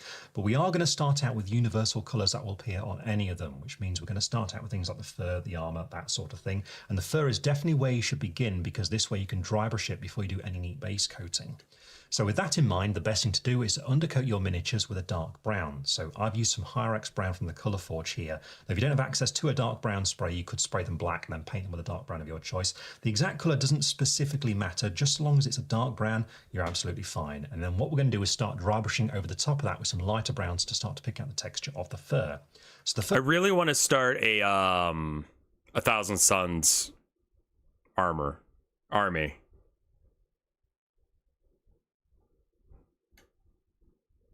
First colour I'm going to be using is Noble Steed Brown, so a nice sort of medium brown, and to apply it you want a small dry brush. So that's what I've got here, small dry brush from Citadel, which we're just going to use just to load up a small amount there on the tip of the bristles, then get some tissue and use it to work the paint into the bristles whilst also removing the excess, and go along until you get to about this sort of strength here. I want to get it to where he says too thin paint. Idea to go for a sort of lighter skin tone to give quite a nice focal point to the miniature, because everything else on the model tends to be quite drab and dark, so a lighter tone works very well here. So with that in mind, I picked out some Dwarven skin. Then what you'll need is a darker tone to base coat the tail, and here I'm going to use some Barbarian Brawn. But we'll start out with Dwarven skin, and to apply this one I've gone for a much smaller brush now. I've gone down to a size 0 here, so sort of medium to small one. I love these videos. Dude, these videos are great. Just sitting here and watching someone paint a mini. There's so many different channels like this on, like, you don't have to. And also, like, just if you post the stuff on the sub Discord does not necessarily mean, because there was, like, this one we just skipped. So, like... Because we need a little bit of control in applying this.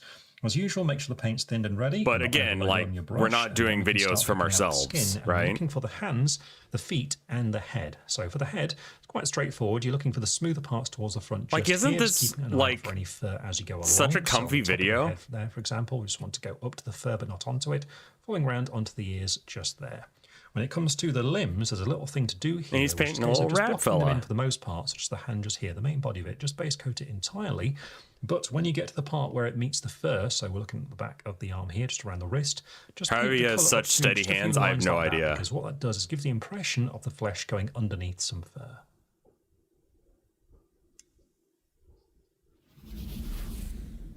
Once you've got all that flesh, it's then time to move on to base coating the tail with a slightly darker tone. So here I'm using some Barbarian Brawn, and it's back to the large brush here. His brand. Nice and easy to access. But he used to say, we'll apply this in 2 thin coats, is the meme. So anyway, that's how we get to 100 layers of paint. Oh, yes. He's so shiny. The reject chicken nugget.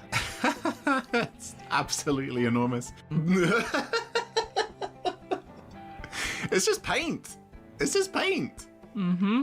So on Midwinter Minis, we usually post useful, beginner-friendly painting and wargaming tutorials, but not today. I'm Guy. And I'm Hattie. And in this video, we're pretending it's 2017 again and resurrecting a dead meme from beauty YouTube. But we're not going to be doing Guy's makeup, as fun as that would be. We're talking 100 layers of Warhammer paint, specifically Citadel paint, which is made by Games Workshop, the people who make the official Warhammer models and games. There are loads. Oh yeah, that's the other thing that we need to look up. Warhammer, just Warhammer actually. And then paint. Hate that I always ask you, where the fuck are you from? Paint. I love their paint. So he's got a paint, or you know, Duncan had one of these, and it holds your mini. You put it on the base, and then you can hold the little butt plug, and the flared base will like hold it for you, so you can paint the minis a little easier. But yeah, anyway, so there's brushes you can get. You can get sets that come with guys, so you can like practice painting on them and stuff. If you go to an official GW store, they'll like give you the ability to paint a model. You've got the water pots. These are just like, honestly, you can just get a cup. Oval bases, use these in case if you want to do some kit bashing or something. I just want to, where's the fucking paint, dude? That's liquid green stuff. That is not paint. These are stickers, transfer sheets, carrying cases. Where the fuck did you put the paint, dude? What did I searched paint, right? Why am I getting all these magazines and shit? Okay. It might have... I don't want like a paint set. I just want paint. Paint Warhammer. Yeah. That's what I want to do. Reject cookies. I don't want any. Explore the range. I want to explore the range. How much do they fucking cost? Then we got contrast paints and all the other different types of paints. I mean, their search engine is awful. I love the technical paint. And I love the base and layer paint and the shade. Actually, I like most of it aside from the dry brush. The dry brush stuff is kind of wonk. Shop paint. There you go. Citadel colors. Oh my god. Explore the range. Here we go. But it's in British now. If I make it American, it's going to take me back to the... I fucking hate that. I hate that it made me British. I'm British, though. I'm not British, I mean. shop paint.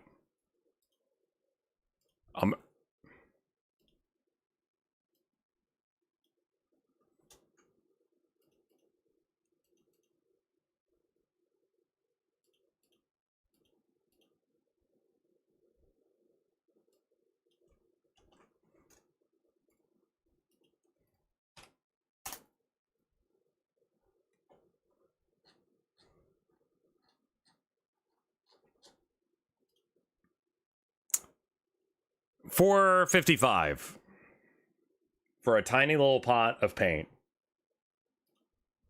Different types of Citadel paint, from basic thin-bodied acrylics to texture Those paints, are about washes this big. and metallics, These one little thick bottles. coat contrast paints, and even varnishes. So we're going to try out 8 different paint types with really different looks and finishes.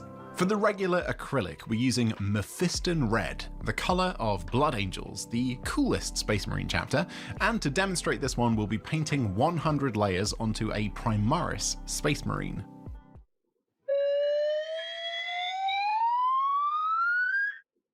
I mean, I'm actually quite impressed at how much detail there is remaining. It doesn't look quite as obscured as I thought it would be after 100 coats of paint. I think to me, he just looks like a baby Bell. Cheese Marine. It's a shame that the last few layers were applied at the very end of the pot of paint, so I think we've got some dried paint flecks in there as well. The few steps before that looked a little bit smoother. So but it's the like final an stage is a little entire bit gritty. pot of Chunky paint. boy in lots of ways. Just looks like he's been dipped in wax. Yeah, strong waxy vibes, especially with that colour. Is there a market for Warhammer item-shaped candles? Not no. Get on it, Games Workshop. Come on, give us some proper candles that people actually... They actually do have candles.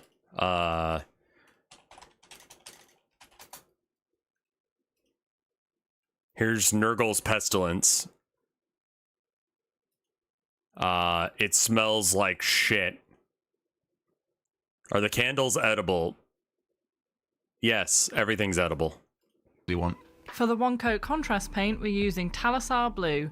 Contrasts are unique in that you put them on in one... So the idea with contrast paint is that it's halfway between like a shade and a base coat. So you saw what the base stuff looks like. The idea with contrast is that it will slip in between the... It'll like pool in like the cracks and such.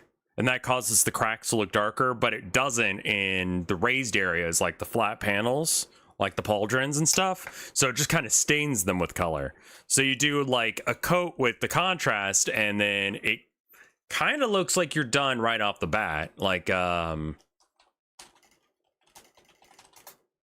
like actually a fairly solid way of painting models. So here's what they look like. This is like, you know, maybe a couple coats of contrast paint. And you see, it kind of gets like the same color everywhere. And then you go over it with something else, like, you know, like your base colors and stuff. I've always found that most of the time it comes out looking very sheer. And I don't end up liking the look of the contrast paint, because usually you can see through to the white real easy, because you're supposed to, you know, paint it on white because it's so sheer that it just shows through. So we'll see how, I mean, this one is going to be less fucked. I would imagine it's 50% less fucked than the other one. One thick layer, and they dry in an interesting way, avoiding high points and settling darker in the recesses, effectively adding a base coat, highlight, and a shade layer in one coat. To test 100 layers of this out, we'll be painting a Chaos Space Marine, specifically a Thousand Suns Rubric Marine, which has been primed with gold metallic paint first. I don't know if that would work. I kind of have the feeling that this is not going to work at all. But I do want to have like an army of Rubric Marines. So I was thinking of doing like, instead of what they're about to do, I would like to do it where it was like, can you mix acrylics and contrasts? Yes, it's ink though, which is different. So yeah, you can mix them. But yeah, I was thinking about getting some T-Suns and then making them like the color of like teacups, like bone china. I think that would be cool as shit.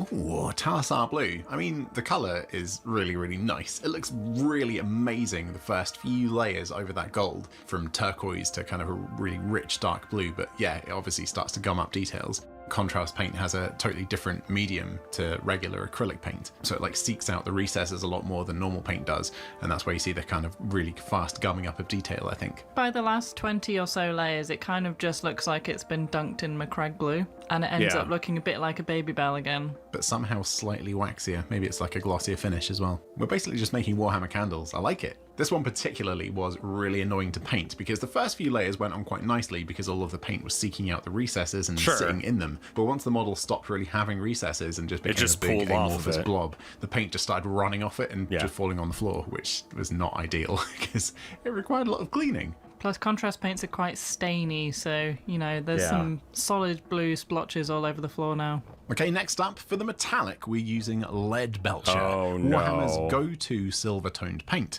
And to test out metallics, you can't go far wrong with a Necron primed black. Yeah. I actually quite like the way this one turned out. He's really smooth, and his no-feature face is actually kind of funky. I was just really annoyed that that hole in the middle of his Gauss blaster thing didn't close up. I was really, really hoping it would, but it just, in the last couple of coats, it was like, no, it's going to still be a hole. There's also something a bit different about the metallic paints. I found they're a bit more elasticy almost. I don't know how to describe it really. Almost like a jelly paint. It's kind of the thing that you don't really realise when you're only painting 1 or 2 coats. When you're painting 100, it does have kind of a gummy texture to it. What the actual characteristics of the paint are, because you're seeing them like compound on each other. For the wash, we're using Nuln Oil, aka Liquid Talent. Yay! It stains the model a bit darker, but settles heavily in the recesses, adding instant detail. For the test, we're using a simply painted Nurgle Plague Bearer. This is gonna look horrible. Also, like, you didn't get under the chin here? Come on. One layer makes it look twice as good. Surely 100 layers of Liquid Talent will make it the best. And then you didn't get right there or there? Come on, man. But yeah, no, I would have used like Agrax for this because like this is, I mean, it's a well-painted model. Too bad we'll never see it again. This mini ever painted. The seam line as well. Heck yeah. I think they realized that this would not fucking matter and you're just going to sacrifice it anyway. And because like you're just going to coat this thing in a bazillion lines of paint, you're never actually going to see this shit. Yeah. Yeah. They covered up that hole real fast. Here we are yet again with another kind of amorphous blob looking a bit like a candle. But it wasn't always like this. It wasn't always like this. Let's just wind back to like the first 10 layers. And it actually looks pretty good. Yeah. You know, 1, 2, 3, 4, 5, 6 layers of Nuln Oil, and it still looks good. It still looks usable. Like there's a point to actually doing it. Yeah. Once the detail and color underneath just becomes totally obscured, though, you know, obviously there's no real point. It is quite a nice black paint, to be fair. But did you also notice what happens from about layer 50? For the first half of this mini, we were using the regular old Nuln Oil, the one that dries matte and looks just lovely. But then we ran out, and we had to switch to the new version of Nuln Oil, which it turns out is a completely different paint. It goes on and behaves much more like a contrast paint and Would these be legal to play? Ironically, no. So you get 10 points for having a fully painted army. Fully painted means 3 colors. So like if we look back at the this like Poxwalker or whatever this guy is, you got the red for them flesh, you got the green for his skin, and you got the yellow for like boils, and then like his weapons a different color. So we got more than 3 colors, easy, right? And so like you could, but you'd be running at a -10 because like each mini does not have 3 colors on it. It is full of paint, but there are not 3 easily identifiable separate colors. So you'd be able to play them, but you'd be at a 10-point deficit, and everyone would hate you for this. Because everyone just wants to play toy soldiers. They want to pretend that their little battle is real. It's very easy to tell that the battle's not real if everything's not painted or if it's painted shit. The one that dries matte and looks just lovely. But then we ran out, and we had to switch to the new version of Null Oil, which it turns out is a completely different paint. It goes on and behaves much more like a contrast paint and dries glossy and is a bit more gummy than the old wash paint. And this is particularly obvious when you use more than one layer of it. I think now he kind of also looks like he's wearing PVC. Bondage bearer. He ended up being really shiny and not at all what I expected from 100 layers of a wash. I think, honestly, you know, if I'm being truly impartial here, I really do prefer the old Null Oil recipe. Yeah, everyone does, because it's a warmer color rather than this weird cool color on this one model. If you're enjoying this madness so far, don't forget to hit the like button and share it with a friend. And if we get 20,000 likes on this video, we'll do 100 layers of makeup on Guy. What? Come on, team, don't let me down. Now for the technical and texture paints, there's lots to choose from. So we're going to have 4 of our favourites. First, a Grelin Earth, which pulls in on itself as it dries, cracking like scale-accurate dried mud. I wonder if this will just get bigger and bigger with more layers, or somehow the cracks will compound in the same places and make big, cracky, crumbly mess. For this one, we're using a Glaive Wraith Stalker.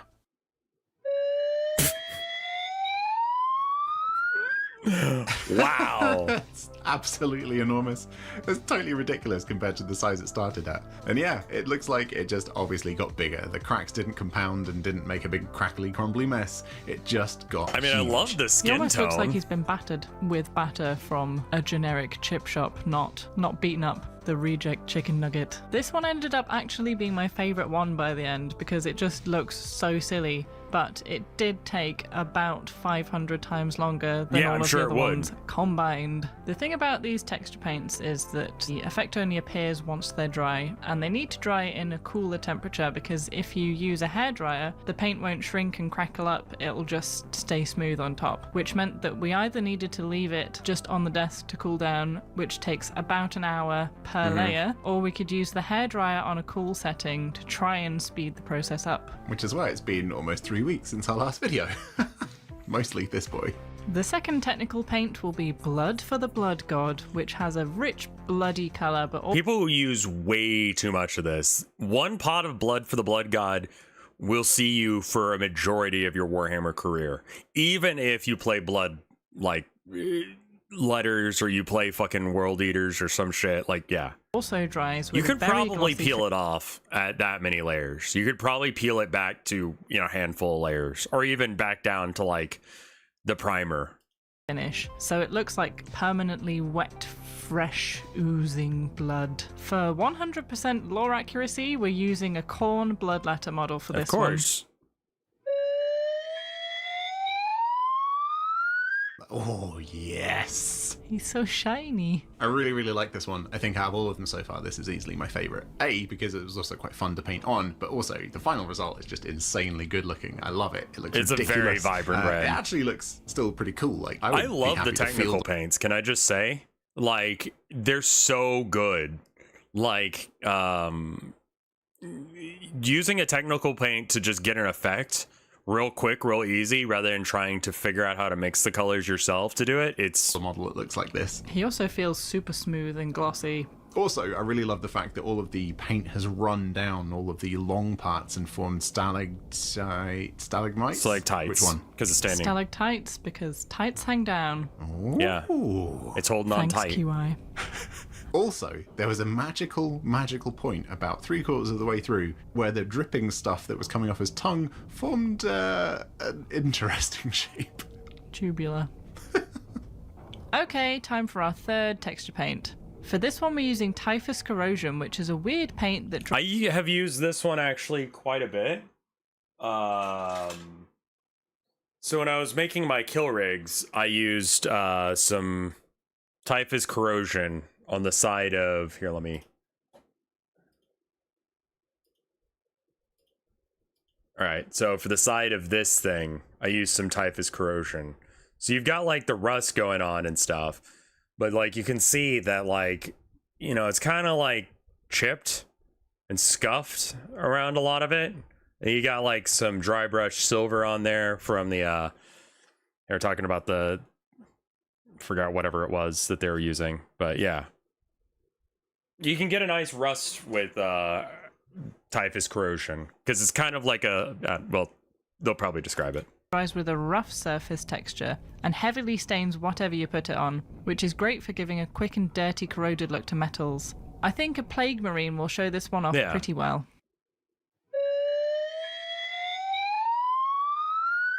Thanks, I hate it. So, first up, obviously, it got absolutely enormous. Hold on.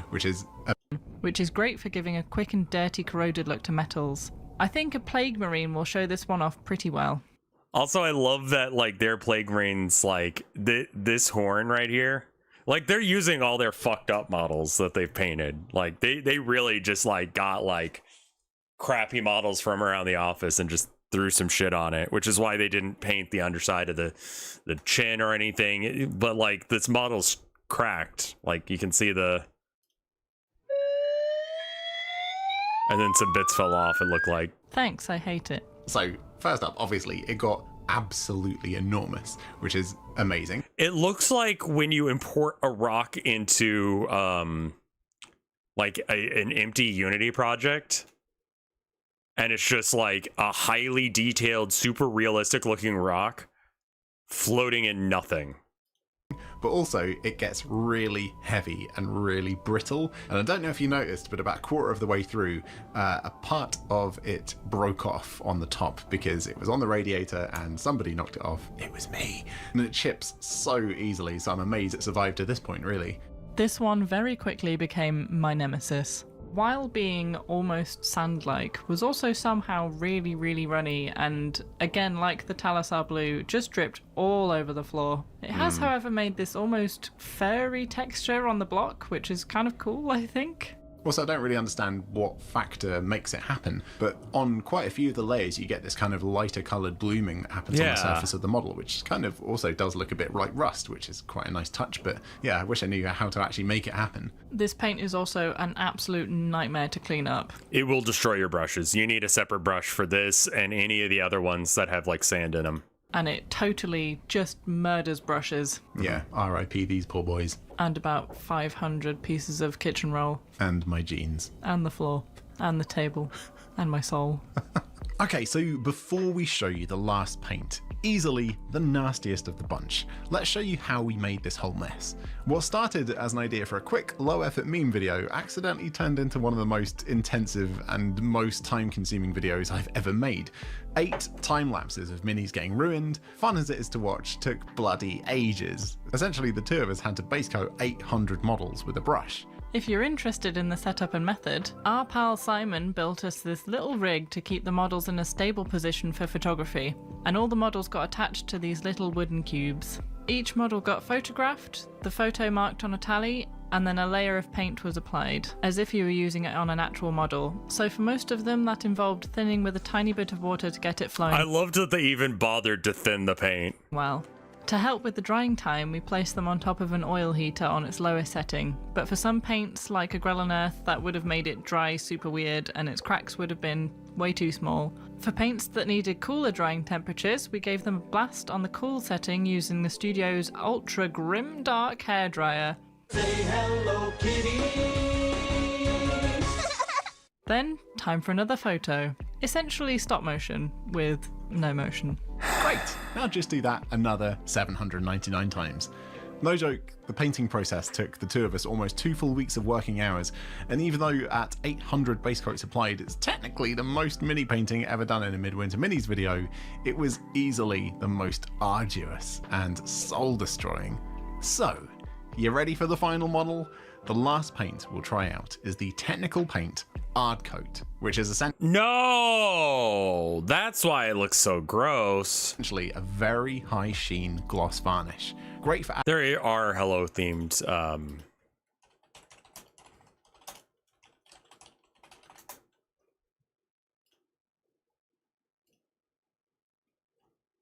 there you go. Hello Kitty Space Marines.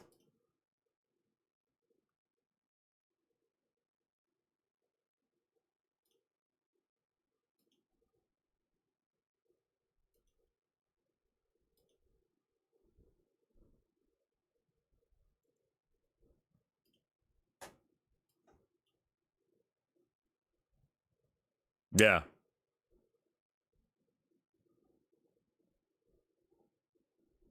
Since you know more things about minis, are these legal to fight with? So, like, you can play, but you'd be at a 10-point deficit.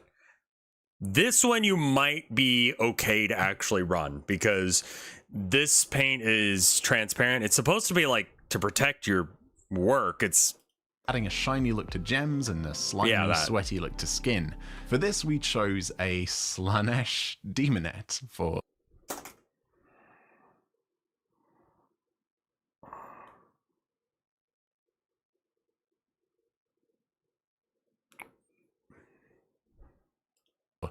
no reason at all.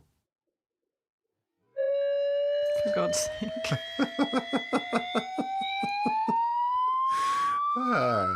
She looks great. This is the only one that would not give you a minus on your painting score. Because there are 3 different distinct colors. You've got the purple, the red, and then whatever color this is for... Looks like she's having a great time. Stop looking at me like that. Okay, I don't. For God's sake.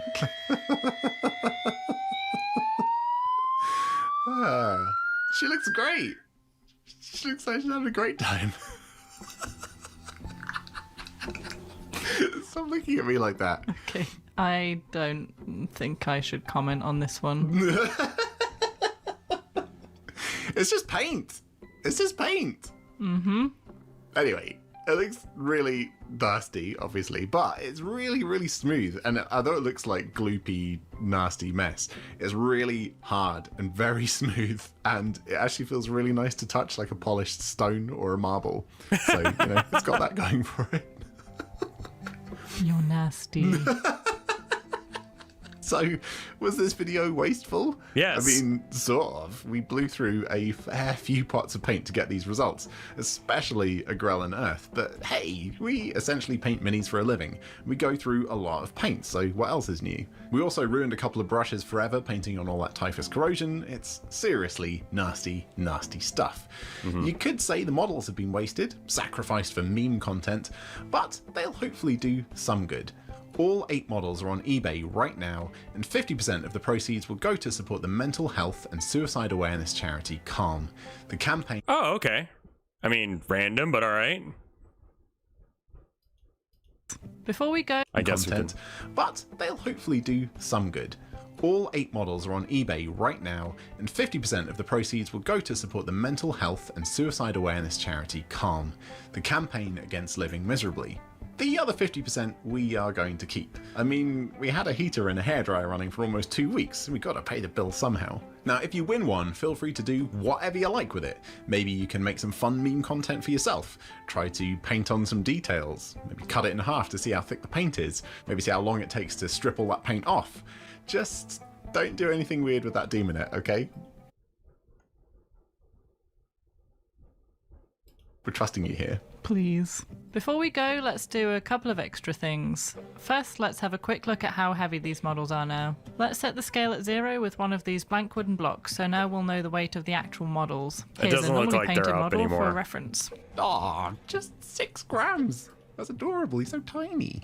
So pretty much the same model weighs 11 grams. Actually, that's lighter than I thought it would be. Oh, 10. Lost weight. 5 or 4 grams more of just paint. Again. It's going to be pretty boring. He weighs nothing. Oh, the contrast paint's actually quite heavy. 17 grams, 18 grams. Very nice. Necron, 11 grams. Pretty respectable considering how scrawny the models are. The Hardcoat Demonette, only 7 grams. I kind of thought it should be a bit more than that, actually. Would you buy one of these? No, I could ruin a fucking model easily. I spend a great deal of time trying not to. Bloodletter? Wow, just 9 grams again. Kind of disappointing. Ooh, I 10 do grams. like that cherry red. I would actually love to have like a mixture that is that without having to use 100 coats of blood for the blood god. What we really are interested in though is the 2 big boys, the Typhus Corrosion and the Agrellan Earth. The big lads. Big lad number 1. Oh, 1920. Ooh. That's what we like to see. Okay, how about the biggest? You can put them in, what is it? I want to say nail polish remover, but I don't think that's right. It needs to be a specific kind of acetone so you don't melt the plastic as well. But yeah, you could melt the paint off of it. So yeah, you can actually strip the paint off of them, though it's very hard. And I have seen people strip the paint to the point that they actually destroy the model as well. Boys. The heavy chicken nugget. Oh, 32 grams. He is by far and away the heaviest lad. Not really surprising. Just out of interest, I wonder how they compare to the old metal models. Here's my metal Dark Angel Captain. 43 grams. Not even close. Metal still rules. And also, just for funsies, I made a composite of each model before and after the process. Oh, interesting. To kind of give you an X-ray look at how much paint has been applied. Holy shit, that one.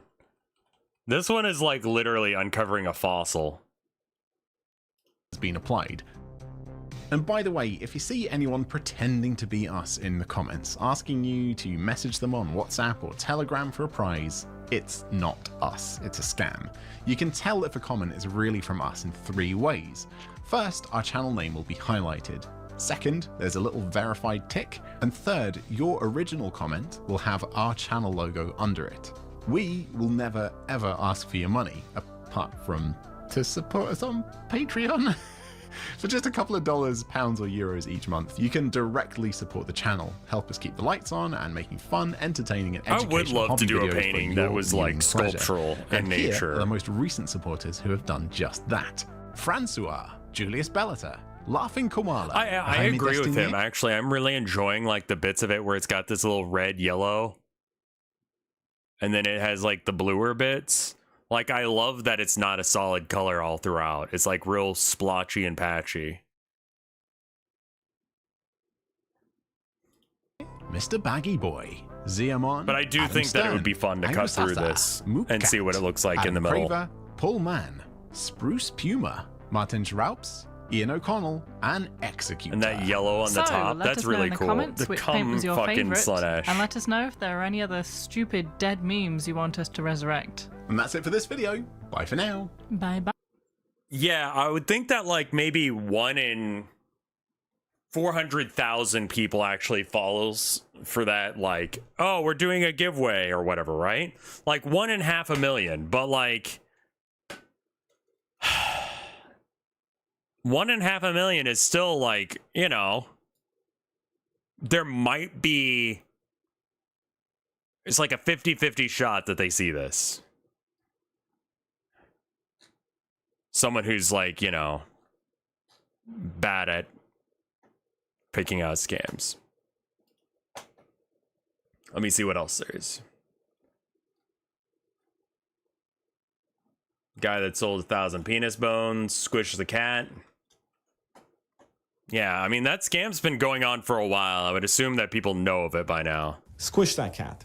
All you need to know is to squish that cat. And you just gently squish them. That's not comfortable for the cat, or that safe, to be honest with you. You can just throw a towel on the cat again, squish her with a towel. What you can do is scoop her up, a little football carry, just like that. Butt in your hand, and just squish her tight to your body. Just squish them really tight to your body. You don't have to worry about hurting a cat. You know, just squishing them against your bodies. And there we go. We just made friends with this wonderful little cat. Look at that face. Look at that face. Squishing is your best friend when you're dealing with a cat. You basically just lean forward, squish them nice and tight. And again, I'm just squishing them into myself. We always squish that cat.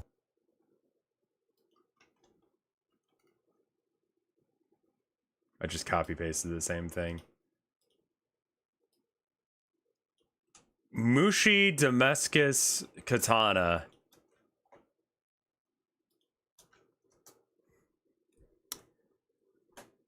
Yeah, I did something fucking weird there. Let's go ahead and try and copy that again.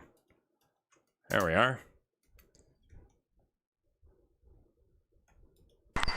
Hello everyone, I am Will Keith, and today I am doing my largest cut ever that I advertised a couple months ago. Today I'm uploading it. I'm talking to you now, audience. I am uploading the video today, but I filmed it yesterday along with my longbow video. After I made the longbow video, I got inspired to just go ahead and set this up. Waited a few hours till there's more shade. Hang on, motorcycle.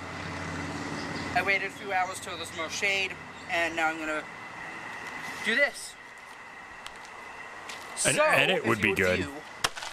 35 how many ounces? 16 ounce water bottles. Got this at Costco. 35 of them. Now you might think that these are really small, but think about it. The thickness of the plastic is what matters. So Famously very thin plastic bottles, yes. even though they're kind of small, the plastic's still just as thick as the large milk bottles. So either way, this thing weighs like friggin' 30 pounds. It might be a bit dramatic. That is very dramatic. But it weighs a lot. And either the katana's gonna go through it, or it's gonna stop a katana. And one does not simply stop a katana. One simply does, actually. Usually with anything roughly the same density as a katana. So, there goes nothing. Oh, you're not even gonna take them out of the package. We're gonna leave the pack. Okay, fair enough.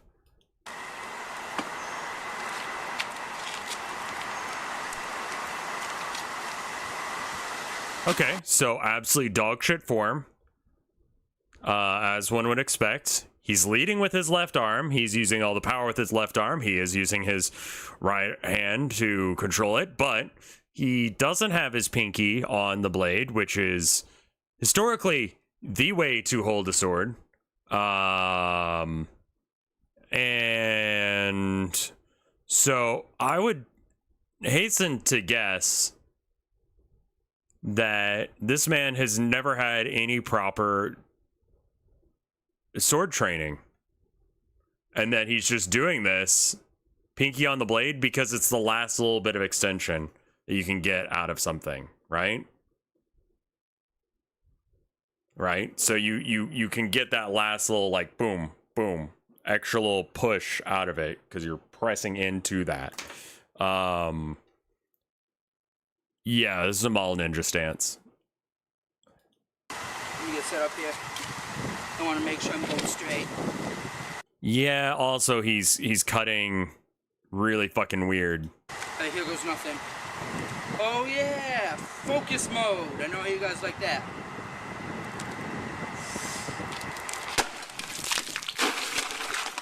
You missed?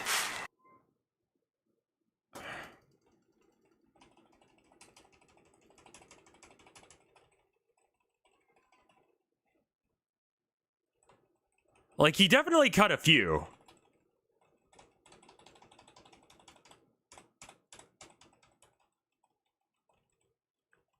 Surprisingly better follow through than any of the people that we saw doing LARPing shit. Or it's not called LARPing. What do they call it when they want to pretend like it's actually a real thing?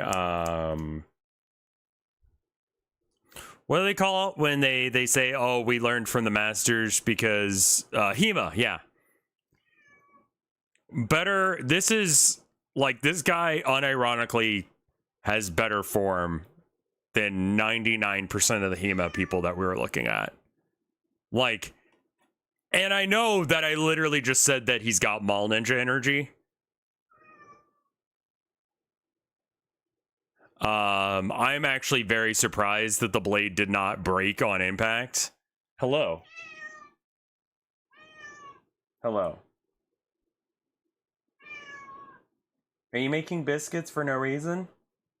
Is it because you're a little baby girl? I think it's because you're a baby.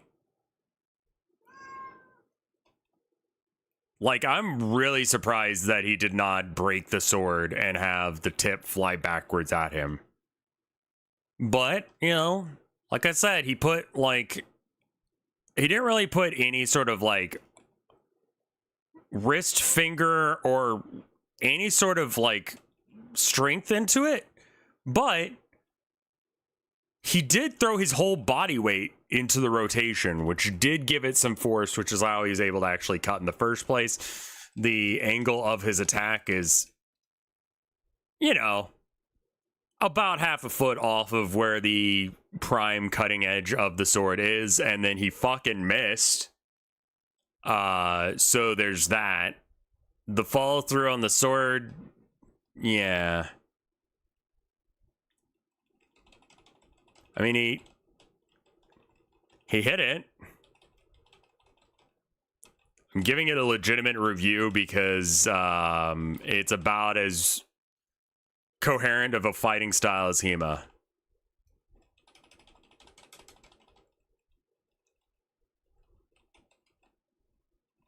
Like, I'm honestly surprised that this worked at all.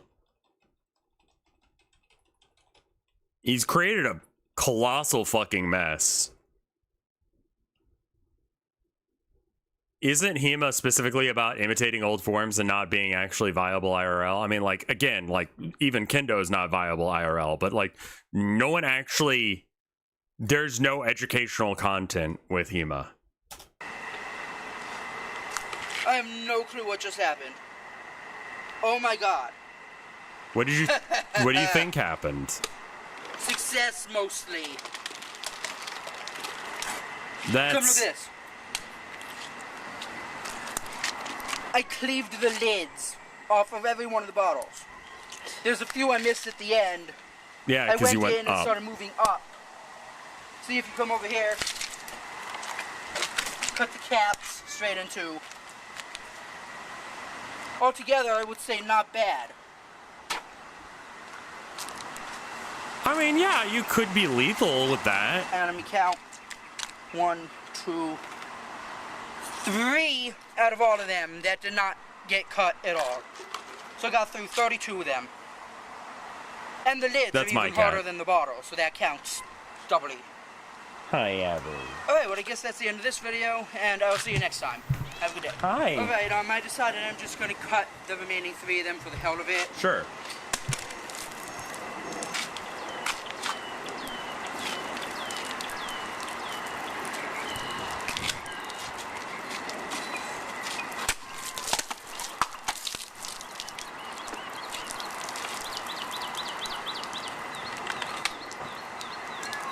That would really be the end of this video, and see you next time.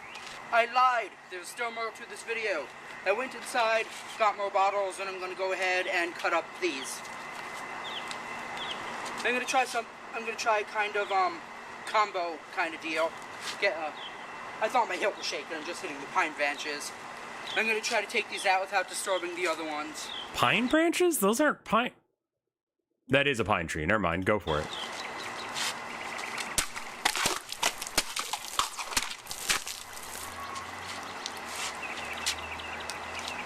He learned those last, like, poses from anime. I love doing this, man. I really...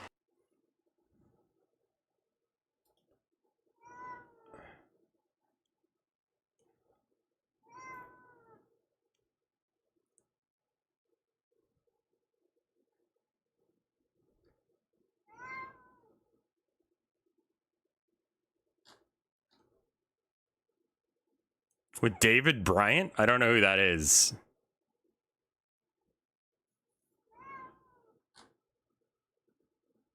Aww. You okay, man? Hello, viewers. I am Will Keith. Been a very long time, hasn't it? I'm here today to explain why I've been missing for so long, and hopefully start working towards an eventual full return to YouTube. I'm about to tell you all everything, stuff that I've kept hidden from the very beginning, and a lot of bad news about my own life that's really led to my family reaching what amounts to rock bottom. Poor guy. I fucking hate this for him.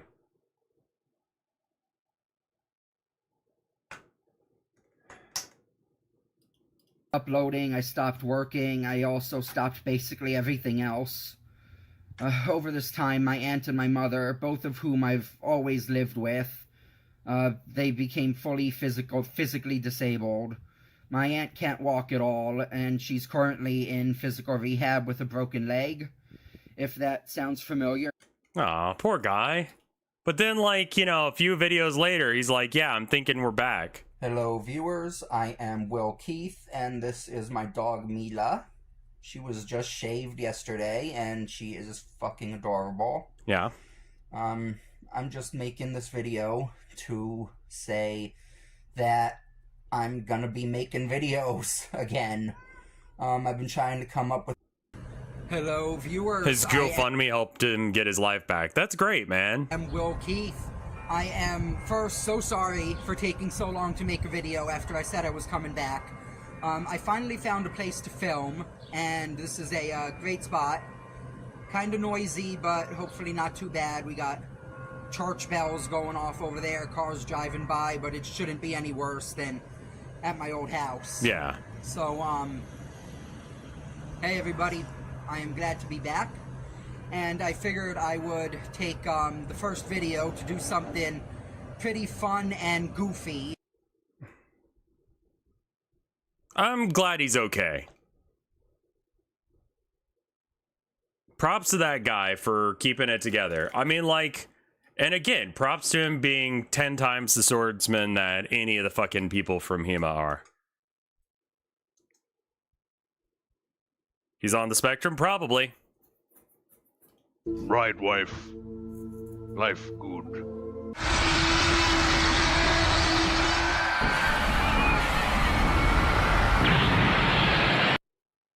Kill wife. Wife gone. Think about wife. Wife fight back. Kill wife. Wife gone. Think about wife. Wife fight back. Kill wife. Wife gone. Think about wife. A lot of think about wife. Regret wife. Kill.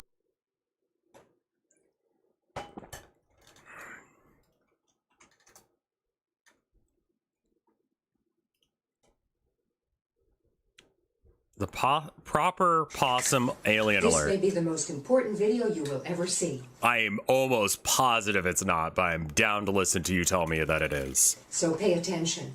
Now, I know that you are concerned about being taken over by aliens. A little bit. Who isn't?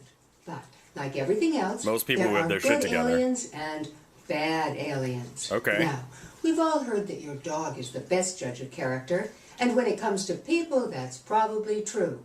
But when it comes to extraterrestrials, that's right. Only the possum knows for sure. Possums have extraordinary abilities. They can ward off rabies with their low body temperature, survive the most poisonous. Also, can I just say I love this fucking possum? He's got a little sweater and everything. And honestly, like, I trust him. Snake bite, and they know a bad faith alien when they see one. For example, this is a simulation. Do not panic. This is only a simulation. All right. Alien passes in front of possum. La la la la la la la la. Possum just keeps doing what it was doing. Phew. Big relief. Must have been a good alien. Alien runs down. Well, not to worry. There is no shortage of aliens around here. So, alien passes in front of possum. Possum still keeps doing what it was doing, and again we know that it's a good alien. But is it suppose another kind of alien comes along. Watch closely because possum will go on red alert. Now, you have to watch really closely because this can be subtle.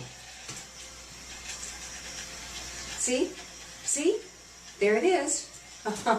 Well, I think that pretty well makes the case, don't you? So, if you are a household without a possum, run, don't walk, to your nearest shed, dumpster, or marsupial supply outlet and bring home a possum today. The caveat being the elephant in the room. The vast majority of possums belong outside. Under ordinary circumstances, if you see one there, leave it there. If you come across an ill-injured or orphan possum, contact a professional wildlife rehabilitator immediately. If, however, you are an imminent... She didn't even flinch.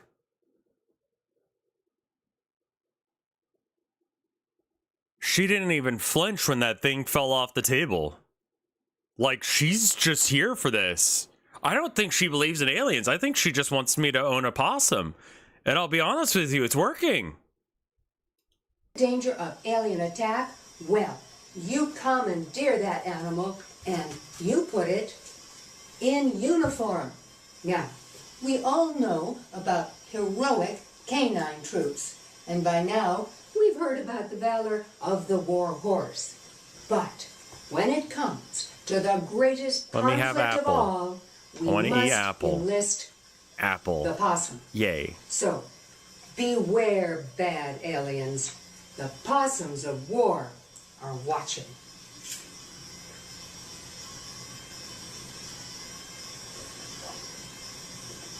It just boggles the mind, doesn't it? Well, all right. In the meantime, don't worry. Be happy. Have a nut. Until next time. We hope. Bye. Bye-bye. I love that fella.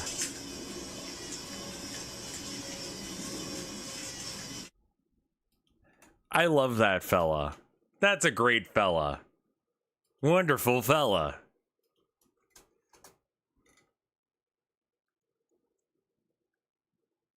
Like, that's such a good fucking fella. Are you kidding me? Where do I rate that fella? 10 out of 10. That's an amazing fella. You cannot tell me that is not an amazing fella. Like, look at this. Is this channel just like possums? Well, hello. Always work both sides of the possum. Otherwise, you might inadvertently interfere with his natural chi. And nobody wants that. Then I am going to take the top of my hands, slide them under the possum's armpit, gently squeeze. Remembering that a little lymphatic drainage goes a long way. If there are many knots, this procedure could take several hours, but rest assured it is time well spent. Everybody loves a good foot massage. The possum is no exception. So, I am going to ungentize my fingertips, then look for the shiatsu pressure points on the pads of the feet and stimulate all the little nerve endings. Yes, oh ho ho, I bet you feel that. Ah, yes, all right. Now, one mistake that people often make when massaging their possum is to throw off the energy. Don't do that.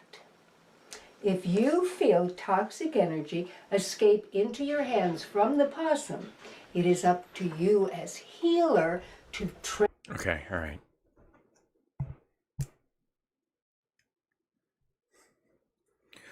When massaging possum, don't make it worry about rent. Got it. Okay, cool.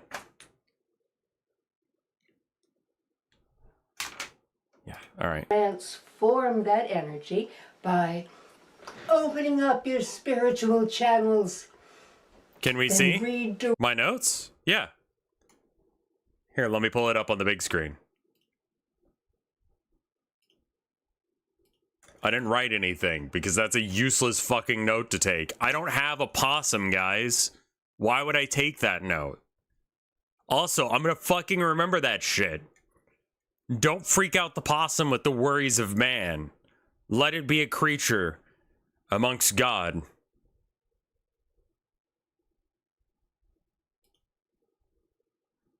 Directing the transformed energy back into the possum.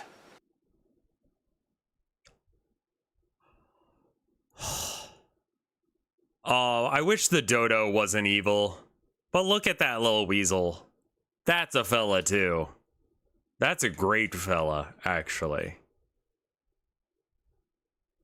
I think it would be good for your character arc to get an opossum. I don't know how possums are with cats.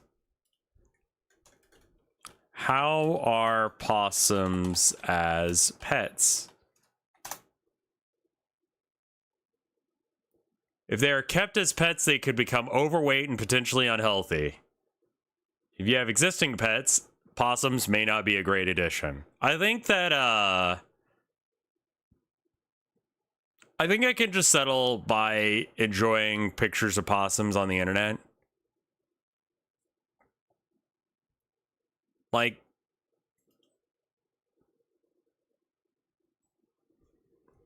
my mom will tell me about the possums when they come by. They'll come by every now and then and peek in the windows. That and the raccoons. She names all of the fellas that draw by her house. So my mom will name the little fellas. So there's like she texted me fairly recently. Let me actually see what she texted. Share something. Confirm your appointment. Yeah, I am having an appointment on Tuesday, yes. Confirmed? Your appointment is now confirmed for the 6th. Good. Cool. I will not be streaming on the 6th. I have a hair appointment. It makes it sound like it's expensive, but it's not. It was the opposite of that. I'm trying to look at pictures for... Where did that go? Okay, she sent it to me and Tilda. Let's see.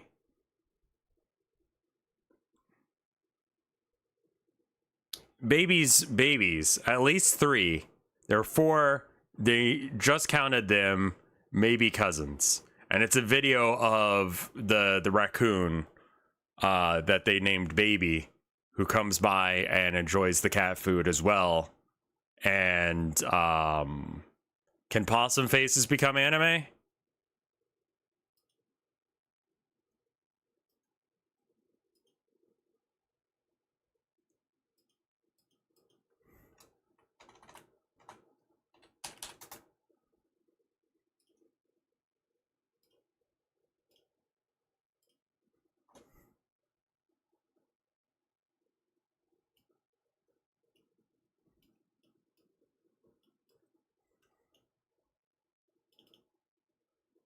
Yeah, that's not gonna load. My mom is great. She loves taking care of the little fellas. She's like, she leaves the door open sometimes because maybe they come in. You know, the cats. Rev is basically reinventing furries. I'm not reinventing furries. I'm trying to figure out what anime girls you can draw. Look at how tiny this fella is. Man, New Orleans man wants his opossum back. Give him a fucking possum back. He's a fucking baby.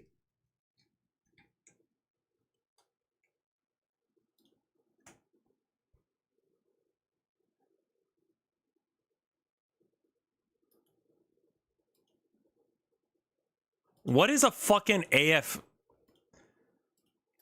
Can I just save this image as a regular goddamn image? Why has it got to be a AF whatever the fuck? It is illegal to own a possum in most of America.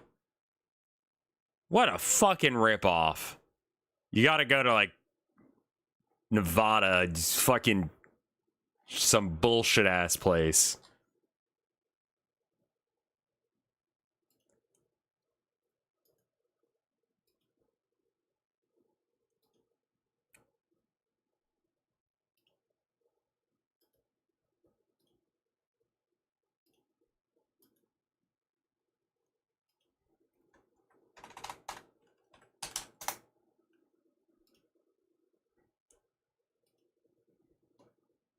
Get that WebMD bullshit out of here. WebM. Fuck you. Fuck you, fuck you, fuck you.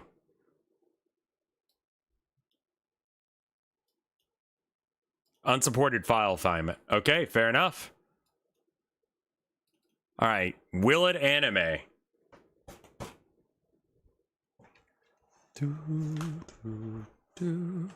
Legitimate question. Why do you use the light theme? Legitimate answer. I don't fucking know. I just do. I just do shit, man. And like, people give me shit for it, but then I'm like, do I care though? And then I'm kind of like, nah, not really.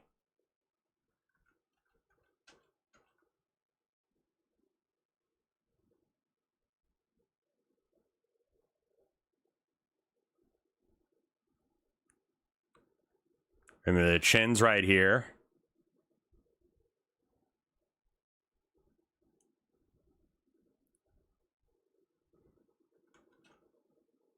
You want to go like way above where the actual chin line is, or where the headline is, because that's what they were doing with the other ones too.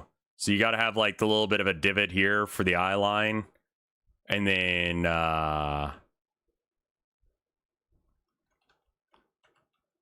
mean, is there a divot there? There is. Okay. And then, all right. So now we get rid of this. Great. Perfect. Looks just like an anime.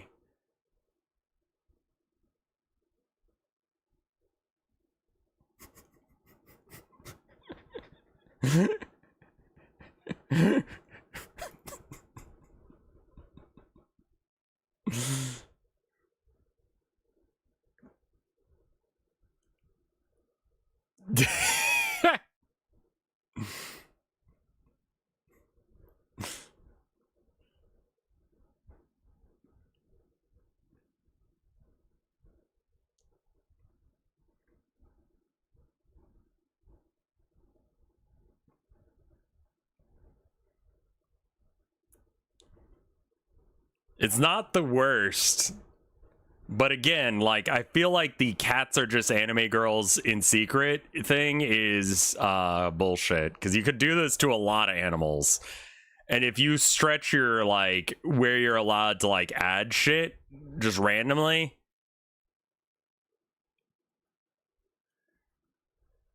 it's a weird looking fucking elf. I'll tell you that right now. That is a weird looking cat. You can do it with car headlights too, yeah. So I don't think that this thing, this method of drawing, you know, draw an anime with a cat, like, that doesn't work. Like, that's bullshit.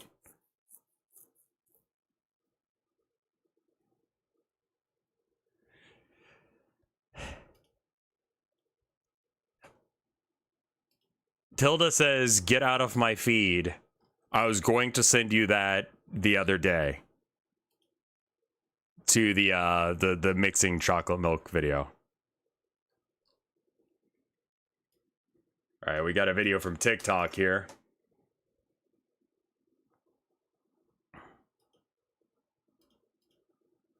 Let's do like 3 more. Then I need to spend a little bit of time on Hatsune Miku. TikTok, what you got for me? Drag the puzzle to fit. Like, right about there. Okay. Finished a raid. Let's look through some of the loot that I got. So first of all, I did finally get my hands on the Blade of Scorching Sunlight. Now, this has 50 solar damage, and it does stack over time, so this is great for dealing with mobs. It also goes really well with my jewelry. It looks super cute for a night out or a brunch with the girls.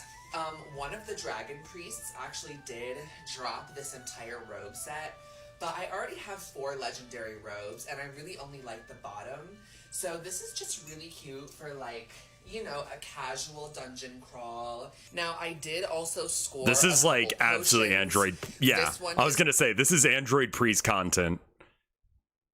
Called Dream Fuel, and it actually aids with conjuration. I did notice that I could not get off of the toilet at all the next day though, so use with caution, but you do have to be level 40 minimum to use it, so I know a lot of you won't quite be there yet. And finally, with all the gold I got, I did upgrade my bag with 100 more slots so that I can carry more loot the next time. And I know a lot of you were mad about my attendance at the Mages Gala. I actually didn't even get invited. Somebody made my robes for me entirely for free with the tears of 1,000 elves. And Bless it took you. 300 years to complete, and I didn't pay a dime for it. But I just went and took some TikToks and then went home and watched my scrying orb on my couch. So I'm really just like y'all. I mean, she's fucking great.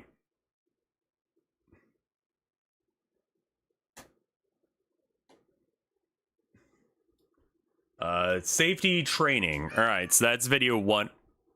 What'd you think? Ah, okay. Hi. Would you like a pet? Babied.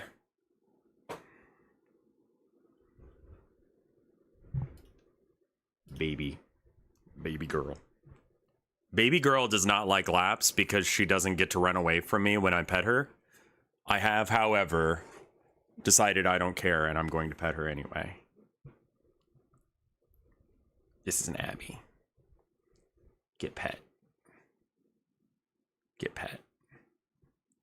She'll make biscuits and she'll enjoy it. She'll like rub her face on stuff and like purr and all that jazz, but she'll be a little baby about it and then run away and scream.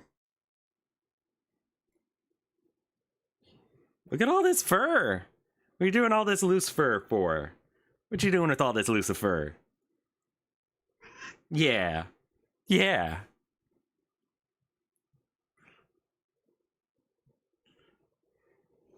Yeah.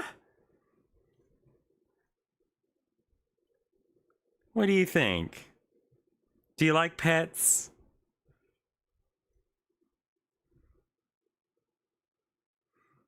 Do you like pets? You're purring like crazy.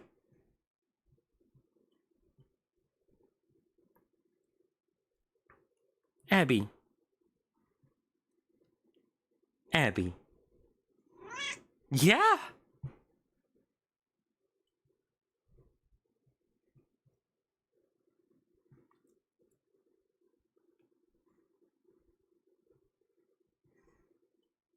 Abby. We gotta pay rent. Okay, Abby? Say something cute. Yeah. Yeah. Say other cute things. You know, if you just say cute stuff all the time, Mom wouldn't have to go to work. What do you think about that? You want to work? You want to start being a streamer? You start being a streamer? You gonna be a streamer who streams? You like stream beans? Are you stream beans? Yeah, because you're beans, but you also stream. So stream beans.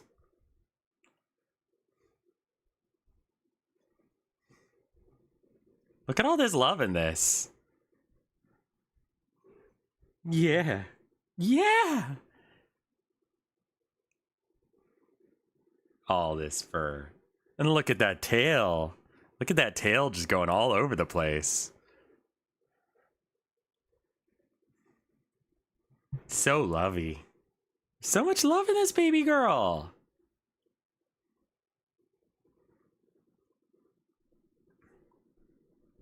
Tail's got little curls in it. The happier Abby gets, the more curls get in her tail. Yeah. So much fuzz. She loves being brushed as well. Because it's basically like petting, but weird.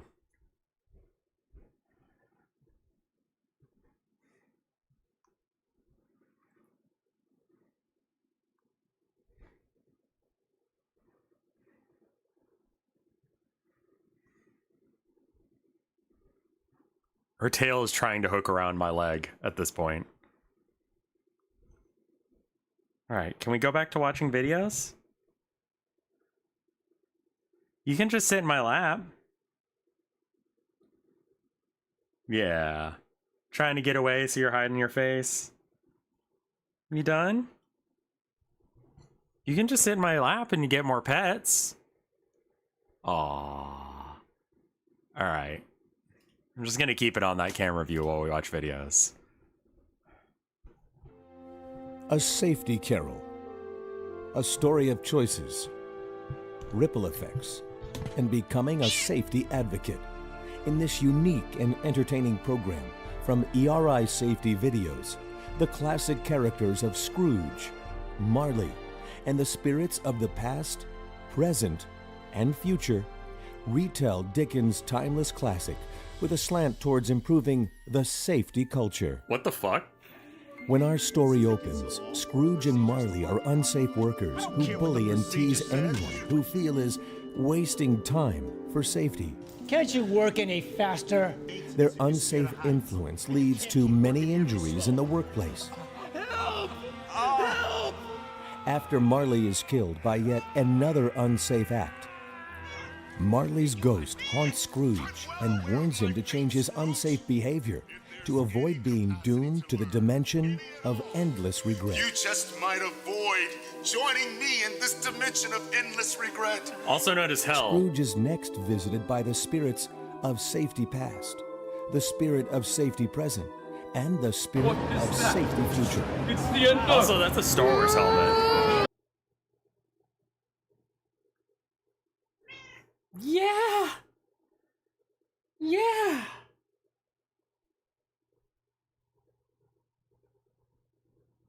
Yeah! From Safety Past, Scrooge learns how the ripple effect of his risk-taking and unsafe acts destroyed his young family and went on to cause misery to the families of his injured co-workers. You don't recognize the families of your own apprentices, Scrooge? They are awash in the ripples of despair.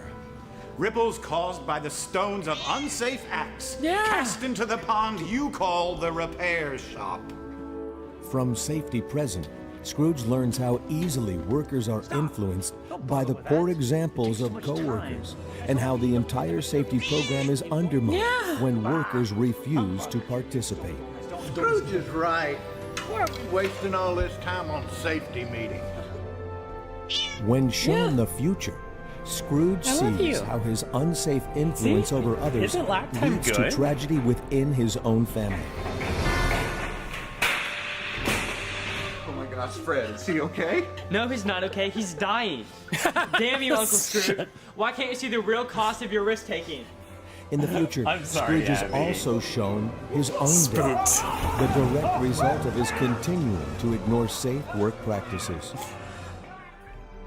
In the end, Scrooge is given a chance to return to the present, where he becomes a safety advocate and learns that working safely in the present creates a much better future for everyone. Visit erisafetyvideos.com and purchase your copy today. Abby, you got up. This is a you problem.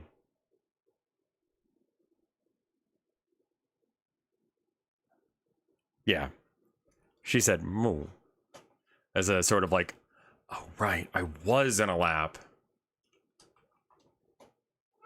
All right, last video for now. And then I'm going to stop for now and try and do some housework and maybe a little bit of art for the game. Microwaves.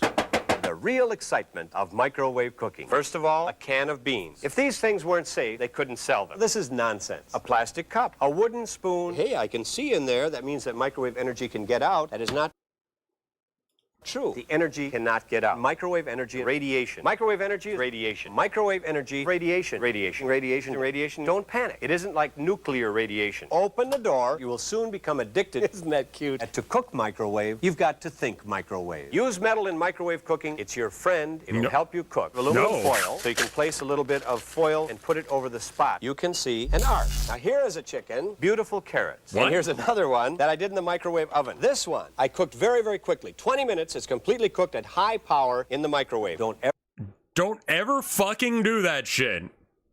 Never apologize for using the microwave to prepare dinner for your guests. The microwave often does a better job. Absolutely delicious. Remember to always undercook dishes. That's what makes this so much fun. Place a cover over the top, microwave for about 7 minutes per pound. There's a Scandinavian pork loin. Serve that to some company, and they're gonna say, wow, is that ever pretty and is that ever good? Who says foods don't brown in a microwave oven? I must admit that this color is primarily from the soy sauce in the marinade. It's really not so hard to cook by microwave if you think microwave.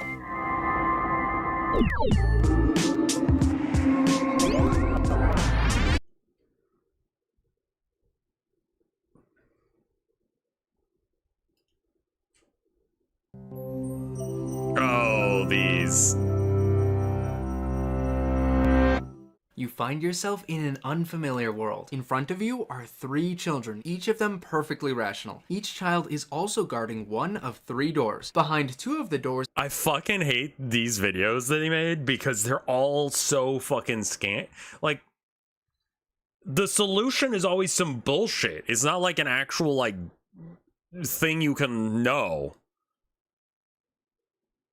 Is a monster that will rip all of your limbs off and leave you to die of blood loss. But behind the 3rd door is a magic crystal that will give its holder the powers of a god. You don't know which door the crystal is behind, and you can't understand the language the children speak, but for inexplicable reasons you know that they can understand your questions. One of them will always tell the truth, one of them always lies, and if you could ask the 3rd one, they would tell you they always lie. Don't think about it. Each child is also blind and only knows what's behind their own door and what their own true or false role is. But what's interesting is that every time any of them answer a question, they will roll a 6-sided die. Whichever number the die lands on, they will cycle their truth rolls that many spaces, like so. Of course, if it lands on a 3 or a 6, there will effectively be no change, since after that roll, their rolls do a full barrel roll. While you and all 3 children can always see the number rolled, you don't know which way their rolls will cycle.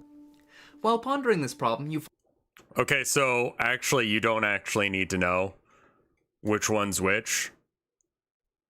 Find a brilliantly crafted flute on a pedestal nearby. You take the flute and read the inscription on the pedestal, which gives you important information. Child 1 wants the flute badly, and if you give it to him, he will do anything he can to help you win this challenge and receive the crystal. Child 2 has the ability to communicate in a language you understand using the flute, but only if you know Morse code. Child 3 is skilled in combat and promises she can use the flute as a weapon to protect you from imminent death if you happen to open a door with a monster. Which child should you give the flute?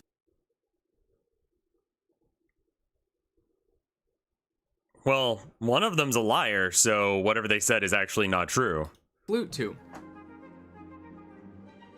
And they'll say, like, child 4 or some shit. Since you don't know Morse code and you're not planning on opening a door with a monster, you give the flute to child 1, believing that even if he's the liar, his perfectly rational actions will certainly be in your favor. You then stand in front of door number 3 as you and child 1 realize you both have the same idea. Child 1 opens his door, revealing a monster behind it, and you realize that your odds of guessing the correct door will increase if you now change your decision to door number 2. But before you can ask child 2 to open it, child 1's body is brutally dismembered by the monster behind the door. Child 2 runs away screaming, and child 3 takes the flute from child 1's corpse and kills the monster. However, when they return, child 2 moves to guard door number 1, child 3 moves to guard door 2, child 4 moves to guard door 3, and so on up to infinity. It should be mentioned that child 4 is not perfectly rational and did not previously exist. Rather, they were a hypothetical future superintelligence which plans to revive anyone in the past who didn't help in their creation into a simulated punishment. Since you and child 1 each helped child 4 come into existence,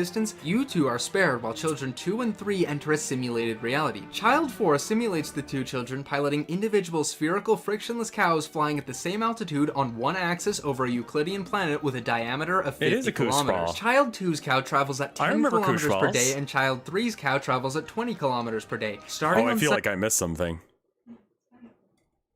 Sunday, child 4 tells them that at some point during the next 5 days they will crash into each other on a day they won't expect. They realize that they won't crash on Friday since making it to Friday will no longer make the crash date. I love how they're combining a whole bunch of like, it's like, what day does the murderer get executed? And it's like every day he thinks it's like one extra day closer.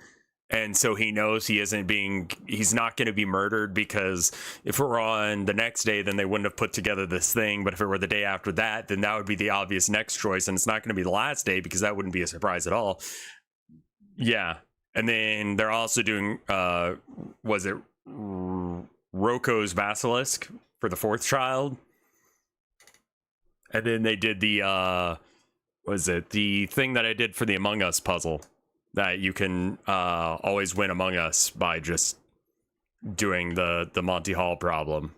So they did the Monty Hall problem, they did the I'm wondering which ones they haven't done yet. They haven't done the Prisoner's Dilemma. Expected. The same logic eliminates Thursday and Wednesday, and then Child 4 tells them that they will be unconscious for nearly the entire flight. 4 will flip a coin, and if it lands on heads, they will both wake up briefly on Monday. Oh, and then it's like, what day did you wake up? And the Infinite Hotel. If you flip a coin and it lands heads, you stay asleep. If it lands tails, they wake you up and tell you it's Tuesday. What day did you wake up at? And like, you know, that's a stupid fucking one. This is a 999 type plot. Yeah.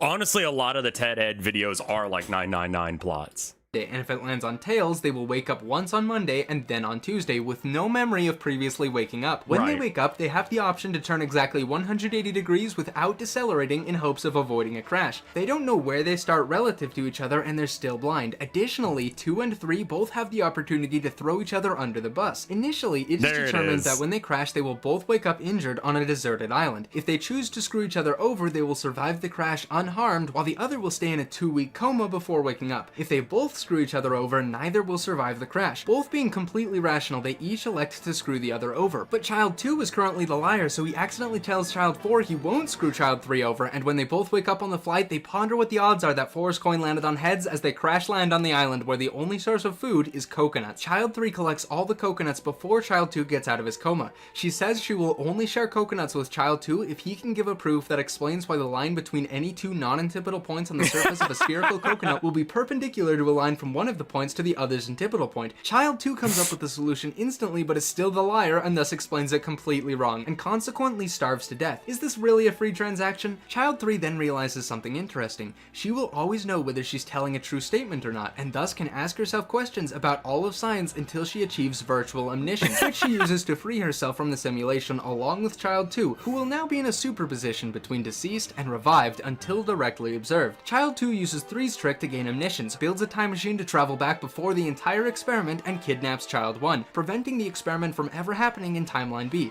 It should be noted that only the alive half of the Child 2 superposition did this, the dead half did not. Now Timeline B is in a superposition of containing or not containing Child 1. This causes the newly superimposed Child 2B to get revenge on Child 2 Prime by going back in time and killing his grandfather, and producing Timeline C, which begins a chain reaction opening more and more alternate universes, all of them simultaneously existing and not existing. Meanwhile, in the A plot, Child 3 takes the original Child 1's limbs and puts him back together into a near replica, but Child 4 has the flute and isn't sure which of the 2 Child 1's is the real one. He offers it to the Child 1 made of the original one. Oh my god, they were doing the fucking...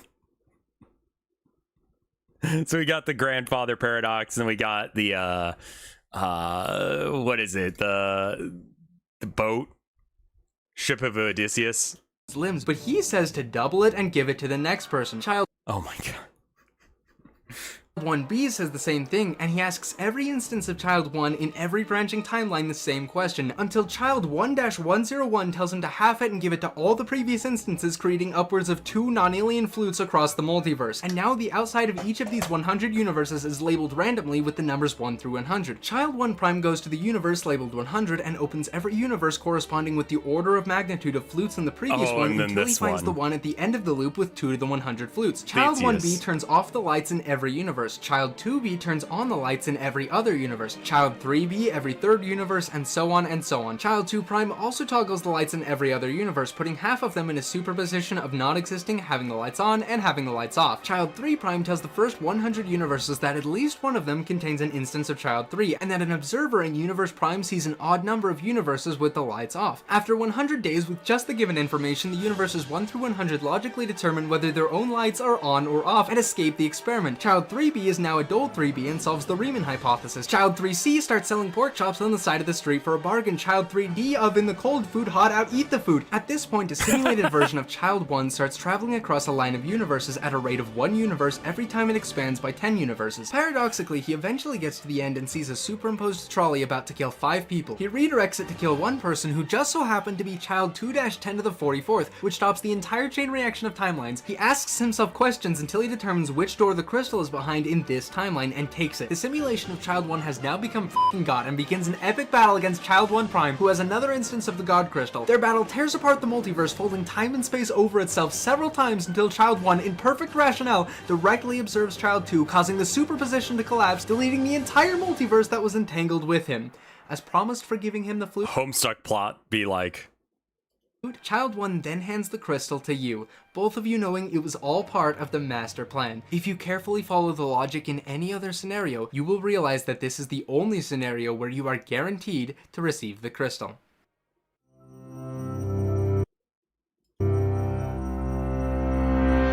I'm sorry, without the context of TED Ed video, because I used to try and solve these and I was like, what the fuck is this?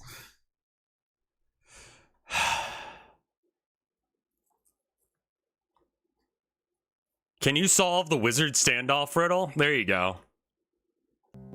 This is our last video.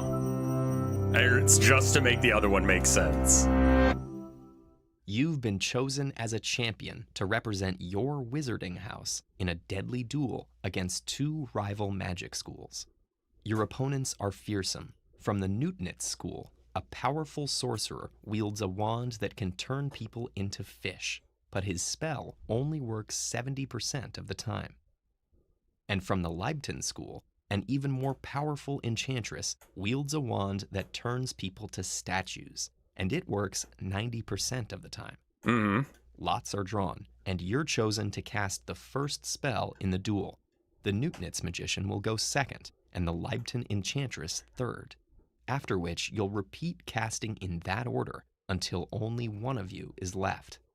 The rules of magic duels are strict, and anyone who casts out of order immediately forfeits the duel. Also, to prevent draws, the rules stipulate that if everyone's still standing at the end of the first round, you'll all be turned into cats. Okay. Now you must choose a wand.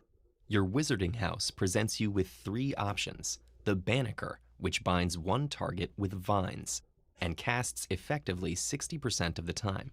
The Gaussian, which turns 1 target into a tree, and works 80% of the time. And the incredibly rare Nerta 9000, which banishes 1 target to a distant mountaintop and casts perfectly 100% of the time. That's... Yeah, so, yeah, these are the puzzles they do. Your opponents are masters of strat... Okay, so... let's assume that I take the 100% effective rod. Is the wand effect of any consequence? It's just, yeah, it's just random. It's to give it to flavor. Don't fucking fret about it. Strategy as well as sorcery, and you know they'll make the choices that maximize their own chances of success. Which wand should you choose, and what strategy should you employ to have the... No, this is meant to be serious. This is absolutely meant to be serious. These are meant to be little, like, literal riddles that you're supposed to, like, solve. The greatest chance of winning the duel. And then here's all the information again, so you can pause and actually read it. So that last video was barely a joke. That last video was, like, 100% on the nose how these videos are made. All right, so, like... no one can target 2 opponents. So, like, if I pick the 100%, which I think is my best shot, which I think that they would know, so it would pick me regardless. So, with a 70% chance, then I have a 30% chance of surviving the first opponent. And the second opponent, I only have a 10% chance of surviving. If I can survive the 30% twice, then we're good. Trying to get it so that way I survive a 20% chance of failure on top of a 30% chance of success from the second wand, but the first guy, I'm gonna say that that's not a great odd.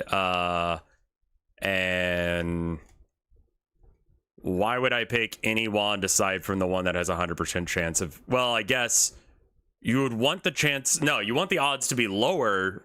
You want to pick the 60% and you tell them so that way they don't target you. What if you just did that, but you lied and you picked the 100% one? It's gonna be the 60% one.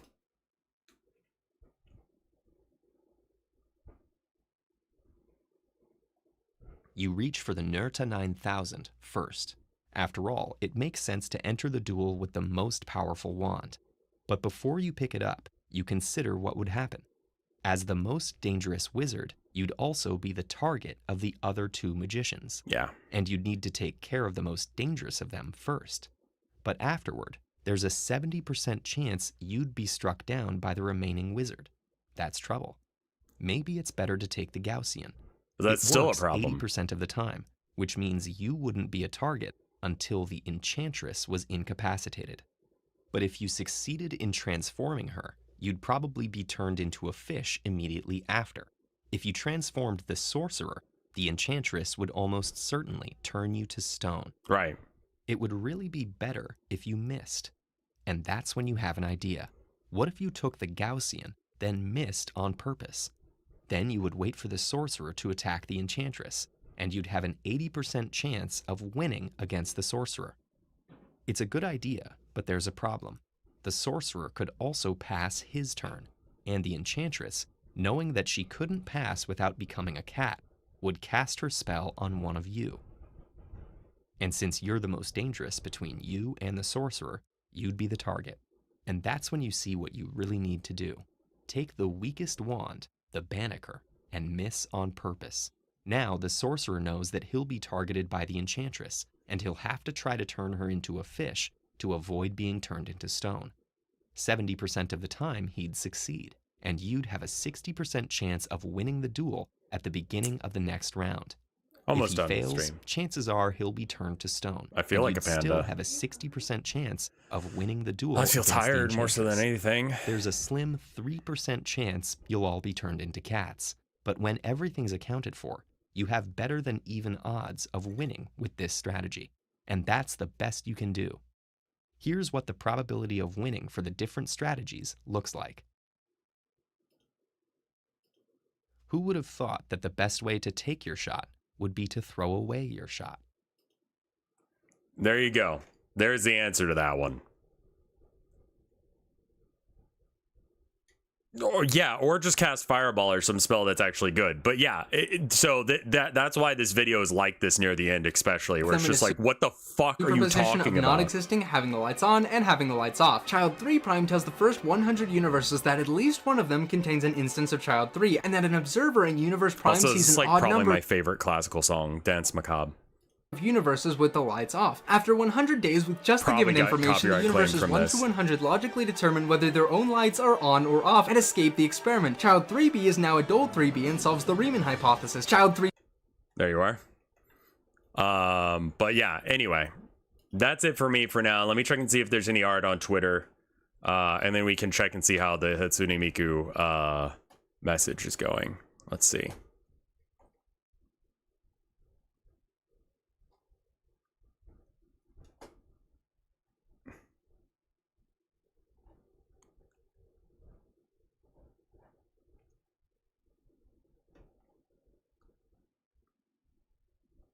That is a title that grabs attention.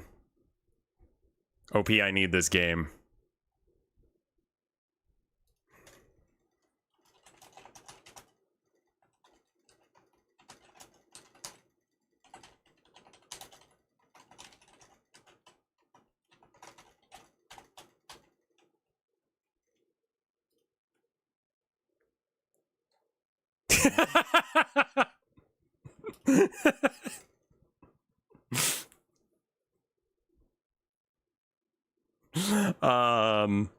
Let's check and see if there's anything in RevFart.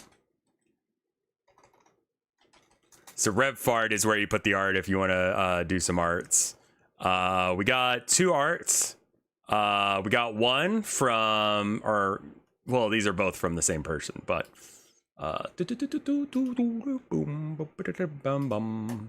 here we are. This is from Loxel Seal.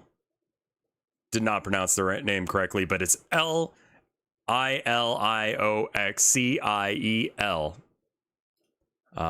Angela and AI. And I'm assistant to the secretary. What in tarnation? Amazing. And then this Miku art with Luigi Guy. I love Luigi Guy's little fella. Like, that's great character design right there. What in tarnation? Miku detected.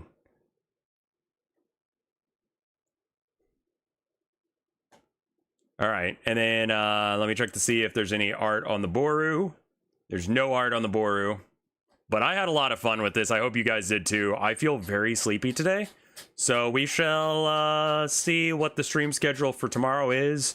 I'm trying to figure out when I should release the game. Do you guys have any recommendations? Also, do you have any recommendations on who we should raid? Let me see who's alive.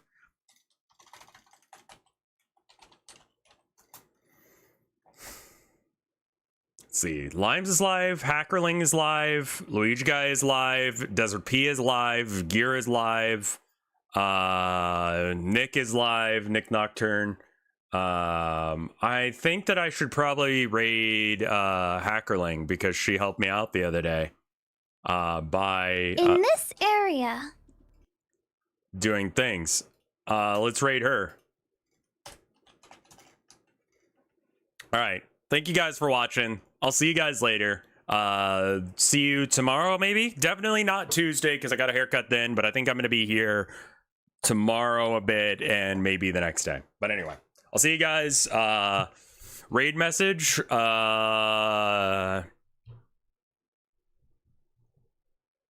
Just be nice. Be nice, y'all. No trolling.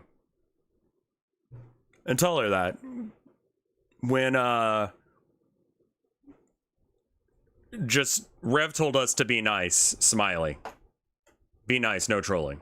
All right, I'll see you guys later. Thank you so much for watching.